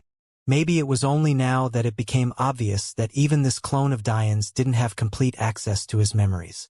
If he did, would he be reacting in this way along with his main body? It simply didn't make much sense. It was too difficult to make heads or tails of anything. Even this version of Dian, who had access to relatively more memories, couldn't understand the root of his rage. It was as though it was on the tip of his tongue, but refused to come out. "Lilith! Lilith!" Dian kneeled down, pulling Lilith up and cradling her in his chest. Lilith breathed a bit raggedly. Dian's body was still emitting a suffocating pressure that made it hard to breathe, but she still somehow felt more comfortable here. She didn't even have a single thought of blaming Dian. "Not again," Dian muttered, holding on to her slight frame as though he feared she might disappear in the next instant. "I can't lose her again." Lilith's heart trembled when she heard these words. Her arms creeped upward, using her small hands to grasp Dian's as they cradled her face. But she couldn't seem to find the words to say. She felt that no matter what she said, it would be useless. Even if she trusted Dian with all her being, it was still too difficult to wrap her mind around some things. How were her and Dian truly related? What was their past? What happened to bring Dian down to his knees like this? However, seeing him in this state, how could she continue to doubt? The very man who seemed to be able to hold the world up was now holding onto her as though she was his pillar. But even she felt it was beyond that. It was as though she symbolized something. He cared for her, but he cared for the symbol she represented too. If he lost either, he would sooner have the world follow suit in tribute. "I've spared the world 9 times already," Dian muttered incoherently. "I allowed them to breathe, to live, to love and laugh. How many trillions of years have I given them?" If you fail to give me anything in return, then that breath and life, those loves and laughs, I will take them all back, not just from this world, but from them all. For the price of taking away what was most precious to me, you can all pay. Tears uncontrollably fell from Lilith's eyes. She felt that these weren't words Diane spoke now, but rather ones he had already spoken in the past. It was as though he was reminding the world of his conviction. If they took what he cared about away from him again, he would destroy everything. Which of you did it? A booming voice resounded through the council. Even compared to the dwarves, this meeting place was sinister beyond compare. 12 mountain peaks ravaged by black rock and stone pierced the skies. Dark red clouds hugged their outer forms. Filling the space was a crimson fog that smelt of blood. On each of these 12 peaks, the representation of 12 clans stood. It was as though they alone stood above the world, passing judgment as they saw fit. Among them, there were 6 humanoids and 6 beasts. Disdaining the human form, these beasts didn't enter in such a state. Instead, their massive bodies wrapped around these mountains as though they were no different from lounging chairs. These 12 represented the 12 fallen races. They together ruled the ancient battlefield together. The first humanoid was a massive man with greenish-gray skin. His body stood at 200 meters tall. His belly was just as proportionately large, however, it didn't jiggle in the slightest. Not only did it give off an oppressive heat, but if one were to touch it, it would feel not different than placing your hand of a burning sheet of metal. This humanoid was among the very first ancestor giants, a part of a race that hadn't appeared on the mortal plane in countless epochs. The singular scarlet-red eye that adorned his features made it all very clear. The legendary children of the gods, the Cyclops. The second humanoid, a woman with beauty beyond words. The delicate slopes of her soft lips and small nose could freeze the heart over. It was simply unfortunate that her hair was a bed of snakes. Each had gorgeous white scales and small eyes that shone like rubies, but when combined together, they were ghastly. The beautiful woman sat silently with her eyes closed, the air freezing beneath her presence. She was a legendary cursed child of the gods, a member of the Medusa clan. The third humanoid had horns that rivaled a mighty dragon's. They curved and twists in the air, their sharpness gleaming. The lower half of his body was completely covered in fur, strong hooves forcing the mountain to tremble with its every step. This was the origin race of the Mino clan, the true Minotaur warrior race, the Taurus clan. The fourth humanoid had skin that glistened a dark black. Ancient tattoos etched across its body, its gender impossible to tell. However, the scars on its face were unmistakable. One stretched from the left side of its mouth to its ear, revealing clearly its back row of teeth. Another ran along its right eye, revealing the twinkling whites of a blinded socket. Still, nothing was more prominent than the massive white tusks that dripped with saliva from its mouth. It was as though it was ready to pounce upon and eat anything at any moment. This sort of human looked more like a beast, a race known for its savagery. The Orc clan. The fifth humanoid had skin so pale that one could clearly see the veins of blood running beneath the surface of its skin. It had beauty even beyond the Medusa clan, but unlike the Medusa who lost that beauty due to its snakes, this race didn't have to suffer such a fate. The woman who represented them was charming beyond reason, with the light smile on her face. Even if she reached into your chest to take your heart, you would thank her. A lovely head of pale violet hair, 2 eyes glimmering like amethysts, and a pair of red lips that seemed to drip with blood. This was the origin race of legends of the Banshee and the Vampires, one of the ancient demons of antiquity, a race almost as old as the Titans themselves, the Undead clan. The sixth and final humanoid looked no different from Immortal. He only stood at just over 2 meters tall. His body was compact and powerful, while his eyes and hair were a dull brown. Compared to the others, he was incomparably restrained. However, not a single one of the remaining 11 dared to make eye contact with him. The 6 beasts were the kind of creatures one would only hear of in fairy tales. 6 fallen beasts clans that once had names that rang like thunder. On one mountain peak, a creature with devastating beauty stood. its white coat shimmering even in the harsh environment. This was the legendary unicorn race. On another, a mighty beast with the claws of an eagle and the hind legs of a lion had wings so large that they coated its mountain peak. The griffin race. To the other side, a creature steeped in deathly black aura, who had been the one to speak initially, growling forth with an intimidating aura. Its 3 heads whipped about savagely, ready to send all those who opposed it to a bloody hell. The Cerberus race. Then there was a race that once struck fear in the hearts of even the most powerful. Their representative was gorgeous in the way only a human female could be. Her face was delicate and pleasing to the eye. However, her body was coated in a red armor. If one looked closely, this wasn't armor at all but rather her own exoskeleton. This was the royalty of the insect races, the ant queen. The final 2 creatures were beasts the likes of which would cause an uproar on the mortal plane should they appear. Maybe it was fate, but they were both gorgeous birds. One had a coat of blemishless, glistening gold fur. It had 3 legs firmly plants on the dark mountain range. Each slight quiver sent torrents of heat in every rejection, melting the stone below it and burning the air asunder.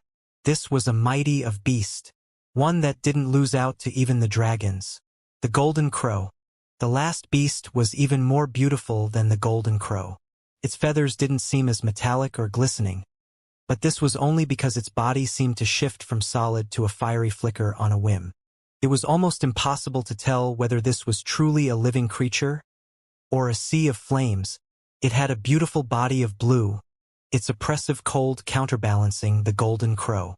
Its long, slender neck stretched into the skies, making it the most reserved of the beasts. This creature was none other than the long-since thought-to-be existent phoenix. "Why are you looking at me, you annoying mutt? See if I don't lop one of your heads off," the Cyclops growled. "Do you think a clan like the Centaurs can just disappear on a whim? Obviously one of you made a move. Who care about a damned Centaur clan? What do they have that my Cyclops race could possibly need? If you're going to speak, use one of your more intelligent heads before I leave you with no choice but to stop bickering." The Medusa stopped them coldly. "None of us are foolish enough to destroy perfectly good cannon fodder when the second phase is so quickly approaching. Obviously, this was the work of someone else. Could it be those fake angels?" The Minotaur pondered. "Even though they are the strongest just below us, even they don't have the strength to wipe out the centaurs so quickly and without us noticing. Plus, they're located to the south. How could they attack the centaurs which are in the east? But if we're using that logic, the only ones strong enough to wipe out the centaurs are the dwarves, but there've been no large movements from them. Even though they had 3 overlords to the centaurs 1, overlords don't have time to muck around with mundane things, and they definitely wouldn't do something as foolish as painting a target on their back like this." Though the green-haired elder told Diane that the centaurs were their rival, this was only in so much their lower-tier warriors were concerned. With 3 overlords, the dwarves could destroy the centaur clan whenever they wanted. It was just that there was no real point. They were all in this prison together, having ambitions outside of breaking these chains, and ascending to the transcendent plane was foolish. In that case, their youths and middle-tier warriors needed rivals to hone themselves against. Plus, since the centaurs and dwarves were in the same general area, they would descend in about the same place for the second phase. Why would the dwarves get rid of a perfectly good buffer for themselves? No matter how weak the mortal plane has become now, they won't just roll over and die. "You all are missing quite an important piece to this puzzle." The undead beauty spoke in a light and airy voice. "How could you all forget about such a handsome little boy?" Her words didn't hide the desire in her voice in the slightest. "What the hell does a boy have to do with anything?" the Cerberus growled. "If he was a normal boy, maybe it would be meaningless to speak about him. But he was an elf. Don't you think that counts for something? You're saying? If the dwarves suddenly got confirmation about backing they'd receive once the second phase began, what would they need the centaurs for? If the elven clan is waiting below to take them in, they don't need to worry about us at all." The undead beauty said lightly. "They sure have a lot of nerve," the Cerberus growled. "It's just speculation. I have no way of knowing for sure. Plus, it isn't as though the elves are to be feared any longer. Since the dwarves are here, their ending couldn't have been very good either. Underestimating the elves is foolish. A voice as cold as an endless winter froze the words of everyone who spoke. Many of them couldn't help but shiver as they looked toward the majestic ice phoenix. This race hardly ever talked. In fact, though they sent a representative to every meeting, they always sent someone who was hardly worthy of being an elder of their clan. Yet, even then, the atmosphere was so stifling. The elves have many secrets, especially in combination with the celestial deer sect. Amethyst is only one reason our race has fallen to this state. The other is them.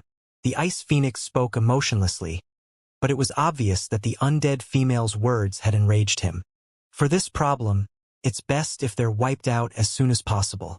I expect there to be no dwarves remaining in this prison by the end of the month. With a single flap of his wings, the ice phoenix vanished from its mountain peak and the horizon. Dian blankly stared out into space. It had already been several days, but he had yet to move from this pile of corpses. The smell in the air was unlike one might think. The body of cultivators, especially body cultivators, didn't rot so easily. Instead, the metallic smell of blood was what hung in the air, constantly grating on one's olfactory senses as though to eradicate all other scents. At that moment, the sound of a person sucking in a cold breath broke the quiet atmosphere. Dian didn't need to look up to know that the green-haired elder had arrived. Lord Clearbold looked at the scene with a trembling heart. Those 4 corpses at the top of the mountain of dead Dian sat on. Those were 4 men and women he would lower his head respectfully to. They could take his life with a single finger. Yet Dian was sitting on their dead bodies as though they weren't worth much of anything. This is bad. I expected him to cause some trouble, maybe kill off their younger generation completely and ruin their future, but I never thought he would be able to kill of their higher existences as well. The only one who doesn't seem to be here is their overlord. Those clans won't let this go. Clearbold immediately understood the conclusion those 12 clans would come to. Maybe there were already armies marching toward them currently. They didn't have much time to prepare at all. Though there were natural barriers between the regions, one needs to remember that there was a ring of nothing but flat plains around the core region of the ancient battlefield. Dian had run across this very flat plain when he entered the core region for what remained of the Pride clan's legacy. What did this mean? It meant that even if clans couldn't take a straight-line approach to reach their territory, what they could do was take a detour to these flat plains. Using this defenseless region, they could wrap around the natural barriers and enter the east unhindered. This meant that the dwarves wouldn't only have to deal with attacks from the eastern region, but may also have to face attacks from other regions as well. Lord Clearbold opened his mouth many times to speak, but couldn't seem to find the necessary words. He was now aware that Dian was far stronger than him and no longer had the confidence to speak to him like a junior. He still couldn't wrap his head around how this youth was the equivalent to an overlord existence. Yet here was the reality right before him. To make things worse, he was certain that Dian had been aware of his presence for a long time already. Yet he simply sat there, saying nothing at all. Yet, Lord Clearbold had no right to feel disrespected by this scene before him. In this prison, strength ruled over everything. In the face of Dian, he had no right to hold opinions of his own. Yes, esteemed one. Lord Clearbold only now realized he didn't know Dian's name at all. My dwarf clan will likely soon face assaults from all sides. Since you've reached out to us in hopes of an alliance, I hope that you'll also help us weather this storm. Though there was nothing wrong with his choice of words, Lord Clearbold still found himself drenched in sweat.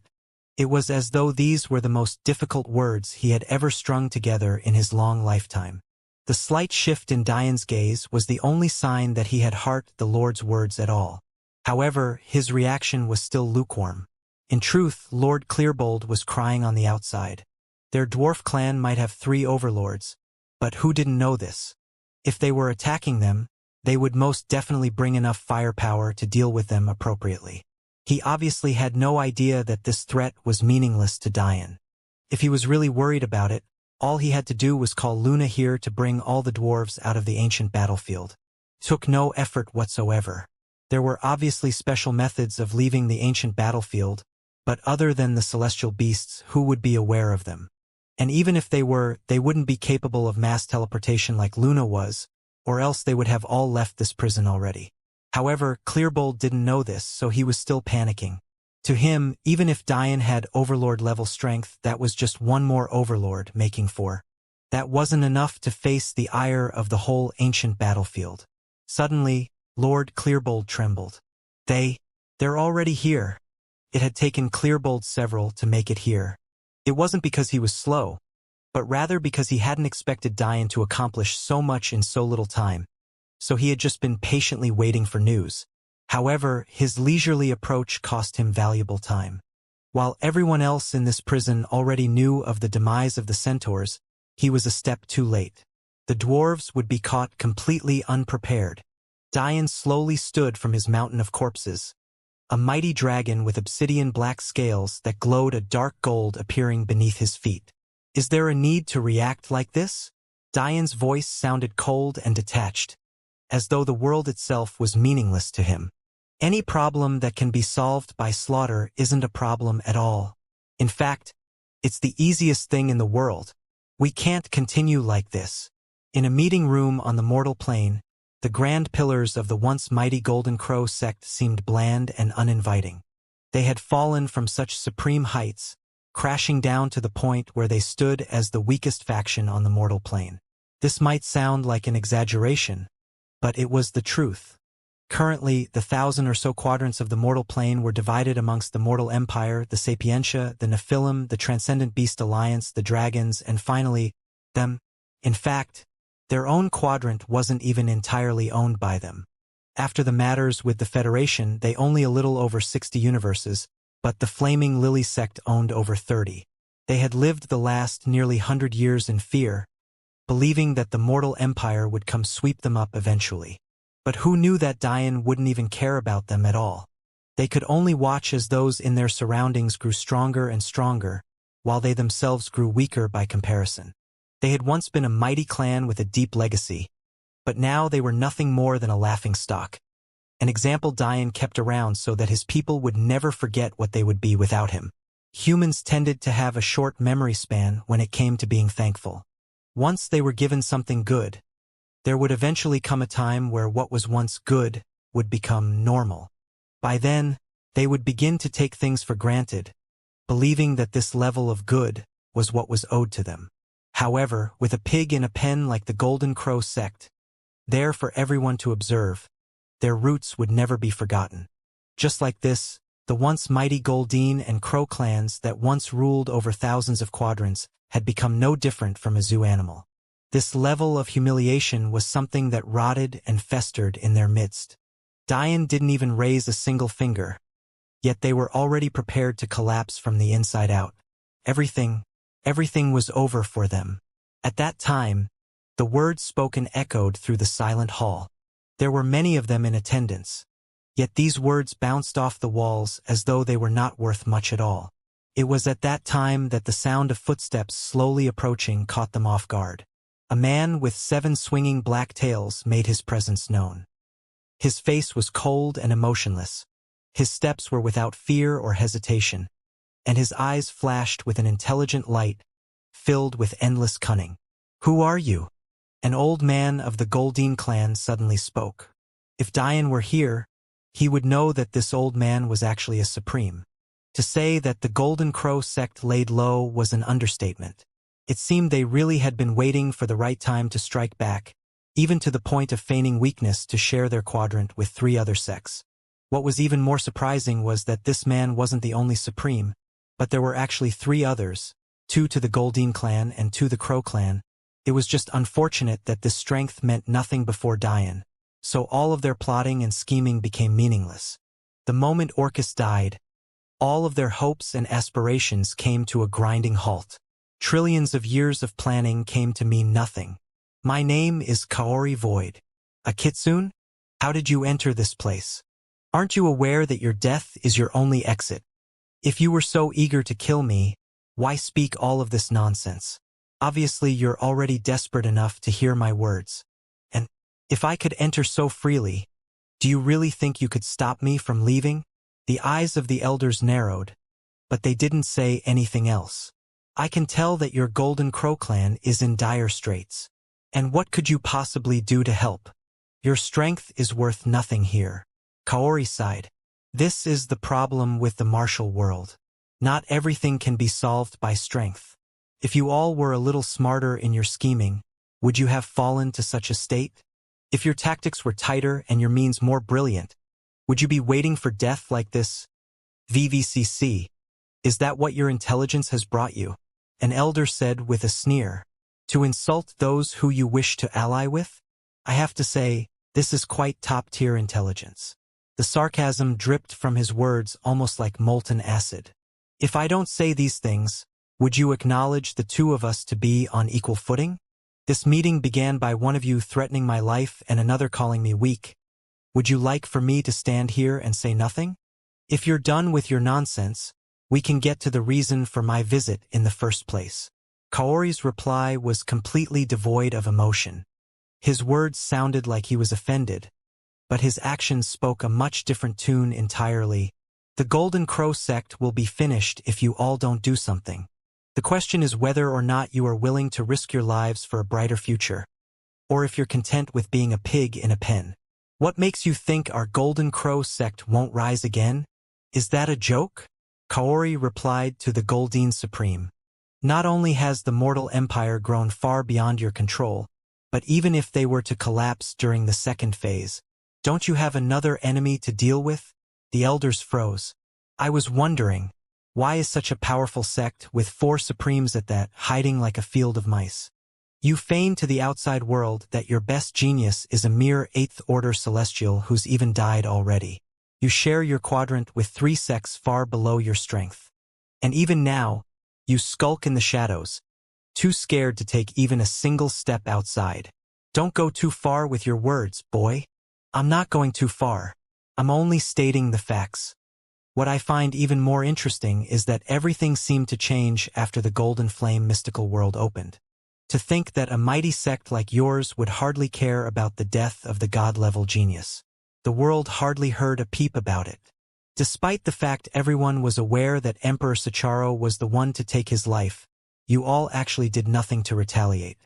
Of course, someone who was far more foolish might believe your inaction to be due to the fact Emperor Sacharo had a higher existence backing him. But this is something only the masses would accept. Anyone who had even an inkling of knowledge was aware that many of the top 10 tower quadrants had higher existences among them, albeit the weakest of higher existences. For the death of your supposed best genius, the Golden Crow sect's reaction was far too lukewarm. So, I became quite interested. The Mortal Library became quite a useful tool for me, actually. Just what were the origins of the Golden Flame mystical world? What of your Golden Crow sect's origins? You clearly didn't like the Sacharos as you chose not to join their empire, but you still didn't act against them either. Isn't that too pitiful? Even when your plans hinged on the success of the Golden Flame mystical world's mission, you still didn't dare send out your best geniuses for fear of being discovered. Who knew that I would stumble upon the legends of the Golden Crow, of a stolen flame, of 2 fugitive clans? The atmosphere grew colder and colder, but Kaori didn't seem to notice. I didn't think that the mighty Goldeen and Crow clans would have such low-class thieves for ancestors. A pitiful sight indeed. You dare? The roars of the elders shook the planet's very foundations. It felt as though this hall might collapse at any time under their anger. Who knew what Kaori was trying to do? But he was definitely going too far in their minds. Did I speak wrongly? Your clans were once the subordinates of the true Golden Crow clan. Yet, when they came to face an enemy, even after so many generations of nurturing you all, instead of taking their side, you stabbed them in the back and stole the root of their bloodline. In the end, the Golden Crows were forced to enter the ancient battlefield as a failed clan, while your Goldeen and Crow clans took over their legends. How many youths of the mortal plane are even aware that the Golden Crow was a legendary mythical beast that stood on par with the dragons and phoenixes? To them, the Golden Crow bloodline was always human. I wonder how enraged the true Golden Crows will be once they descend upon the mortal plane once more. The sound of clenching jaws filled the hall, but the 2 clans really had no way to rebut these words. They had no idea how Kaori learned of this story.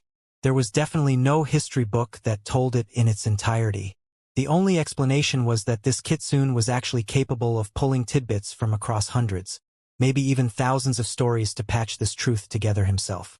What level of intelligence did it take to achieve something like this? The elders here couldn't even fathom it at all.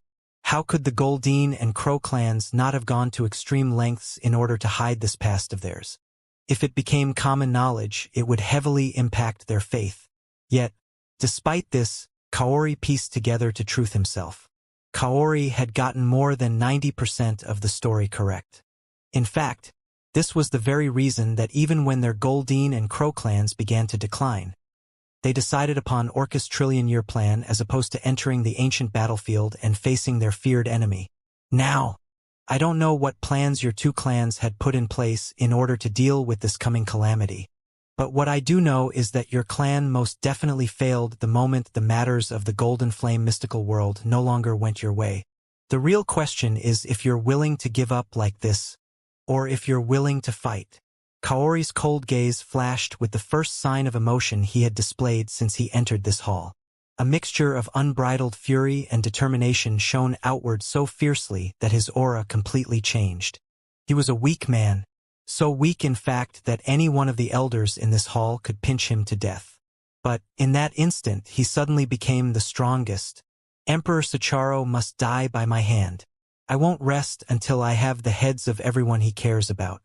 I need to see the despair and rage in his gaze. I want to make him bathe in the blood of his loved ones. And to do that, I need the once mighty Golden Crow sect. Dian stood above the battlefield upon Qinglei's head. The latter remained absolutely deathly silent. He could feel the turmoil in Dian's emotions and suddenly found it difficult to breathe just allowing him to stand on him. Compared to this repressive aura, the restrictions of the immortal plane were nothing but a joke. It seemed as though enemies were converging from all sides. The only saving grace was that dwarven territory was located toward the very northern edges of the eastern region. As a result, they could only be attacked from their south as their back was covered by an endless mountain range. However, even under these conditions, the atmosphere of the dwarven clan was incomparably solemn. They never thought that taking in an invader would lead to such an outcome. Races of all kinds poured in from all angles. Pixies of only half a foot tall, blue-furred apes with twin sets of arms, massive kilometer-long serpents, humans with the scales of lizards. It seemed as though the whole history of the mortal plane was marching to destroy dwarven territory. Still, even with all those numbers, even with all of their moment, none stood within even half a kilometer of Dian and Qinglei. A front line of warriors stood silently, the fear in their eyes palpable. They had come to destroy, yet they didn't even dare to take another step forward. Many of them wouldn't dare to provoke the dwarves on a normal occasion. Unfortunately, individuals far more powerful than they were urged their action. They had no choice but to take this step forward. If they didn't, the only path left would be death. The ancient battlefield didn't have dragons. With their sovereignty, dragons would rather choose death than enter this prison. All they had to base the legends upon were the wyverns that treated the mountains as their home. However, this didn't do what they were seeing before them now any justice. This wasn't to say that wyverns weren't dangerous. Wyverns were at least 70% of the reason why no one dared to casually cross the mountain ranges that separated the regions. If the wyverns were to all come together as a collective, they would form the 13th Overlord clan. However, even they could not touch the majesty of the beast before them now. Qinglei's body snaked through the skies for 10 kilometers. There wasn't a single segment of his majestic form that wasn't covered in black scales that reflected like tempered metal. His large head looked down toward the coming army, his yellow reptilian eyes flickering with disdain as his two horns pierced into the skies. Even his slight breath seemed to scorch the clouds, his menacing glare sending shivers through the hearts of those below. If this dragon was so powerful, just what kind of existence was the man who stood atop his head? A silent stalemate was formed as the armies slowly approached. Qinglei was a massive deterrence, but he alone could never strike as much fear in their hearts as the collective order of the 12 overlord clans. Even if they lost their lives, they had no choice but to step forward. Soon, the skies began to fill themselves with the main characters. The Supremes began to appear one after another, followed finally by the Overlords. Even Lords could only stand on the ground below. Overlord Sadon, Overlord Fridus, Overlord Gilpin. If you obediently hand over your heads along with this boys, we will give your dwarven race a path to survival. If not, you can consider this your dwarven race's last day. The 3 overlords of the dwarven race had yet to appear. Overlord Afra, you seem to be very happy with this turn of events. A sneering voice stepped out from a warp in space. To think this is the very same Overlord Afra who would dare to breathe too loudly around us. The one who spoke previously was none other than the one overlord of the centaur race. Her lower half was matted in pristine white fur and silver hooves, while her upper half hung freely, revealing a set of 2 perfectly shaped breasts that looked no different from morning dew dripping from a green leaf. The only thing separating the two was a bowstring strapped across her chest. If one ignored the fact her lower half was that of a horse, she was an exquisite beauty who didn't seem to care for cultural norms. Who would dare question the decency of an overlord anyway? In reality, though, this was simply the way of the centaurs. Aside from the times they wore armor, they strode around the world bare. This was the case for both their men and women. It was clear that Afra didn't believe she needed armor for today. This wasn't going to be a battle. It would be a slaughter. In that moment, the 3 overlords of the dwarven race finally appeared. Despite the situation, they seemed unperturbed, but the emotions flickering in their eyes were clear for anyone who paid enough attention. It seemed they really thought they were finished this day. Is there anything to be proud of about having superior numbers? If I only had to fight just one of you, I would have nothing to fear. To dare say these words to me after throwing away millennia of mutual cooperation to slaughter all of my kin. Her eyes reddened with rage. You deserve death. Overlord Afra obviously didn't come alone. The only ones who could handle overlords were other overlords. This was the main reason the centaurs were never a match for the dwarves. However, this also made the solution easy. Simply send more overlords. 5 more appeared by Afra's side, causing the 3 overlords of the dwarves to grow serious. It was obviously not a problem to deal with or even kill Afra along. But this was troublesome. Overlord of the 6th-ranked pixies. Overlord of the 5th-ranked fawns. Overlord of the 4th-ranked crown serpents. Overlord of the 2nd-ranked black devils. And the last, it was a winged man. Upon first glance, he looked no different from an angel. But it was obvious to Diane that his bloodline was nowhere near as powerful as that of an angel. However, he did have a very strong pure aura that radiated with holy will. His eyes were golden, his hair was golden. Even his skin was golden as well. They called themselves the deity race and were ranked first below the 12 overlord clans. They looked more like mechatronic bots than a living, breathing race, completely without emotion or expression. Since you have chosen to reject my kindness, I will slaughter each and every last dwarf. I'll strip them of their skin and have them decorate the tombs of my fallen kin. I'll make certain that you regret your actions even in your afterlife. Overlord Afra's shrill voice shook the battlefield. The strength of a Chi-Path overlord was nothing to look down upon. An expert of this caliber could rule the mortal plane with their lone fist. Devour! Diane's voice was soft. Compared to the high-pitched shrieking of Overlord Afra, it was subdued beyond reason. Yet, the moment he spoke, the battlefield seemed to collapse. A surge of soul chi the likes of which these overlords had never felt before swept through the battlefield. Agonizing screams overwhelmed the echoes of Overlord Afra's rage, swallowing them whole as though they meant nothing from the very beginning. One after another, warriors began to collapse. First it was just a handful, then it quickly became dozens, then hundreds, then thousands. The devoured chi rushed out. It became so dense that the usually invisible chi began to flow with a fierce golden hue, swirling into the skies as a sphere above Diane's head. Cheng-Lei, Diane said emotionlessly. A roar shook the skies. Ancient trees that had stood for millions of years collapsed one after another under his might.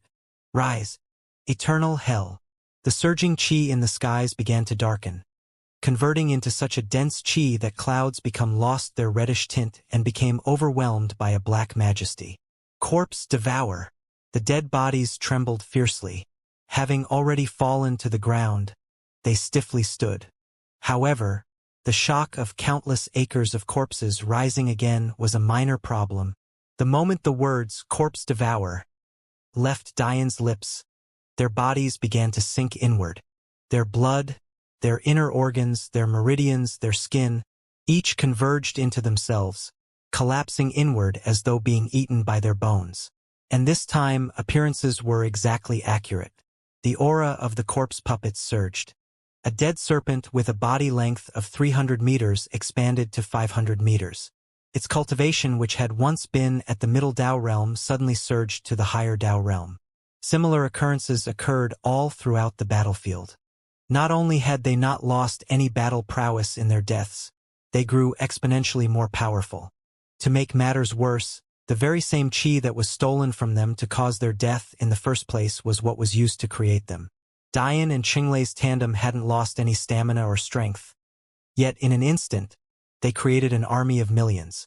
Black skeletons emitting dense black qi all simultaneously maneuvered an about-face. The clicking and crackling of bones sounded as the corpse puppets roared animalistically into the skies. This turn of events was simply too devastating, and it only became worse as the corpses began to reap one life after another, growing the number of their army. Refining corpses was supposed to take time. If they were used directly after their death, they'd be much weaker than they had been back when they were alive. However, Diane had already reached the one with self-realm of devour. The technique became no different from clay in his hand. Using the bones of the skeleton as the origin point for the technique, making use of the strong bodies of the ancient battlefield population to make their corpse puppets stronger, these things were too easy. In the next moment, hundreds of corpses appeared by Qinglei and Diane. However, this time, they weren't from the coming army, but were rather the very centaurs they just slaughtered. For supreme corpses stood at their helm, following closely by dozens of lords and hundreds of higher existences. Overlord Afra's expression flickered from pale to red to green. Her heart trembled so fiercely that blood leaked from her lips. "Stand back." Diane's cold voice was very clearly directed toward the three dwarven overlords. "Today, I really want to kill." Space shook and shattered as four more beasts appeared by his side. The four beast babies had grown considerably. Maybe if it wasn't out of habit, Diane would have long since stopped calling them babies at all. Bibi had fully grown into her celestial deer form. Her limbs brimmed with a powerful force, causing the air beneath her hooves to solidify. Her body glowed with a golden light, a supreme celestial will twinkling around her like stars in the night sky. Diane had gone not only purified her bloodline completely, but he mutated it with the Lux clan's light Qilin bloodline. This not only made Bibi's inherent magic affinity more potent, especially in the vein of light magic, but it also made her speed reach an unprecedented level when coupled with the celestial deer's wind affinity. Sen's appearance made the four-armed apes in the enemy army tremble in fear. His white fur glimmered with a royal blue luster that formed an armor of diamond. His bestial form had grown two tusks that seemed ready to tear even a dragon limb from limb. Not only had Diane purified his bloodline, but he also raised the diamond-skinned ape bloodline he gained from the golden flame mystical world to its utmost. A single swing of his rod could level planets and eat suns. He was completely unlike he had been in the past. Lin Lin exuded an ancient aura. Her beautiful black shell was etched with runes of silver and gold, radiating in the skies like an unmatched treasure. Her shell alone was comparable to a venerable grade treasure. Nephilim territory was indeed worthy of being known as the oldest of the mortal plane. The ancient Qi Lin Lin managed to absorb from them was responsible for the power she wielded now. Finally, there was sheer. If one wanted to measure intimidation alone, the crimson slaughter qi that violently whirled around her body was without competition. Blue devil flames raged from the depths of her vicious gaze. She felt Diane anger the most. She wanted nothing more than to help him vent his fury. The bones in her body crackled. a roar the likes of which forced even the overlords to take a step back, escaping her lips. A black exoskeleton seemed to form from thin air, descending down the length of her spine and tail before covering the front of her front and hind limbs. A sharp shing resounded as her claws and exoskeleton morphed into one. All the sanity vanished from her pupils, replaced by nothing more than a will for slaughter. Little Chibi bobbed over Diane's shoulder, her adorable appearance hidden beneath her heavy black lid. It seemed she had no intention of coming out. She was entirely focused on using the dead to pave a path forward. Below, the agonizing screams and cries for help of the armies below sounded. But, unfortunately for them, their 6 overlords didn't dare to budge an inch. Their attention was entirely focused on Diane. They didn't even dare to spare a glance toward the 3 dwarf overlords any longer. 9 times, Diane muttered. 9 times. He didn't know what these words meant, but they fiercely rung in his ears, unwilling to allow him to think of everything else. For some reason, every time he thought it, an image of one of his wives would flash in his mind, only enraging him further. Chenglei's mouth opened, a surge of violent chi swirling in from the surroundings. An ever-growing ball of black flames surged as he cocked his back, his throat expanding violently. Baibi muttered a few words beneath her breath. In tandem, a massive crystalline array appeared before the ball of black flames. The expression of the 6 overlords completely changed. The only one who seemed uncaring for the situation was the overlord of the deity race. Yet even he was quickly gathering his strength into his fists. Azura, what was already a prison became a fiery hell. Diane's words became like a death sentence. Spears of flaming black descended from the skies. Retaliation seemed completely futile. The runes on Lin Lin's back glowed fiercely. Every utterance that left her lips blocked another oppressive strike of the 6 overlords. A single word dispelling an attack that could destroy words. Sun beat his chest, his rod slamming into the ground. Waves of dense earth chi caused the ground to form violent tides, as though it was no different from the dark oceans of the ancient battlefield. Shir's claws extended, a fiery blue flame coating them as she drew her palms across the skies. Space was torn apart as though it was nothing more than a thin film of paper. It was at that moment Chang'Lei released his dragon's breath. Those of the ancient battlefield could be said to have long forgotten the might of the dragon race. However, on this day, they would be reminded. Baibi's crystalline array accepted the destructive wave, concentrating it into a single point at that blasted outward and covered the skies. The figures of the 6 overlords were complete engulfed. Dian stood above it all like a god passing judgment upon his subjects. His gaze was completely devoid of emotion as hundreds of kilometers of landed were blasted apart and turned to ash. Even a good portion of his own skeleton army was destroyed in the wake of this strike without a care. This time, there were no pitiful screams or cries for help. There was only death and destruction. By the time the figures of the 6 overlords were revealed once more, over half their army had been wiped out, while they themselves were in a sorry state. Overlord Afra breathed heavily, her once flawless skin singed in several areas. Her expression flickered violently as she looked toward the destruction around her. Even to now, Dian had yet to raise so much as a single finger. But she soon regretted thinking this thought, because in the next instant, Dian disappeared from Chenglei's head, appearing before her to throw out a strike that seemed intent on destroying the world. Dian fists and kicks fell like a torrential rain. Overlord Afra furiously fought back. Her 6 arms seemed tender and without strength, but each held a power capable of obliterating a solar system. "Are you all just going to do nothing?" Afra roared. Chenglei's attack boosted by Baibi's array had been powerful enough to threaten them, actually. However, it wasn't enough to put them in an unrecoverable situation. Their injuries were minor at worst. There was no excuse for her to be fighting alone now. The 5 overlords hesitated, but they knew they had no choice. What other option was there? To go back and be killed by the 12 overlord clans instead?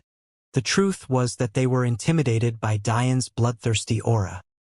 His visage seemed expressionless, but a light in his eyes danced with the will to tear them apart.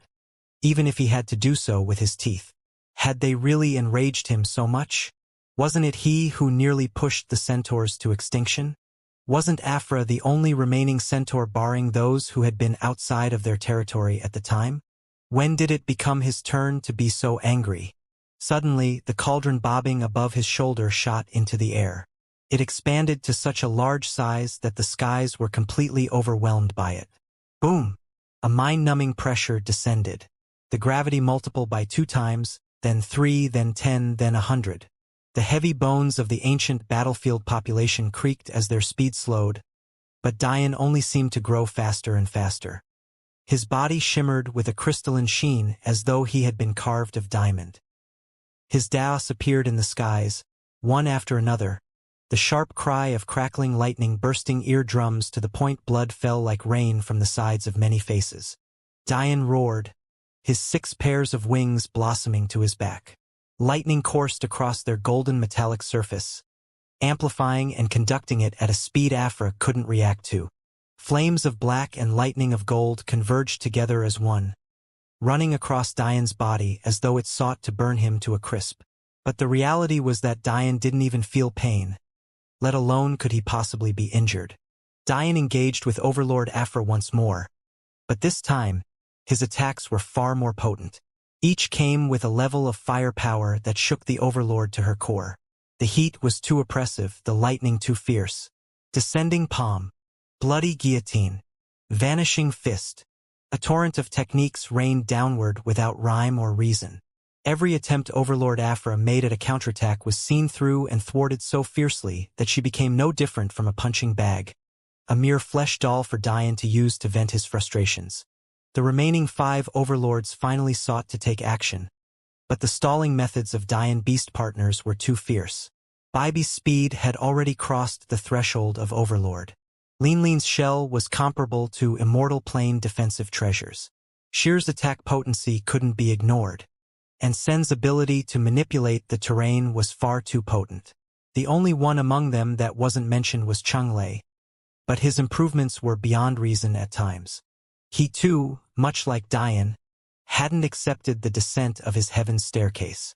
But there wasn't a single moment he hadn't spent improving himself. In the past 80 years, Dian often entered the realm in order to concoct pills. He felt the pressure of doing so in such an environment improved his control and his ability to find the minor flaws in his refinement process. Every time he entered, these 5 would follow him, but Chunglei could be said to be the most insane of them all. During the first few attempts, he would only silently endure much like he had the first time. However, as time progressed, he began to forcefully circulate his qi, purposely injuring himself with immortal-grade qi. It wasn't just his body, but also his soul. Then, he would rely on Dian's half-immortal-grade pills to heal himself. This sort of savage treatment brought the realms of his body, soul and qi far beyond their normal limits. Even without accepting his heaven's staircase, his strength grew exponentially. Even now, with just his body, he was no weaker than a supreme. Thanks to his connection to Dian, his had comprehended star qi in just 80 years and his senses were at the bottleneck separating divine sense and immortal sense. However, these were only minor in comparison to the true root of his strength. After learning the importance of perfecting his constitution before transcending, Chunglei, who had once arrogantly ignored his constitution, treated it like his treasure trove. He vastly improved, relying on Junior's expertise to carve out a smoother path for himself. He knew what he needed to do. If he wanted to avoid the fate of being mediocre on the immortal plane, he had to carve out his own path, a path that didn't just rely on the sovereignty of the dragon race, but didn't entirely ignore it either. Orcus failed to ever gain a higher existence corpse puppet for himself, but that was because he was too weak to kill higher existences without the assistance of his undead. However, Chunglei would be different. He would be a necromancer that could stand on the front lines along with his puppets. He and Dian together would strike fear in any battlefield they stood upon. He would follow Dian to the ends of everything. He would reap the lives of anything that opposed him, even if what was to be reaped was the martial world itself. Chunglei's roar disoriented the overlords.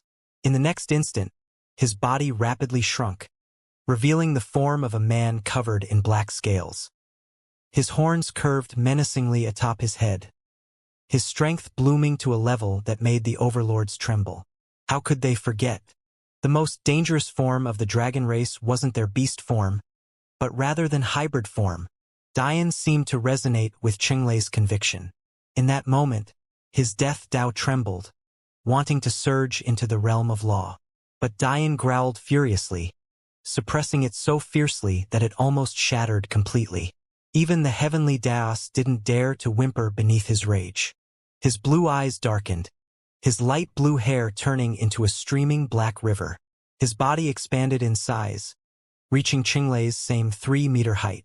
Black scales sprung all across his body, 2 horns just as menacing as Qinglei's own springing from his head. The resonance of Dian's roar deepened. It was as though he had truly become a beast. That very handsome appearance that had maybe stopped the overlords from feeling the fear they should have vanished. Their knees trembled, their hearts quaking as a demonic chi surged from Dian's body. The Dragon King sprung from his wrist, forming a long, slender black pole that stretched to his side for 5 meters. One would think that was it. Maybe this fearsome character wanted to use some odd pole art. But the next change only made their hearts tremble fiercer. The long staff began to slowly change. The ominous curve of a glistening black blade began to etch itself into existence inch by inch. It crackled under the intense heat of Dian's chaos flames and shone under the bright flashes of his lightning Dao. The curve of the scythe became long to the point of being obscene. Dian held out the 5-meter polearm to perfectly perpendicular to his side, yet to curve so viciously that the very end of its blade only ended a certain distance beneath Dian's feet. Dian's golden wings were slowly taken over by his black flames, their golden sheen darkening into a dense, deep obsidian. They expanded along with his size, spreading through the air along with his scythe. Dance of the Devil, a murky night. Dian lifted his arm, joining the battle in tandem with Qinglei. His strikes were swift and ethereal, disappearing into the fog of shadow and reappearing like the sound of thunder. The claps of sonic booms resounded through the battlefield, blasting craters into the ground below. The Black Devil Overlord trembled at Dian's appearance. How could he not recognize the root of his bloodline, the demon Qilin? He was suppressed so severely that he was the first to suffer a tragic injury. Dian's scythe cut down the length of his shoulder, ripping a part of his torso and taking with it half his leg down its length. An agonizing roar shook the skies, but he didn't even have the chance to recollect himself before Qinglei appeared to his side, following up Dian's attack as though they shared a shadow. His claw-like shot forward, ripping out a piece of his face as though the black scales that acted as his protection meant next to nothing. Dian swerved in from Qinglei's back, following up the attack with yet another swivel of his scythe and taking out another arm. The Black Devil Overlord could only turn to run. His race was ranked second below the 12 Overlord clans, yet he was actually the first to end up in such a sorry state. However, even if he wanted to run, would the Draconic duo allow him? The other overlords tried to stop it, but it was already too late. Qinglei appeared in his escape path, shooting a clawed kick toward the latter's head. Dian appeared to his back like a ghost, utilizing shadow escape from Orcus Legacy on a casual whim. His body became no different from a wisp of smoke, vanishing and appearing as it pleased. With a thought, a fist tore through space, aiming for the back of the Black Devil's head. Boom! The 2 attacks landed at once. The skull of the Black Devil was actually so strong that he didn't die instantly. Instead, the sickening sound of his bones cracking and his brain turning to mush sounded through the battlefield. Like a bursting rain of flesh, blood and bone, his headless corpse fell to the ground. There was no doubt that the Black Devils had incredibly robust bodies. The Overlord was so heavy that when his corpse contacted the ground, it tore its way through, falling for hundreds of meters through the tough earth before finally coming to a stop. Dian and Qinglei roared into the skies as though announcing their war kill. The thumping hearts of their enemies rushed through their ears like steroids pumping through one's veins as they surged forward once more. Their minds were filled with thoughts of murder and slaughter, of flesh and blood. Nothing would satiate them. Maybe even killing was not enough. What did you just say? They're dead. They're all dead. The ancient battlefield was a land with one season. In fact, there was no such thing as day and night either. Every day was a dark red. It never became too dark, nor did it ever become too bright. Yet, this area was somehow a winter wasteland. The ancient trees were without leaves, the mountains were covered in white caps, and the soil beneath their feet was nowhere to be seen, buried beneath a sheet of snow. There was only one territory in this prison like this, the territory of the Ice Phoenixes. Unlike when he had done so simply for saving face, the Ice Phoenix Overlord usually spent his time in his human form. He truly looked no different from a man carved of ice. A handsome visage beyond compare, frosty sapphire pupils and ice-blue hair, all adorned in a robe so white it was almost blinding. Was sending 6 overlords really not enough? The Ice Phoenix Overlord frowned. Among the overlords of the Phoenix clans, he was actually of quite low status. If not, he wouldn't have to deal with this seemingly trivial matter. In reality, the 12 overlord clans didn't really care about the dwarves. Though the Phoenix clan tacitly agreed with his actions, they didn't take an active part either. To those 12 overlord clans, all existences below them were nothing but ants. The truth was that even among overlords there were separations. In fact, these separations could become very large. It wasn't as though overlords were a new cultivation realm, because they weren't. What separated out most overlords was in how many facets they entered the overlord realm in. Madeline, for example, had entered the overlord realm with her comprehension, one of the 4 facets. However, there was still the body, soul, and chi facets remaining. Though none in the history of the ancient battlefield had ever managed to reach perfection in all 4 facets, the true overlords of the ancient battlefield were those who had managed to reach this realm in at least 3 facets. Of these overlords, there were 13, and each and every one of them came from the 12 overlord clans. This was why they reigned supreme over all others. However, even aside from these 3-facet overlords, there were still 2-facet overlords. This Ice Phoenix Overlord was a mere 1-facet overlord. Of course, he was still fairly young, which was why his status was still decent. But in comparison to the others above him, he was still lacking. This was a reality that he could only accept. Overlord Asselin, we cannot tell for sure what happened. But what is certain is that the dwarves suffered little to no damage. In addition, there's a dense death chi over the battlefield. If we had to guess, there must have been some strong necromancer hidden within the dwarven clan. Either that, or they had some hidden treasure with deep roots in the path of the death chi. Overlord Asselin's frown only deepened at these words. Necromancy? Neither the elves nor the dwarves have ever delved into such a thing. After a few moments, he waved his servant away. Allow me some time to think. Since this was such a resounding failure, instigating those clans to act again will only cause them to rebel. Even if they are nothing more than ants, this isn't the time to be dealing with such troublesome matters. Yes, Overlord. The servant bowed deeply. This servant only has one more matter to report. Speak. There's been movement on the flat plains once again. Again? This is the 2nd time in a little over 100 years. No? Yes. Last time it was a boy of unknown origins who crossed the flat plains and entered those untouchable lands. However, we lost track of him before we could take action. Unfortunately, it happened again this time. The same boy. No, it's someone different this time. He should be an invader as well. Did you follow him as instructed? We did, but we lost him as well. It seems that those who dare to enter that place without a plan died of their own foolishness long ago. Those who dare to do so now are entirely confident in their abilities. The problem is that their strength that baffles me. Last time, the boy was a mere celestial realm pup even this lowly servant could kill with a thought. This time, though the boy is slightly more powerful, he is only of the Tao realm. Their ability to disappear under our noses doesn't make sense. Though the previous matters tilted the Overlord's mood in an unfavorable direction, this did so as well to a far more severe degree. Of the ancient battlefield, only those 13 dared to venture into that region. And even then, they only ventured its outskirts, not daring to enter too far. These two boys were really too peculiar. There is good news this time, however, esteemed one. Learning from our previous failure, we focused on tagging his chi signature. As long as he exits that volatile region, we'll be able to pinpoint his location immediately without issue. By then, all of his secrets will be yours.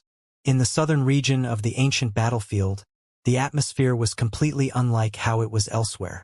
There were well-built cities, beautiful stretches of man-made rivers, and even the semblance of blue skies up above that looked so real it was impossible to tell it came from an array. At one particular city, an imposing woman with beauty beyond words took command. She stood in the skies, her violet hair gently wafting an intoxicating fragrance that made one's bones go soft. Yet those below, listening to her commands, didn't dare to look on for too long. This woman was an overlord. Not only that, but she was the wife of their emperor. Even if they were 100 times bolder, they wouldn't dare encroach upon her dignity. Once she finished giving her orders, the armies moved out once more. Over the past few days, they had seen an overwhelming spike in their success. It wasn't that they had gotten stronger, but rather that their enemy seemed far weaker.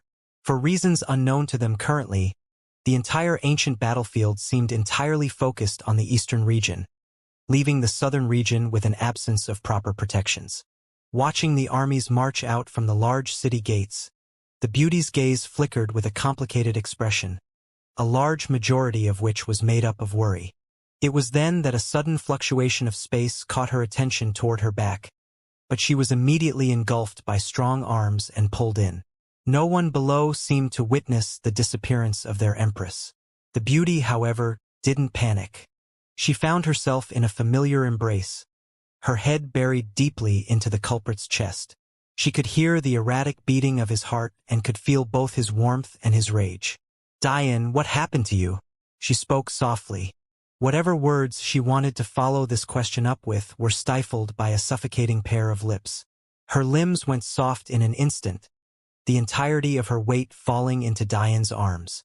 Her ample chest pressed into his sturdy frame, her lower abdomen heating up as a steadily growing rod pushed more and more strongly against her. "Madeline!" Diane cupped his wife's face, feeling her delicate, soft skin sink into his sturdy hands. He almost felt appalled sullying her in this way. "Don't ever leave me, okay?" Madeline's heart trembled at these words, her eyes inadvertently tearing up out of her control.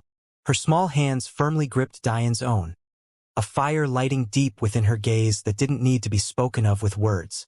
"What happened?" Diane began to slowly explain what had occurred over the past several weeks. "Is Ree in danger?" Madeline asked worriedly. "I can't tell what the motives of the World Tree is. I'm not even sure if it is the main culprit behind all of these things. Its motive really is too obscure." Madeline bit her bottom lip. Right now, a lot of little sister Ree's strength is reliant on the World Tree and her fairies.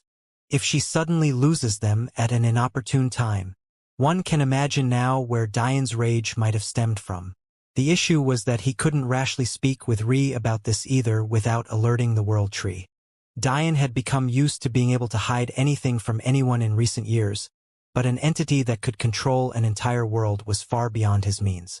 Even if they were separated by an entire world, Diane didn't dare underestimate it.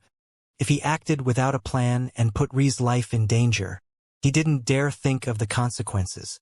His only possible solution was to speak with the old man. Maybe he would know something that Diane himself wasn't yet qualified to know. But would even Abraxas be capable of dealing with the rule of a world? Diane had no idea. Seeing Diane's gaze clouding over with flickering black flames once again, Madeline closed the distance between them and hugged him with all of her might. "If anything happens to Ree," the hoarseness of Diane's voice was so pervasive that it sounded no different from a beast's growl. Madeline could feel every fiber of his being. She knew well how close he was to imploding. If it wasn't for the fact he cared for her just as much as he did Ree, maybe he already would have. Madeline's intelligent gaze flickered in Diane's embrace. She remembered years ago, just when Diane was taking his celestial tribulation, the hamster twins warned her not to say too much. She could somehow see through things that Diane could not, despite her knowing that Diane was more than intelligent enough to deduce what she had with ease. But now, hearing the flurry of thoughts going through Diane's mind, though some doubts were solved, some others deepened by several levels. What she was certain of was that there were 8 women in Diane's life that he would destroy everything if anything should happen to. Though Diane didn't admit it even to himself, she knew well who these 8 women were. If something should really happen to let alone the world tree itself, Madeline didn't have any doubt in her mind that Diane would bury its entire world along with her. The ruler of a world? Was that something capable of stopping her husband? Madeline suddenly blinked in confusion at these out-of-place thoughts of hers. She had always been confident in Diane, but why was she suddenly so certain that the world tree was an ant before him? Madeline cleared her mind. Pulling away, she grabbed Diane's wrist and led him deep into the city's central mansion. The mansion's master bedroom was filled with a subtly enticing fragrance. Madeline lay limply on Diane's chest, her soft breasts waving with her every heavy breath. Though she was filled with a happy glow, there was a conflicting angst that left a bitter taste in her mouth. During the act itself, the couple had been able to forget everything, but after it ended, a familiar wave of emotion hit them. Diane silently clutched Madeline's waist. His grip was firmer than it should have been, as though he was scared she would run away. "How's your cultivation?" Diane suddenly asked.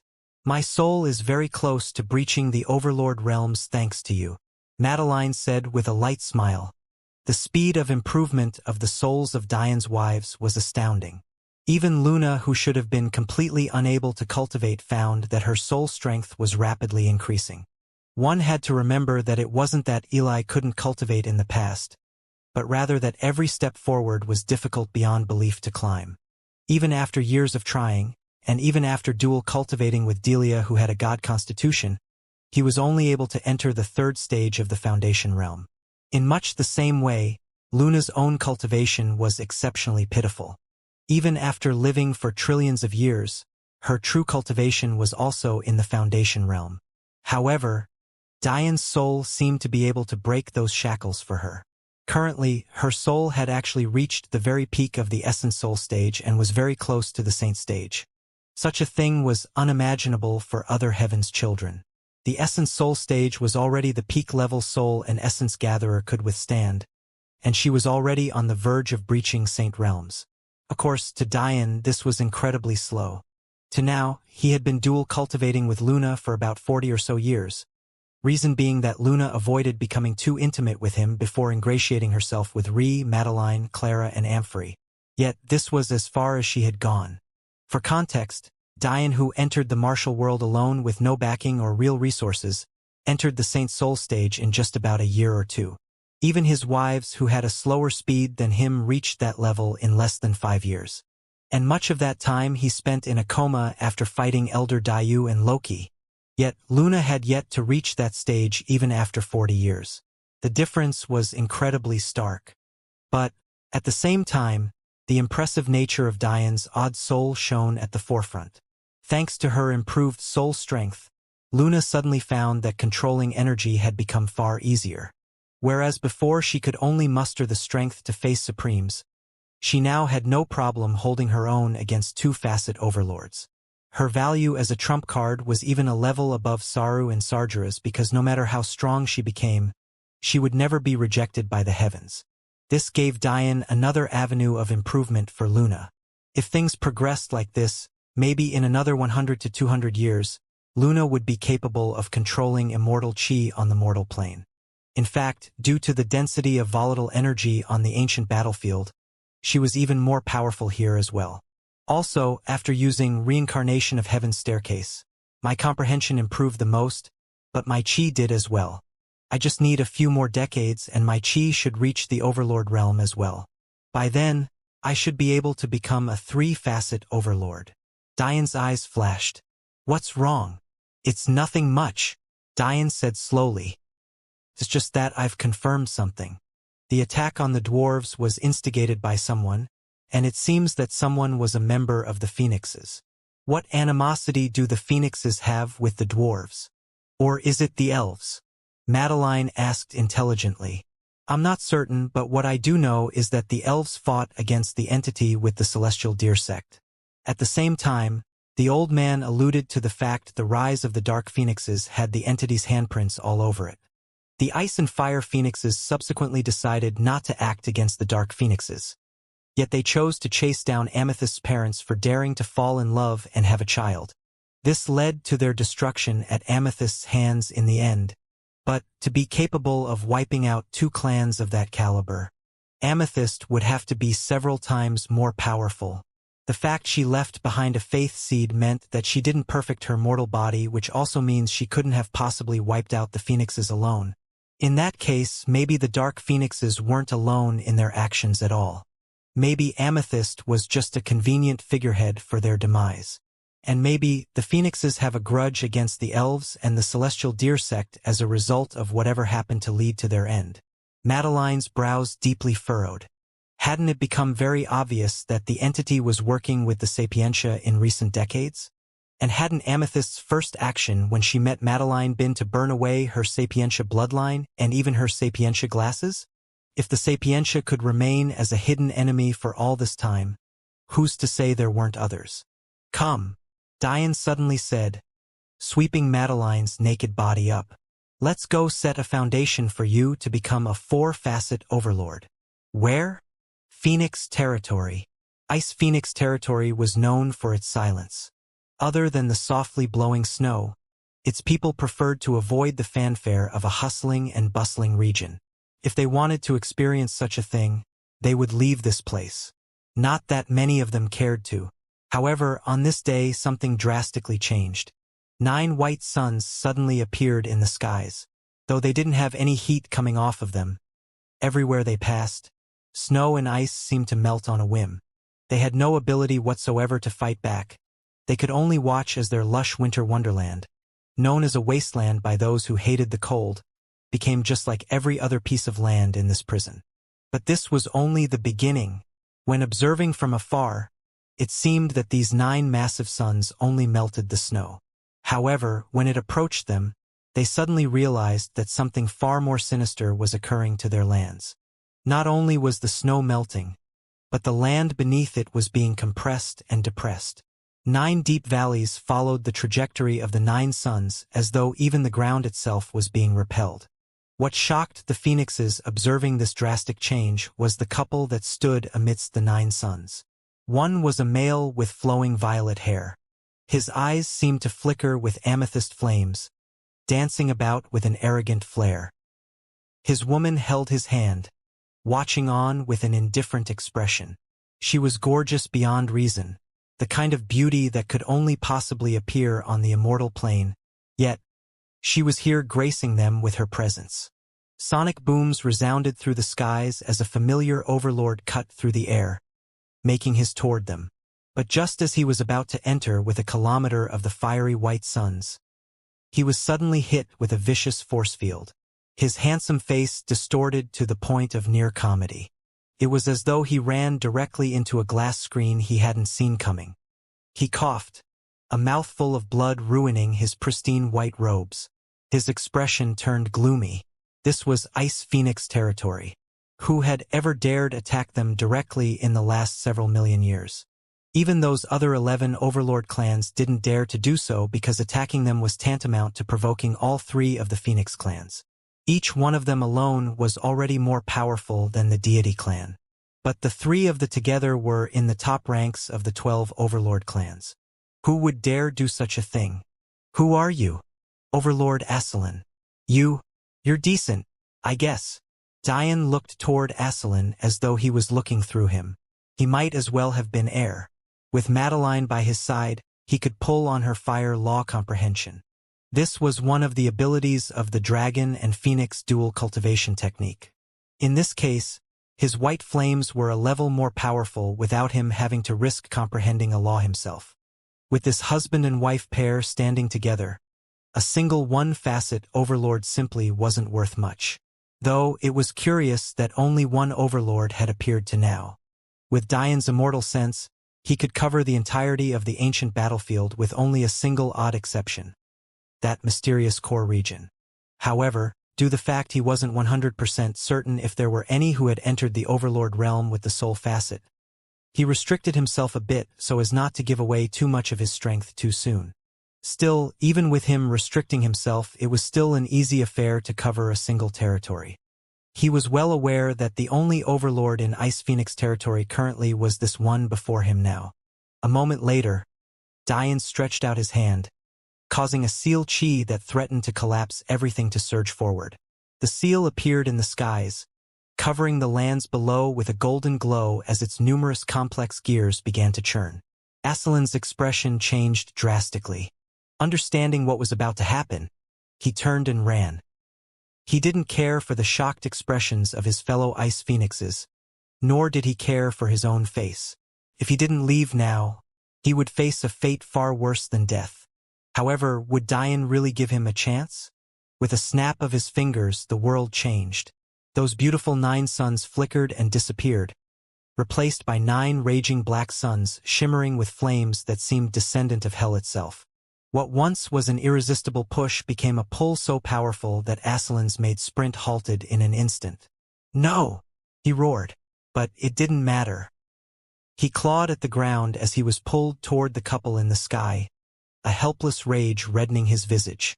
9 golden pillars of sealing chi descended from the seal above, crashing into his body in a rhythm that seemed to resonate with heavenly laws.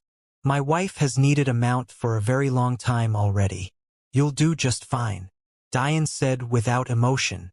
Aslan was forced out of his human form, the gorgeous image of an ice-blue bird flickering into existence. "You dare do this to me?"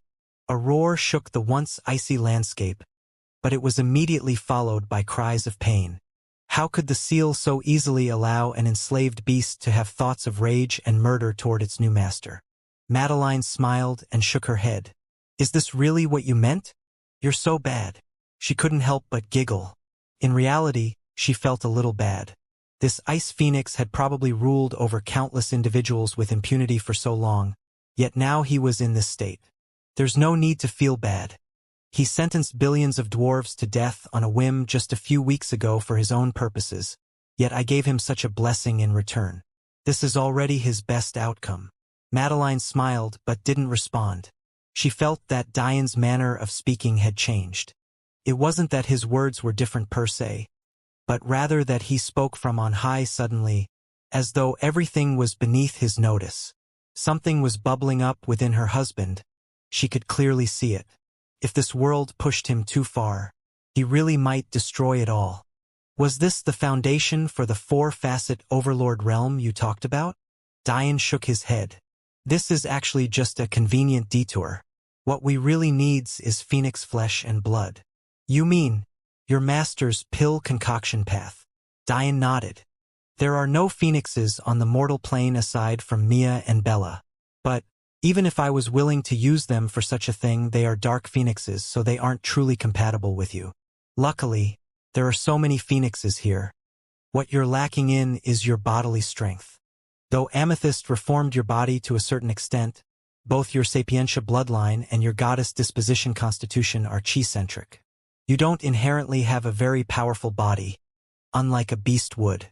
So, reaching the Overlord realm with your body will be very difficult for you.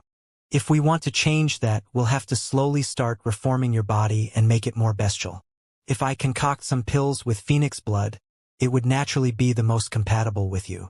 At that time, reaching that realm in all 4 facets won't be impossible." "But," Madeline's brow furrowed, "I have a feeling that there's a reason no one has reached 4 facets before. It's likely that the heavens simply don't allow it." "I agree. I don't believe that, in the history of the ancient battlefield, there was no one capable of such a feat. In fact, I believe there are 2 possibilities. The first is that we are wrong from the very beginning, and that there have been individuals who have succeeded." "You mean they've been purposely erased from everyone's memories?" Dian nodded. "It's not impossible. The unicorn corpse puppet I gained from Orcus was forgotten by me many times despite my having the seal.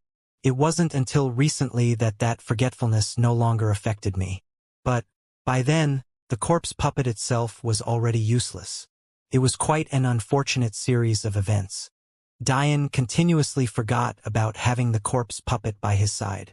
And by the time his soul was strong enough such that the seal improved to the point of this forgetfulness fading, the corpse puppet was already of no use to him.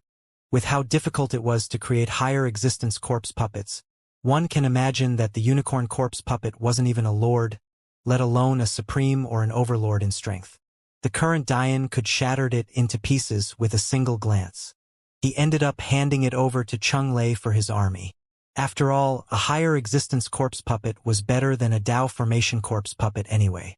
If the first option is true, then it likely means that the four-facet overlord is a ray of hope left behind by the heavens, which makes sense. After all, though these are failed clans, the generation that failed died off long ago. It's not fair to punish their descendants with absolutely no way out. In that case, those who were forgotten likely reached the fourth facet and transcended. Or maybe there is another secret we're unaware of. The second possibility, though, is much more complicated. In case that it's true, it means the heavens are completely opposed to the existence of a four-facet overlord. But why would that be the case? Madeline asked thoughtfully. Is it because the four-facet realm is beyond what a mortal body can endure? I think the truth actually may be hidden within Inner World, Sanctuary. It's the most complex cultivation technique I've ever read, to the point where it's deliberately precise about its every detail. In fact, due to its understanding of its complexity, it's very forgiving at the same time, being the only cultivation technique I've ever known to allow its wielder to return to their foundation and rebuild it anew as a stronger, sturdier base. But what's odd is that it suddenly becomes extremely vague when describing the transition between the mortal and immortal realms. That either means its creator was harboring a secret they didn't want anyone to find out about, or maybe even the creator of such a mighty technique had no idea of how to deal with this mysterious realm between mortal and immortal. If BPA saw the current scene, maybe there would be no end to how much rage they felt. A gorgeous blue bird with a wingspan spanning almost 10 kilometers lay chained to a mountain range. Its once vibrant blue flames dwindled weakly, paling to the point they almost became gray. Most ghastly of all, its chest was cut open and its ribcage split, revealing a still beating heart. Dian sat in the skies with a tranquil expression, Madeline sitting silently by his side. On her lap, little Chibi played around like a little girl. Though she didn't have a corporeal form, she could borrow Dian's chi to give herself substance, allowing her to be more than just a spirit. Of course, she could use atmospheric chi to the same effect, but she seemed to like Dian's own chi more. At the same time, she couldn't help but bury her chubby cheeks into Madeline's ample bosom. Concocting pills without little Chibi's involvement was actually more difficult. Many of the advantages of the battle cauldron were lost without her effort. But to the current Dian, whose alchemy foundation had reached unprecedented heights, it wasn't too big of a deal. A trail of ice-cold blood exited a small wound from Overlord Aslan's heart. The wound was so small in comparison to the sheer size of his heart that it was almost as though there was nothing wrong at all. If it wasn't for the long trail like a river floating through the sky that connecting his chest and Dian's cauldron, it would be impossible to tell. Dian wasn't very worried about Aslan dying, though. For one, although he was using hundreds of liters of his blood, considering Aslan's sheer size, this was a mere drop in the bucket. Secondly, he was an ice phoenix. Other than ice will, what he was most adept at was life will. Even if he was several steps closer to death, he would be fine. Despite his state, Aslan's heart was thumping wildly in shock, something that anyone could clearly observe. He saw that his blood was being used to concoct something, but with his depth of knowledge, he could both see that Dian wasn't using runic vein theory, and also understood that Dian was using his soul chi. Since when could flesh and blood be used to concoct pills? At the same time, although Dian's movements were limited and his effort seemed minimal, there was a profound air about each shift of his hand seals that made the Phoenix Overlord tremble. The clouds in the sky suddenly began to rumble. Pill tribulation? One had to know tribulations on the ancient battlefield were countless times more difficult. This was one of the fundamental reasons why ancient battlefield practitioners were more powerful per a given realm than an equivalent expert on the mortal plane would be. If it wasn't for faith, the mortal plane would have never won even a single instance of this war. Likewise, calling down a tribulation was many times more difficult as well. Just what realm of perfection could this pill have possibly reached to call down a pill tribulation even in this prison? Madeline sighed, wrapping her arm around Diane's and leaning into his shoulder as the battle cauldron shot into the skies.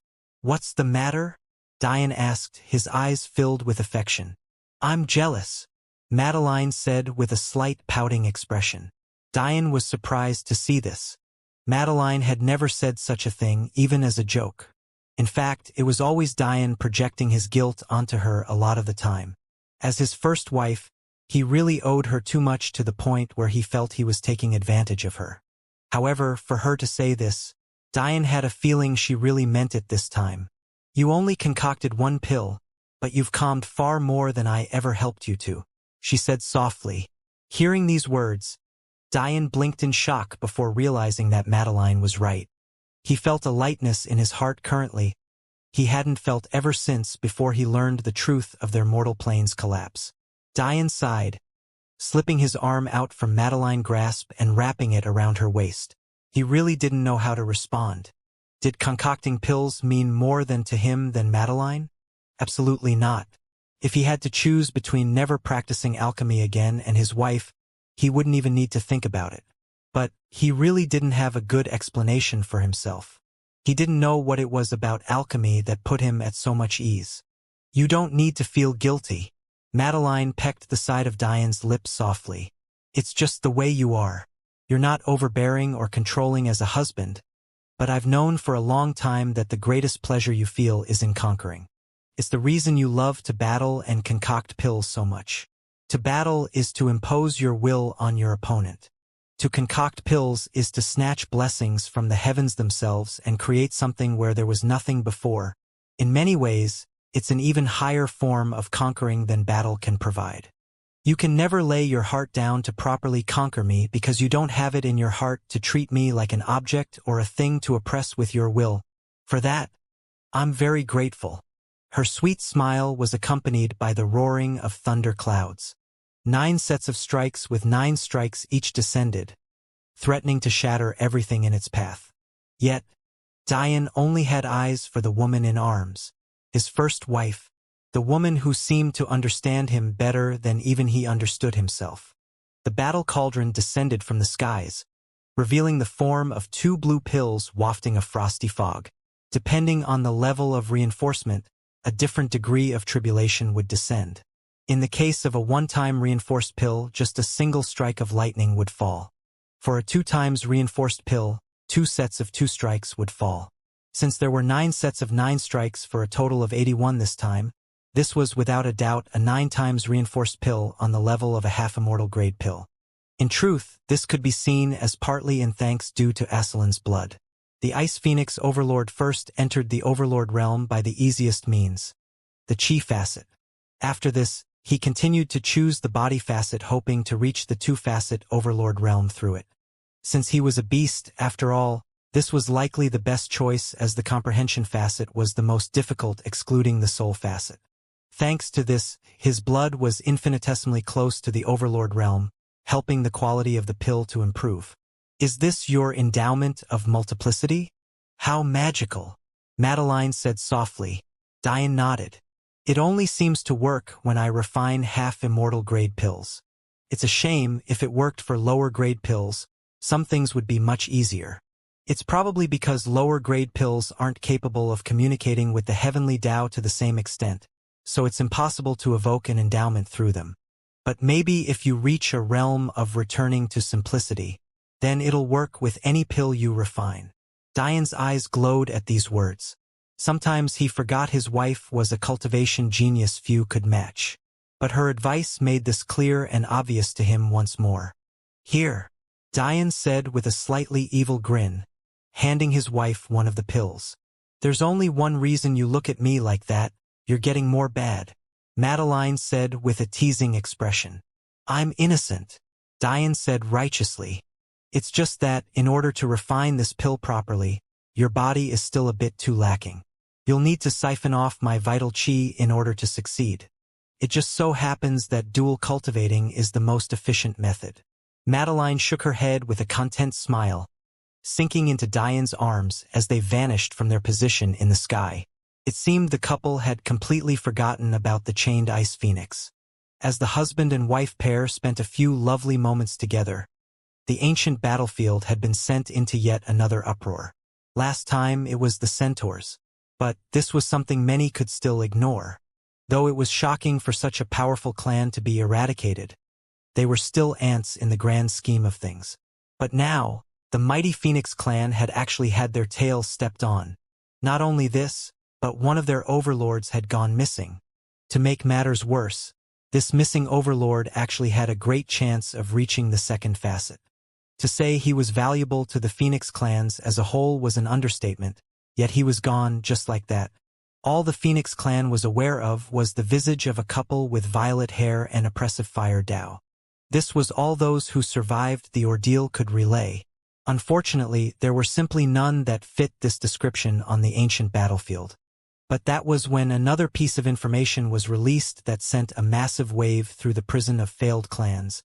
The couple actually gave off the chi signature of invaders. Suddenly, the discourse within the ancient battlefield completely shifted. This should have been their opportunity to leave this prison, to enter the mortal plane once more. However, with each passing day, more and more monsters of the mortal plane were appearing. Wasn't it supposed to be easy for them this time around?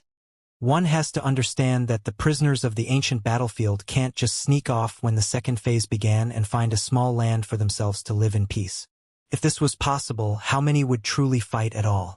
If one doesn't claim a territory during the second phase as a former prisoner, once the second phase ends, you would be fiercely rejected by the heavens, leaving the only result as death. However, how difficult was it to find universe spirits? It was nearly impossible without thousands of years of research and calculations. Not everyone was like Diane and had immortal sense capable of blanketing a universe. What did this mean? The only way to succeed was by using the second phase's rules to your advantage and defeating a ruling clan or sect. Due to the special rules in place for this period, the ownership of the universe spirit would be automatically transferred over. What was the point of saying all this? It was to say that if the enemy they thought was so easily had suddenly becoming so enigmatic and powerful, how would they dare easily descend for the second phase? Once they chose to descend, there was no going back. It was either they grasped victory, or they died a horrible death. For the first time, panic overwhelmed the ancient battlefield, creeping up even into the 12 overlord clans and reaching the ears of the 13 three-facet overlords. Unfortunately, the torrent of bad news kept flooding in. First, it was a blue-haired elf. Then a violet-haired phoenix bloodline human. Then it became a 9-tailed void kitsune. Then a red-haired, crimson-winged angel. Geniuses of a level far beyond what the ancient battlefield could even imagine cropped up one after another, descending them into chaos. Not even 5 years into the first phase, and more than half of the top clans below the 12 overlord clans were completely annihilated. All the while, no one noticed that the southern region was slowly being unified by a power led by races of creatures no one had ever seen before. A mighty race who called themselves the Bronzed, another that called themselves the Cobras, and the final that called themselves the Emperor Dragons. Just what are these monsters? Diane's creations had grown to unprecedented levels in the last several decades. Even their relatively small number had grown significantly. In the past, Diane had had thoughts of finding all sorts of these mutated beasts to improve and better. But as time went on, he learned just how naive such a dream was. Could those 12 overlord clans be completely unaware of these mutated beasts toward the outer edges of the ancient battlefield? Could they possibly not know the effect holy type chi could have on such mutated beasts? The answer was of course not. After so many years on the ancient battlefield, it was impossible for Diane to be the only one to witness this almost magical path. Back then, Diane had only used essence-grade holy type chi to birth the Bronzed and the Cobras. Such a low-level resource meant nothing to those overlord clans who hoarded celestial-grade chis. The main issue with using these created beasts was a problem of their cultivation methods. They had a completely different set of meridian and blood vessel structures. Trying to grow their strength was no different than trying to forge an all-new cultivation path for a newly appeared species. After the female bronzed learned to wield qi, its progress was simply far too slow. If it wasn't for its overwhelmingly strong body, it would have been impossible for it to even think of facing Dao experts like it had in the past. With everyone on the ancient battlefield so focused on improving their own strengths, how could they have time to carve out a new cultivation path all for some auxiliary beasts that may never reach the height they hoped for? If Dian were to be honest, this sort of experimentation was part of the reason for his slow progress in conquering the southern region. Of course, the other, larger part of the problem was the fact the deity clan was located in this region as well. On top of that, the largest portion of the territory was held by 3 of the 12 overlord clans. It wasn't something the him of the past could casually conquer. It was exactly because he knew this that Dian invested his time into slowly raising up these bronzed and cobra. He saw potential in them and he had access to skills even those 12 overlord clans did not. He may have taken a step back by acknowledging their combat strength in the past, but even when he was a celestial, he didn't believe there was a single person on the mortal plane who could match him in alchemy. At this current moment, yet another tribe was being terrorized by the bronzed. Each of them gave off an ancient aura that seemed not to lack even in comparison to the most domineering beasts. Their heads were shaped like that of a bull's, their sharp horns curling with malice. Their bodies were covered from head to toe in beautiful bronze scales, reflecting the sinister red glow of the ancient battlefield. Their 4 limbs vibrated with power, their claws digging into the coarse ground like only an eagle could. Each one of their movements was filled with an arcane danger. Even a gentle flap of their wings sent wind scythes slicing in every direction, making a mockery of the ancient trees that had stood for so long. On another battlefield, the cobras showed their might. While the bronzed may have beautiful, the cobras exuded a deathly aura that consumed everything in their path. The gaze was piercing, their bodies violent, their breath filled with a poison air. Their serpentine lower bodies curled into the tail of a scorpion. A black-shelled exoskeleton followed up their snaking bodies, twisting into 6 scorpion legs that became their armored rib guards.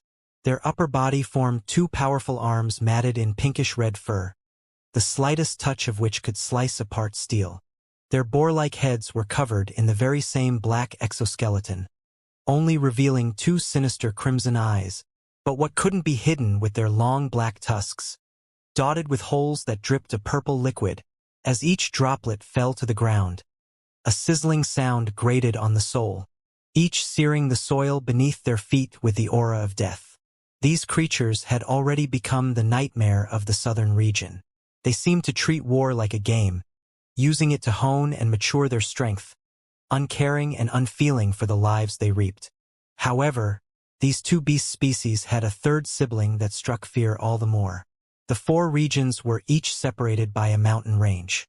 To laymen, this may have been the real reason the regions didn't interact very often. However, to those who dared to risk their lives, the true reason wasn't a mere geological disadvantage, but rather a bloodthirsty creature that treated no one as friend. To the mortal plane, they were known as the failed dragons. They weren't as beautiful or majestic, nor were they as talented or powerful. Even their so-called pride was nothing more than hot air, or why would they ever enter the ancient battlefield in the first place? The wyvern, an ugly beast that was no different from a lizard with wings or a garden snake with limbs. It was a race that had long been obliterated from the mortal plane by the dragon race themselves. Yet, some of their race had suddenly gained a newfound confidence under their new ruler, enough confidence that they dared to call themselves the Emperor Dragons. Dian didn't believe the wyverns needed to be changed, nor did he have some magical ability to change the path of an already established race. What he could do, however, was light the path they needed to follow. What wyverns lacked the most in comparison to dragons wasn't just strength, but rather a proper Dao heart. The wyverns believed themselves to be arrogant, but in reality, they were stereotypical beasts. Despite many of them having high cultivations, their intelligence was lacking, and their comprehension was even worse. Beasts could usually make up for this lack of comprehension with their innate affinities, but the wyverns were both lucky and unlucky in this respect. They were lucky in that their affinities were highly tailored toward their bodily strength. Much like celestial tigers, they specialized in a sort of slaughter chi, but this slaughter chi was much less refined. While a celestial tiger's slaughter chi had aspects of intimidation and mental attacks, a wyvern slaughter chi was a pure physical augmentation. And this was where their lack of luck became clear. They continuously evolved along the path of greater pure strength, but they lacked any sort of flexibility. Wasn't this the very same reason the Titans fell in the end as well? As powerful as he was in the way of alchemy, Dian couldn't just concoct a pill to raise their intelligence. Well, he could, but the issue was the spiritual ingredients needed. They were simply too rare, even for his current level of wealth. What Dian needed to do was find a way to have the wyverns raise their intelligence themselves. But if such a thing was so easy, wouldn't they have already done it? It was then Dian noticed something peculiar. On a day several decades ago, while his clone was on yet another campaign through the ancient battlefield, he released his presence for a matter he had long since forgotten about. However, what he did remember very clearly from that day was how the wyverns reacted to it. Dian noticed faintly that their blood began to boil, vibrating at a frequency that was eerily similar to when he unleashed his own presence. It was then that Dian had an epiphany. Presence, perception, they were mystical martial arts that one could release with just your body and nothing else. In fact, even Dian's own mortal father had comprehended presence and likely even perception without having cultivated a single day in his entire life. This sort of instinctual cultivation, one that relied on the most primitive tool, one's own body, wasn't it perfect for the wyverns? It was then that Dian realized his previous assessment of the wyverns had been too shallow. Their slaughter chi wasn't actually a chi at all, but rather a slaughter martial intent that was passed on through their bloodline. Thinking back to the Pride clan's pool of blood, Dian fell into his own thoughts. Ever since that day, his presence had morphed into something completely out of his expectation. Firstly, it no longer seemed restricted by the strength of his body, though somehow his bodily strength still contradictorily helped to strengthen it. Secondly, he could no longer properly categorize his presence either. Before he absorbed the pool of blood, he had been an emperor-grade presence wielder. But now he had no idea what realm he was in. Was it the god grade? He didn't know. Thirdly, he couldn't detect these changes in his own blood. He thought that maybe there would be some mutation, but his bloodline still followed his Titan diamond body without faltering. It was almost as though the changes made weren't tangible at all, yet their impact was very clear. The point of all this was simple. If even Dian couldn't make heads or tails of what was going on, how could the wyverns who innately lacked intelligence comprehend what sort of secret lay dormant within their own bodies? However, now they had Dian to think for them. Comprehending the Pride clan's blood might have been beyond him. However, the wyvern bloodline was much more straightforward. Instead of being a mysterious martial will that could attack the psyche of an opponent, the wyvern's bloodline was entirely focused on strengthening their own bodies. This was without a doubt the simplest by far. In fact, training them was even simpler. Every day for over a century, Dian forced the wyverns to bow beneath his presence, forcefully agitating their blood again and again. He showed no mercy, even stamping his feet upon their heads and grinding them into the ground. This situation went on for decades. The humiliation was etched into their souls so fiercely that some of them even directly committed suicide. It was a cruel thing indeed, but Dian continued. Dian goaded them with words, each sentence seemingly piercing directly into their hearts. Finally, on one faithful day, one of them finally snapped. A mighty roar escaped its lips as land for hundreds of kilometers was completely leveled. However, the result left Dian without an ability to laugh or cry. He could only look on with what must have been a hilarious expression.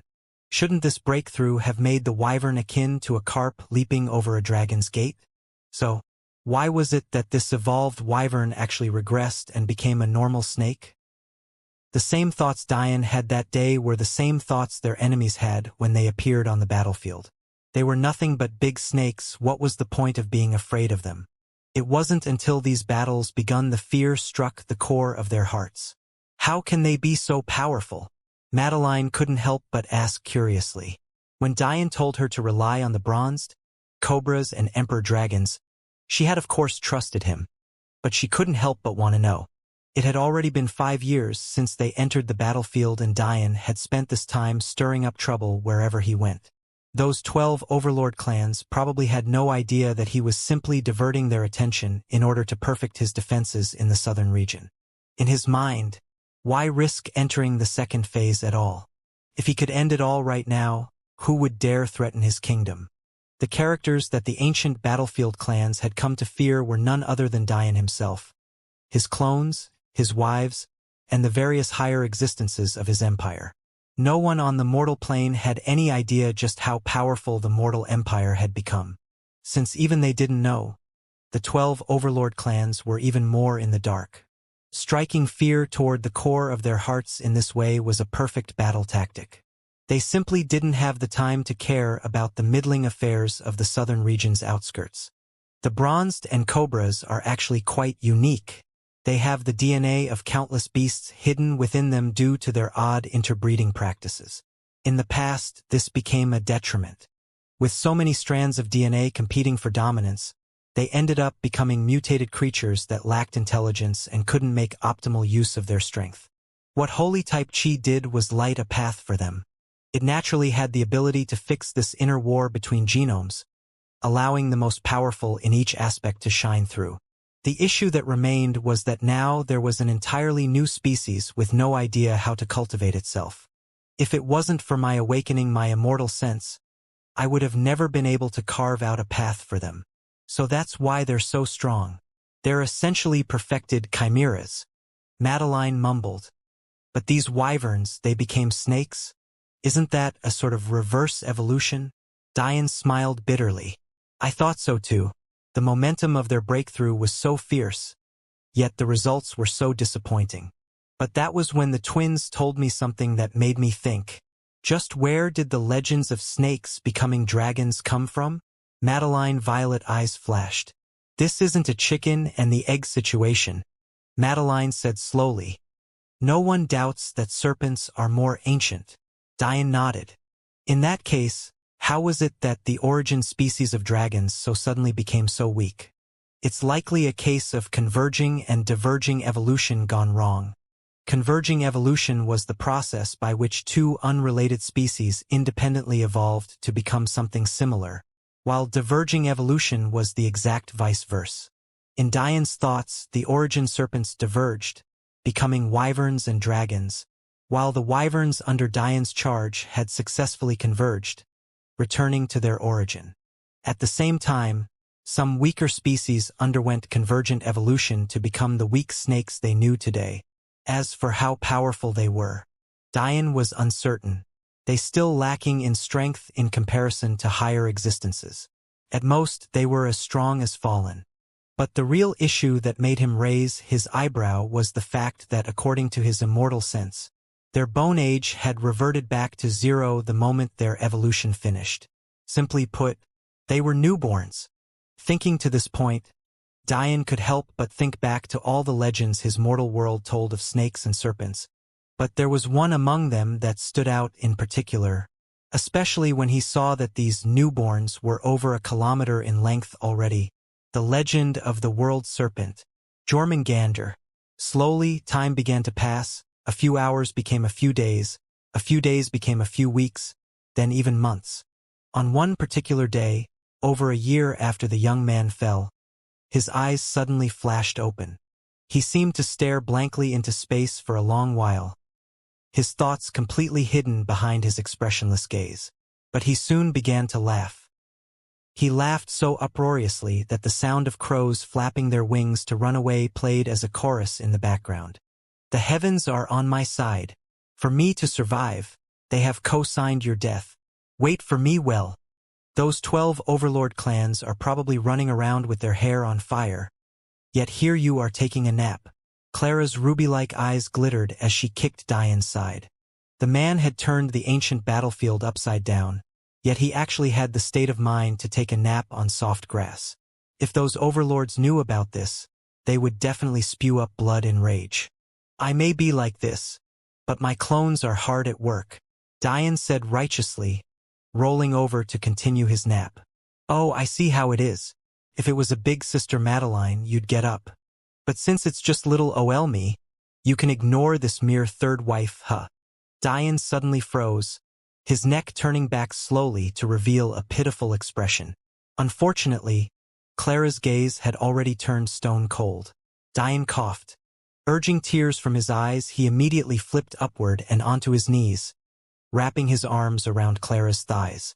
My lovely wife, don't be like this. Don't you see how pitiful I am?